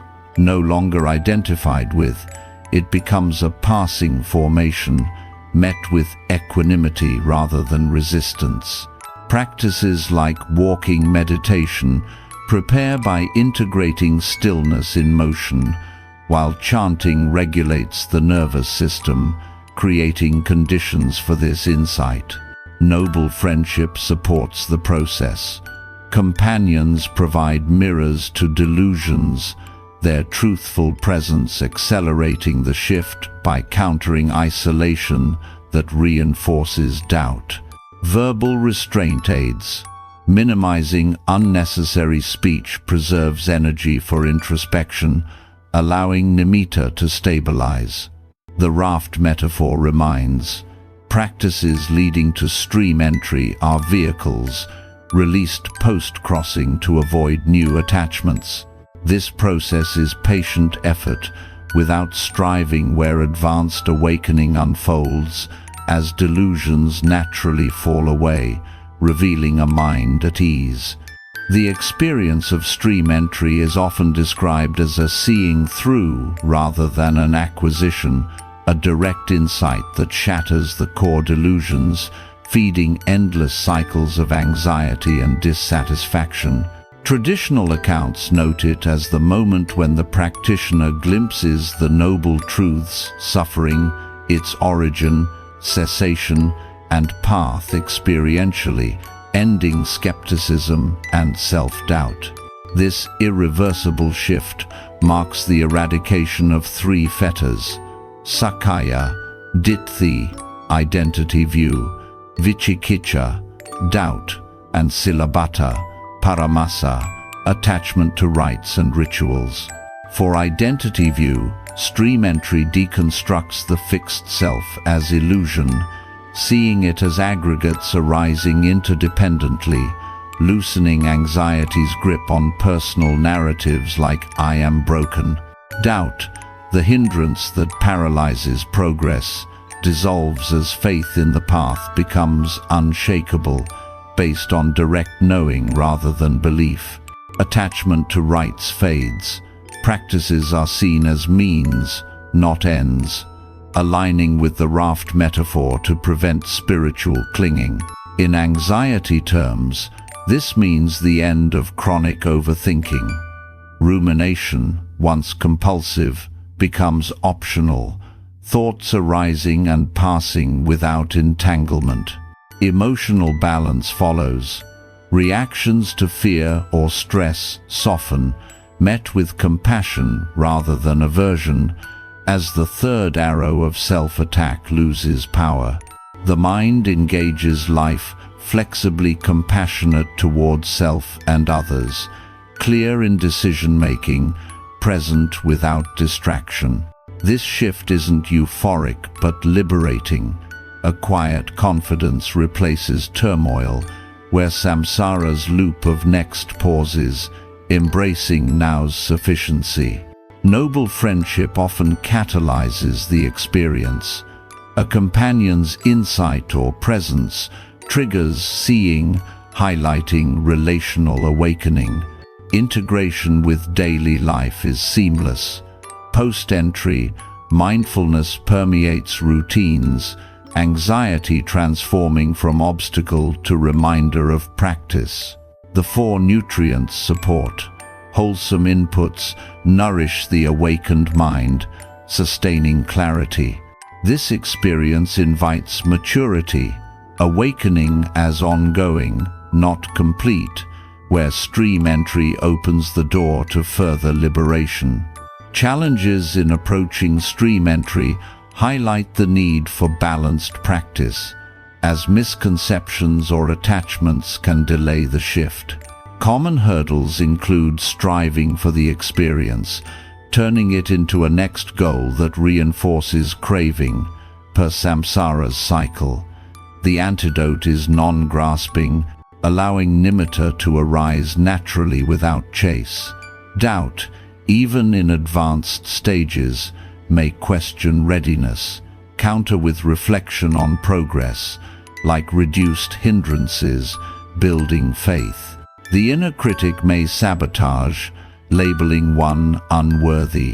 Metta softens this, extending kindness to the aspiring mind. Physical or emotional unrest, sloth from fatigue, or restlessness from impatience can obscure stillness. Regulate with chanting's vibrations or walking's grounding, preparing the nervous system. Isolation poses a barrier. Without noble friendship, delusions persist unchecked.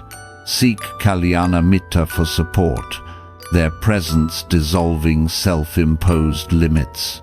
Verbal restraint aids. Excessive talk scatters focus pre-entry.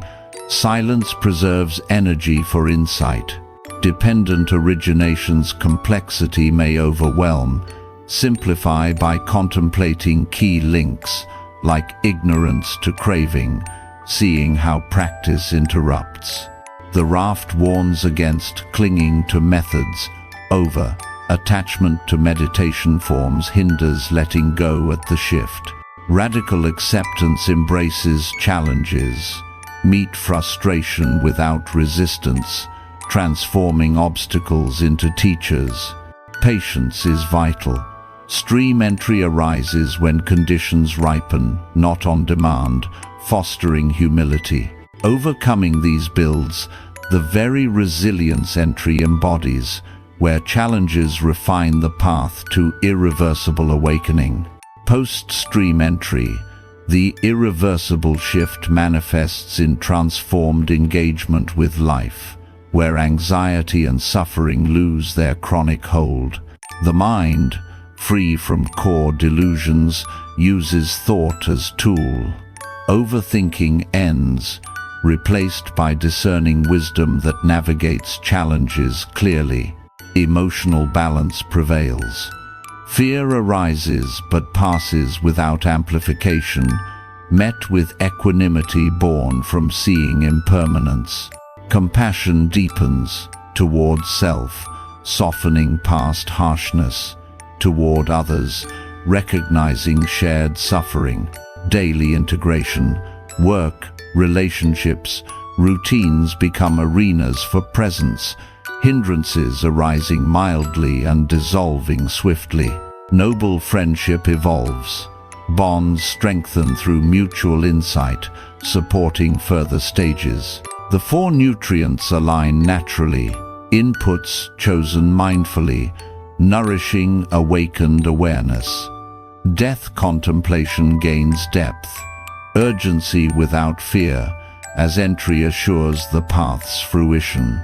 The raft is released. Practices continue lightly, without identity attachment. Nimitta may persist or fade, signaling sustained stillness. Stream entry's legacy is freedom, irreversible. It unfolds gradually.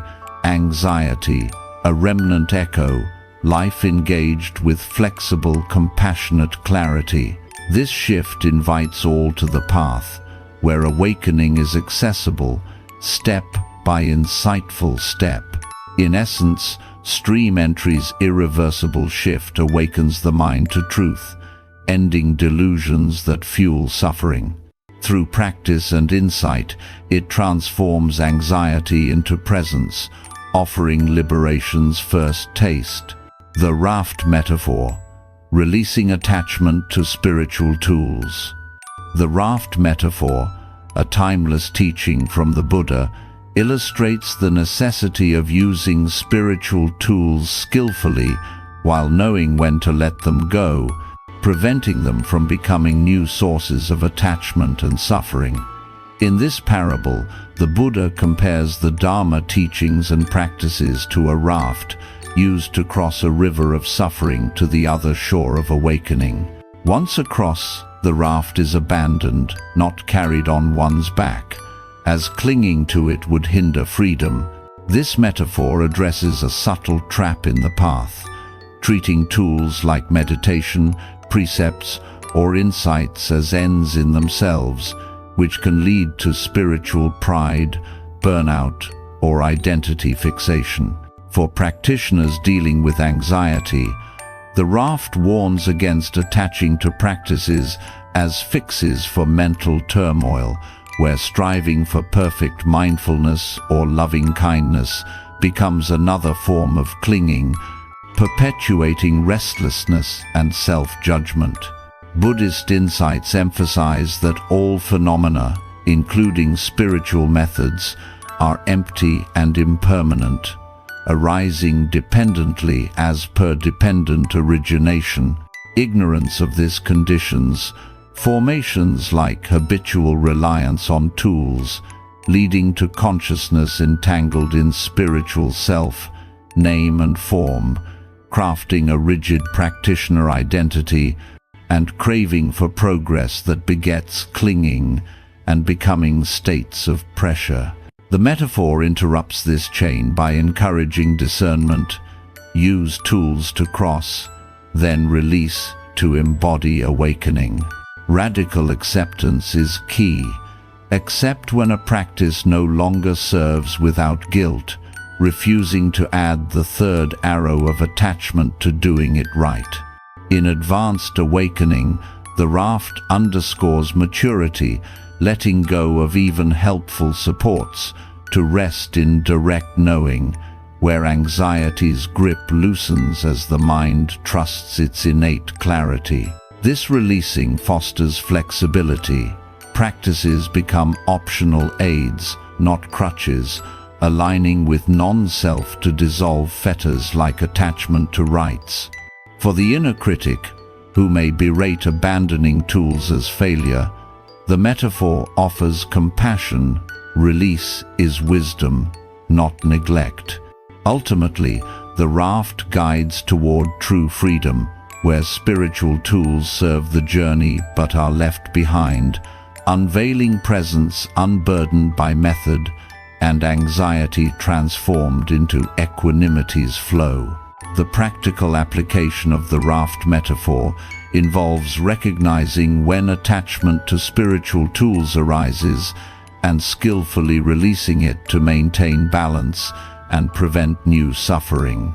Buddhist teachings warn that tools, meditation techniques, chants, or contemplations are means to insight, not identities to cling to, as clinging conditions rebirth in samsara's cycles of dissatisfaction. In dependent origination, attachment begins at craving. Pleasant feelings from practice lead to desire for more, clinging to the tool as essential, becoming a meditator self that births pressure and anxiety when results falter. Application starts with discernment. During practice, note if breath awareness, anapanasati, becomes performative, striving for perfect focus instead of allowing. If so, pause and release the rigidity, trusting the breath's natural flow. For anxiety, this means avoiding using metta as a fix for the inner critic, where repetition turns mechanical. Instead, recognize when kindness arises organically, letting go of forced phrases to embody acceptance. Walking meditation applies the metaphor. Use steps to ground restlessness, but release counting if it breeds tension, allowing movement to unfold. Chanting's rhythm regulates the nervous system, but attachment to correct tone hinders. Let go, embracing vibration's impermanence. Contemplation of the 32 parts deconstructs body attachment, but if it becomes obsessive, release to prevent aversion. Daily life integration. Apply to routines like using mindfulness for stress, but dropping it when it adds burden, trusting innate awareness. Challenges arise in timing release. Fear of losing progress mirrors doubt hindrance. Counter with reflection on impermanence, seeing tools as conditioned aids. The inner critic may accuse laziness, soften with compassion, affirming release as maturity. Noble friendship supports application. Discuss attachments with Kalyana Mitta, their insight mirroring when to let go, preventing isolation in rigid practice. Verbal restraint aids. Avoid verbalizing my method, reducing identity cling. The 4 nutrients tie in, curate intentions, volition, toward non-attachment, nourishing consciousness with flexible awareness. This practical release builds resilience. Anxiety lessens as practices serve without owning, fostering a mind free to adapt. The raft metaphor's role in advanced awakening is to ensure that letting go becomes the pinnacle of maturity, where tools are discarded once they fulfill their purpose, allowing direct embodiment of insight. Teachings highlight that attachment to Dharma itself can be a fetter silabata paramasa, where rituals or methods become idols, blocking stream entry's irreversible shift. In awakening, the metaphor guides post-insight. After nimitta stabilize and delusions shatter, release concentration techniques to rest in natural awareness, preventing new clinging that rebirths subtle suffering. For anxiety, this role addresses spiritual bypassing using practices to avoid pain, where attachment prolongs resistance. Letting go invites facing fear with equanimity, transforming it into teacher. Dependent origination illustrates post-entry, ignorance diminished, but residual formations may cling to tools. Raft interrupts, ensuring volition directs toward non-grasping, consciousness unentangled, and becoming free states. The inner critic, subdued in awakening, may resurface in attachment. Metaphor softens by reminding tools are rafts, not self. Hindrances like restlessness arise if tools overused. Release restores balance. Radical acceptance embodies the role. Accept when stillness arises without method, refusing aversion to simplicity. Noble friendship in awakening. Companions model release, their presence confirming tools' temporality, fostering mutual liberation. Challenges. Pride in advanced status clings to practices. Humility through death, contemplation tools, impermanent as life counters this. Integrations. With chanting, release melody when vibration internalizes. With walking, drop labeling for pure motion. The four nutrients. Release attachment to pure inputs, trusting awakened discernment. Nimitta's role. As signs fade in maturity, raft ensures non-cling, deepening stillness. This role in awakening reveals letting go as essence. Tools cross to freedom, abandoned for unburdened presence, where anxiety dissolves into awakened flow. Strategies for releasing attachment to spiritual tools using the raft metaphor emphasize mindful discernment and gradual disengagement to cultivate true freedom. Begin with inventory. Reflect on practices like metta or body contemplation, noting if they feel burdensome or identity-bound. If so, pause and inquire, is this raft still needed? This aligns with dependent origination. Observe craving for tools' comfort, interrupting clinging before becoming rigid habits. For anxiety, strategy. When breath awareness amplifies pressure, release by simply being with sensations, trusting presence without technique. Gradual release. Reduce session length or frequency, allowing space to test insight's independence. Countering doubt with experiential confirmation. Metta supports. Direct kindness to attachment itself. May I let go with ease, softening resistance. Challenges. Fear of regression. Counter with faith in path, recalling stream entry's irreversibility. The inner critic may protest laziness, reframe as wisdom via metaphor. Integrate with walking. Use steps initially. Release to casual stroll when grounded. Chanting. Chant freely. Drop words when vibration lingers. Noble friendship aids strategies. Discuss releases with companions, their accountability preventing premature or delayed letting go. Verbal restraint. Avoid labeling my practice, reducing verbal cling. The 4 nutrients. Curate volition toward non-attachment, nourishing flexibility. Death contemplation motivates. Release now, as tools can't cross death. These strategies make release practical, where attachment dissolves, anxiety yielding to unencumbered awareness. The transformative impact of the raft metaphor lies in its liberation from subtle bonds, ensuring advanced awakening matures into effortless being, where spiritual tools enhance but do not define the path. Teachings warn that without release, tools become fetters, rebirth in spiritual samsara. Impact is freedom. Post-release, mind rests in direct knowing. Anxiety, a fleeting visitor met with equanimity. In stream entry, metaphor's impact solidifies. Delusions shattered, tools optional, fostering flexible engagement. The inner critic transforms, no longer attached to perfect practice, it fades. Hindrances minimize. Release prevents restlessness from over-reliance. Radical acceptance amplifies impact. Embrace tool, less presence without fear. Nimitta stabilize post-release. Stillness, natural. Noble friendship evolves.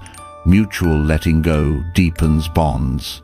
The loop of next seeking better tools breaks, embracing sufficiency. Integrations. With nutrients conscious release nourishes wisdom, with hindrances counters sloth via discernment. This impact unveils metaphor as guide. Release unlocks awakening's fullness, where anxiety dissolves into liberated flow. In summary, the raft metaphor teaches releasing spiritual tools to embody true freedom, preventing attachment's subtle suffering. This wisdom invites maturity, where practices serve the journey, abandoned for unburdened awakening. Contemplations on death and impermanence. Contemplations on death and impermanence form a cornerstone of Buddhist practice, serving as powerful tools to awaken urgency, humility, and detachment in the face of life's fleeting nature. These reflections, known as Maranasati, mindfulness of death, and Anicca, impermanence, invite practitioners to confront the inevitable end of all things, not with morbid fear, but with wise acceptance that loosens clinging and fosters presence. By meditating on death, one recognizes that the body, thoughts, relationships, and achievements are all transient, conditioned phenomena, arising and passing as per dependent origination. This contemplation cuts through ignorance, the root of suffering, where unawareness of impermanence conditions formations like habitual attachments, leading to consciousness entangled in illusions of permanence, name and form, crafting a solid self, and craving for continuity that begets clinging, becoming, and repeated dukkha. For anxiety sufferers, who often cling to control as a shield against uncertainty, these contemplations reframe fear. Death's inevitability softens the grip on future worries, breaking samsara's loop of next by affirming the sufficiency of now. Radical acceptance is essential. Meet thoughts of mortality without aversion, as in the simile of the saw, refusing to add resistance that escalates dread into panic. The inner critic, who amplifies self-judgment in the face of fragility, quiets through compassion, contemplate death kindly, seeing it as universal, not personal failure. In advanced awakening, these reflections deepen insight into emptiness. All phenomena lack inherent existence, dependent on causes, loosening fetters like identity view and fostering equanimity, where anxiety dissolves into peaceful awareness. Practices integrate this, combine with breath awareness to anchor in the living moment, or metta to extend kindness toward the dying process. Ultimately, contemplations on death and impermanence awaken urgency without fear, humility without despair, transforming life's transience into motivation for presence, where each breath becomes a step toward liberation from suffering's chains. The practice of contemplating death begins with acknowledging its certainty and unpredictability, a method to cultivate mindfulness and reduce attachment to worldly concerns. Buddhist texts advise reflecting, "Death is certain, life is uncertain," reminding that the end can come at any moment, urging diligent practice now rather than postponement. This counters procrastination born from sloth and torpor, hindrances that dull urgency, by instilling a gentle fire of motivation. Independent origination, ignorance of death's imminence conditions formations like lazy habits, leading to consciousness distracted by trivialities, and craving for longevity that clings to false securities, birthing anxiety when threats arise. Contemplation interrupts at ignorance. Visualize the body's decay, breath ceasing, heart stopping to see impermanence directly, loosening name and form's grip on eternal self. For anxiety, this reflection alleviates future-oriented worry. By facing death, what-ifs lose power, replaced by presence in the current breath. The nervous system, often aroused by mortality fears, calms through repeated exposure. Start with short sessions, noting sensations without overwhelm, embodying radical acceptance to avoid the third arrow of terror. The inner critic may rebel, accusing morbid thinking. Soften with metta, wishing peace to the contemplating mind. Integrate with walking meditation, each step a reminder of life's journey ending, grounding restlessness in rhythmic awareness. Chanting phrases like "all that is dear" will be separated regulates emotion, vibration, syncing body with truth. Noble friendship enhances. Share reflections with Kalyana Mitta, their presence dissolving isolation in mortality's shadow, fostering mutual urgency. Verbal restraint supports. Avoid casual death talk, preserving contemplation's depth. The four nutrients tie in. Curate impressions away from denial, media glorifying youth, nourishing volition toward wise reflection. Challenges. Initial fear. Build gradually, transforming dread into liberation's ally. This acknowledgement awakens purpose. Death's certainty motivates ethical living, reducing anxiety's hold by prioritizing now's compassion over future's illusions. Impermanence contemplation extends to all phenomena, reflecting on how everything, bodies, thoughts, emotions arises, changes, and ceases, deconstructing attachments that fuel suffering. Anicca meditation involves observing transience. Watch a candle flame flicker, leaves fall, or breath cycle, seeing constant flux. This insight strikes at suffering's root, clinging to permanence conditions dukkha. As per dependent origination, ignorance of change forms volitional impulses toward stability. Consciousness fixates on enduring objects, leading to craving and clinging that birth grief when things dissolve. For anxiety, impermanence softens fixation on worst-case scenarios. Recognize worries as transient mental formations arising from conditions like stress, passing without inherent reality. The body contemplation of 32 parts integrates view, hair graying, skin wrinkling as impermanent, loosening pride or fear tied to form. Advanced practitioners see thoughts emptiness, nimitta, arise and fade, signaling mind's unification beyond flux. Radical acceptance embodies meet change without resistance, refusing aversion that adds suffering's arrows. The inner critic, attached to unchanging self, quiets impermanence, reveals its voice as passing, met with equanimity. Practices enhance.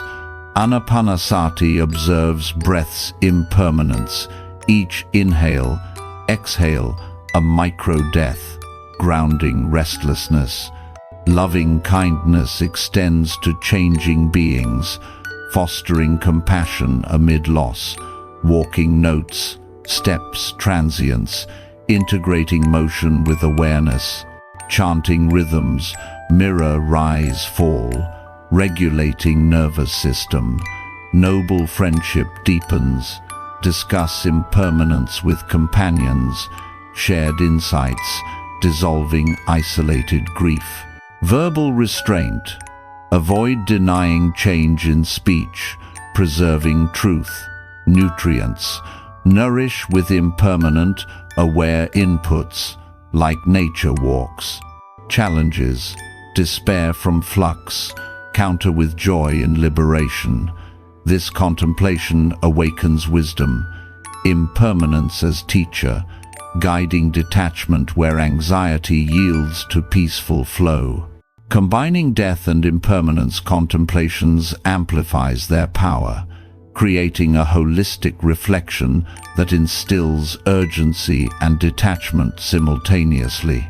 Meditate on death's impermanence, life's end as ultimate change, all attachments dissolving, urging ethical action now. This synergy counters hindrances, doubt in path resolved by urgency, sloth by detachment's vitality. Independent origination, combination illuminates full chain. Ignorance of death, impermanence conditions all links. Contemplation cuts root, preventing suffering's rebirth. Anxiety benefits, fear of loss softens, seen as natural, reducing clinging to control. The nervous system, tensed by mortality, relaxes in acceptance. Visualize dying, process body parts failing, then release, embodying equanimity. Inner critic transforms. Judgments on short life met with compassion, universal impermanence, normalizing flaws. Advanced. Nimitta in contemplation, signal deepening, stillness beyond change. Integrate with metta, wish beings, peace in impermanence, fostering connection. Walking, steps as impermanent, death as end. Walk, grounding. Chanting, impermanent notes, regulate. Noble friendship, shared contemplations heal collective fear. Verbal restraint, deepening discourse. Nutrients, intentional urgency as volition, conscious death. Awareness, challenges, overwhelm, balance with joy, reflections. This combination awakens fully. Death, impermanence as dual lens, liberating from suffering's grasp. Daily integration of these contemplations makes them living practices, embedding wisdom in routines to sustain resilience against anxiety. Upon waking, reflect, this could be my last day, motivating kind actions. During meals, Note food's impermanence digested, gone loosening greed. In conversations, verbal restraint. Speak as if last words, fostering truth. For anxiety spikes, pause. Contemplate worries' transience, breath's fragility, grounding in now. Work integrates. View tasks' impermanence, reducing pressure. Evening. Review day's changes, death's possibility, cultivating gratitude. Challenges. Forgetting. Set reminders, like phone alerts for mini reflections. Noble friendship. Weekly shares reinforce integration, mutual accountability sustaining. Nutrients. Curate impermanence, reminding impressions, like seasonal changes. This daily weave transforms life. Contemplations not abstract but embodied. Anxiety dissolving into urgent, detached presence. The transformative power of death and impermanence contemplations lies in awakening to life's preciousness, fostering detachment that liberates from anxiety's chains. By seeing all as fleeting, clinging fades, equanimity arises, hindrances weaken. In stream entry, these insights deepen, delusions of permanence shatter, awakening irreversible. The inner critic yields to humility, fear to wisdom. Challenges become teachers, resistance to death reveals attachments, guiding release. Nimitta in contemplation. Stillness signals unity beyond change. Raft metaphor. Release even these reflections when insight dawns. Nutrients. Conscious impermanence nourishes awakening. Breaking next. Embrace now's impermanence. This power unveils freedom. Death. Impermanence as gateways, where anxiety yields to awakened living. In essence, contemplations on death and impermanence awaken urgency and wisdom, dissolving attachments that fuel suffering. This path invites presence amid flux, unfolding liberation step by transient step, embracing presence and self-compassion in everyday life. Embracing presence and self-compassion in everyday life represents the culmination of Buddhist mindfulness teachings, transforming theoretical insights into lived reality, where anxiety and suffering are met with gentle awareness rather than resistance. This embrace is not a distant ideal but an accessible practice, rooted in the recognition that peace unfolds in ordinary moments through simple acts of being here now, with kindness toward oneself. Buddhist principles emphasize that the mind's habitual escape to past regrets or future worries perpetuates samsara's cycles as per dependent origination. Ignorance of the present conditions, formations like distracted thoughts, leading to consciousness scattered across time, name, and form, crafting a fragmented self, and craving for better moments that clings to dissatisfaction, birthing ongoing dukkha.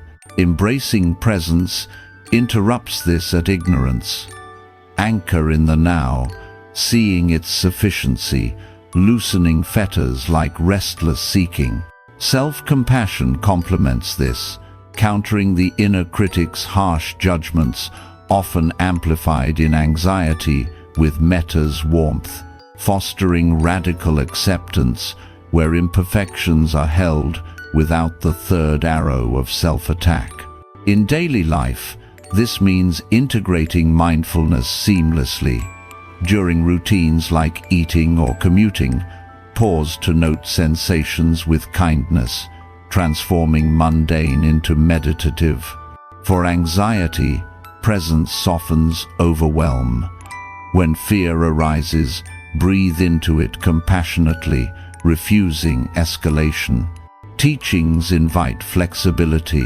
No perfect practice, but consistent gentleness.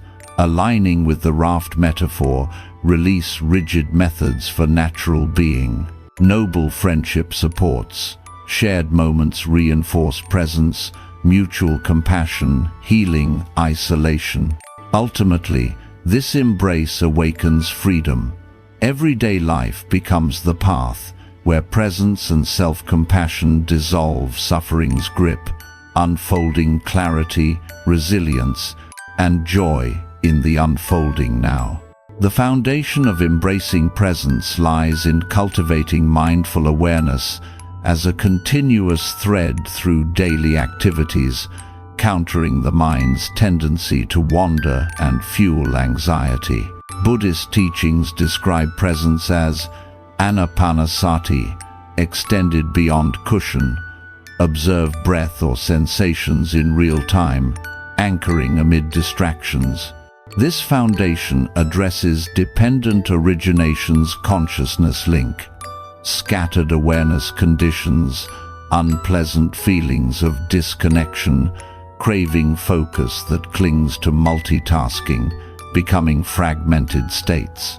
Presence interrupts by noting, wandering, returning gently, reducing restlessness, hindrance. For self-compassion, foundation is metta in action. Treat self as dear friend, offering phrases like, "May I be at ease during stress," softening ill will toward personal flaws. Anxiety benefits. When overthinking surges, presence labels it compassionately. This is anxiety without judgment, de-escalating the loop of next. Daily foundation. Start mornings with brief breath pause, setting intention for presence. Evenings, reflect kindly on day's lapses. Challenges like boredom. Foundation builds tolerance, seeing it as sloth to meet curiously. The inner critic, foundation's foe, who demands perfection, counter with acceptance, recognizing criticism as impermanent. Integrate with walking. Steps as presence reminders, each footfall compassionate ground. Noble silence enhances. Quiet moments nurture self-kindness, verbal restraint curbing reactive speech that disrupts. Nutrients. Curate impressions for present, focus, volition toward compassion. This foundation makes embrace practical. Presence and self-compassion as habits, anxiety yielding to anchored calm. Self-compassion in everyday life acts as a gentle balm for the wounds of anxiety, teaching us to hold our struggles with the same kindness we offer others. Teachings root this in karuna, where compassion turns inward to dissolve self-aversion, a key driver of mental pain. Independent origination, lack of compassion conditions, formations like self-blame, consciousness fixated on faults, leading to clinging to unworthiness and becoming depressed states. Self-compassion interrupts at feeling unpleasant emotions met kindly, preventing aversion's crave for self-punishment. For anxiety, this means pausing amid panic to affirm, "This is hard, may I be kind," reducing the third arrow's amplification. Daily application. During failures like snapping in stress, respond with understanding, not criticism, fostering resilience. The inner critic thrives on conditional love. Self-compassion rewires this. Phrases like, "I'm doing my best," normalizing humanity. Challenges. Feeling undeserving. Start small, building through meta repetition. Integrate with chanting. Compassionate phrases in rhythm. Regulate vibrations embodying kindness. Noble friendship mirrors. Friends' compassion teaches self-application, healing relational wounds that bred criticism. Verbal restraint aids. Avoid self-deprecating talk, preserving inner kindness. Nutrients. Nourish with self-affirming inputs, intention toward gentleness. This act transforms life. Self-compassion becomes reflex, anxiety softening into accepted part of human experience, unfolding greater peace. Presence in everyday life invites a shift from doing to being, where mindfulness permeates actions, dissolving anxiety's hold through immersed awareness. Teachings describe this as satipatthana, extended, note seeing, hearing, feeling in moments, countering mind's escape. Dependent origination shows absence conditions craving for stimulation, clinging to busyness, becoming overwhelmed. Presence interrupts. Engage fully in tasks, like washing dishes with sensory focus, reducing worry hindrance. For anxiety, presence grounds racing thoughts. Amid trigger, return to body sensations, breath as anchor. Daily. Commute with aware listening, meals with taste noting, transforming routine into practice. Challenges.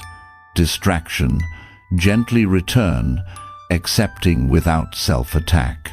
The inner critic may label unproductive. Reframe as essential being. Integrate with body contemplation. Note parts impermanence in activity, loosening attachment. Walking embodies. Steps in presence, new destination rush.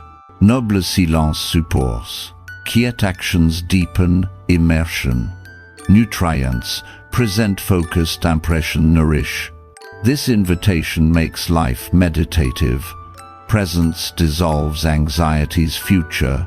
Pull, awakening now's richness. Combining presence and self-compassion creates a synergistic embrace, where awareness and kindness intertwine to heal anxiety holistically. Teachings highlight this union. Presence observes without judgment, compassion holds with warmth, aligning with four noble truths: see suffering, release origin through non-cling. Independent origination, combination interrupts at ignorance. Aware, kind response to feelings prevents cravings rise. Anxiety heals, presence notes fear, compassion soothes, breaking escalation. Daily synergy, in conflict, present to emotions, compassionate to self-reaction. Challenges. Imbalance too present without kindness leads to harshness. Balance with metta. The inner critic integrates, present to its voice, compassionate release. Practices. Metta in presence pauses, chanting kindly aware. Noble friendship, shared, embrace models. Synergy, mutual healing. Verbal restraint, kind, present speech. Nutrients. Intentional synergy as volition.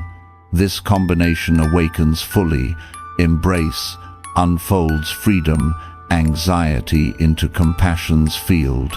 Embracing in relationships extends to others, where presence and compassion foster connections that heal collective anxiety. Teachings on Kalyana Mitta emphasize relational embrace. Be present with friends' pain, compassionate without fixing. Dependent origination, shared ignorance conditions mutual suffering. Embrace interrupts, conditioning wholesome bonds. For anxiety, this means listening present, kindly, reducing isolation.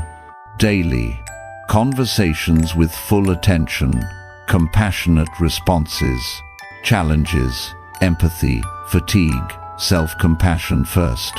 Integrate with group chanting, present vibrations, compassionate harmony. Noble silence, present without words. This extension transforms society.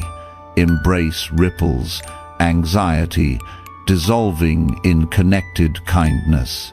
The ongoing journey of embracing presence and self-compassion requires commitment to practice, where lapses become opportunities for growth rather than failure. Teachings remind, path is gradual, no perfection. In anxiety, journey means forgiving relapses, returning kindly. Dependent origination, embrace as antidote to chain, consistent application eroding links. Daily journey, journal present, compassion moments, reflect gently. Challenges, consistency, small steps build. Raft metaphor, release rigid, embrace when natural. Nimitta, signs of integrated embrace, stillness in life. Stream entry, embrace effortless. This journey invites persistence, presence, compassion as lifelong companions, anxiety fading into awakened living. In conclusion, embracing presence and self-compassion in everyday life weaves Buddhist wisdom into the fabric of existence, where anxiety becomes a gateway to deeper peace. This embrace, grounded in awareness and kindness, dissolves suffering's illusions, unfolding a life of resilient joy. At its heart, this exploration of Buddhist wisdom reveals that freedom from anxiety and suffering is not a distant dream, but an inherent potential waiting to unfold in the simplicity of the present moment. By understanding clinging as the root of turmoil and embracing tools like loving kindness, breath awareness, and radical acceptance, we learn to meet life's uncertainties with gentleness and clarity, transforming the inner critic into an ally and isolation into meaningful connection. These teachings invite us to release rigid attachments, even to the practices themselves, and trust the gradual awakening that arises from compassionate presence. As you integrate these insights into daily life, remember that each breath, each step, and each act of kindness is a step toward resilience and joy. Embrace this path with an open heart, knowing that true peace is already within you, ready to bloom into a life of profound contentment and liberation. Let this be your invitation to live fully, here and now, with unwavering hope and self-compassion.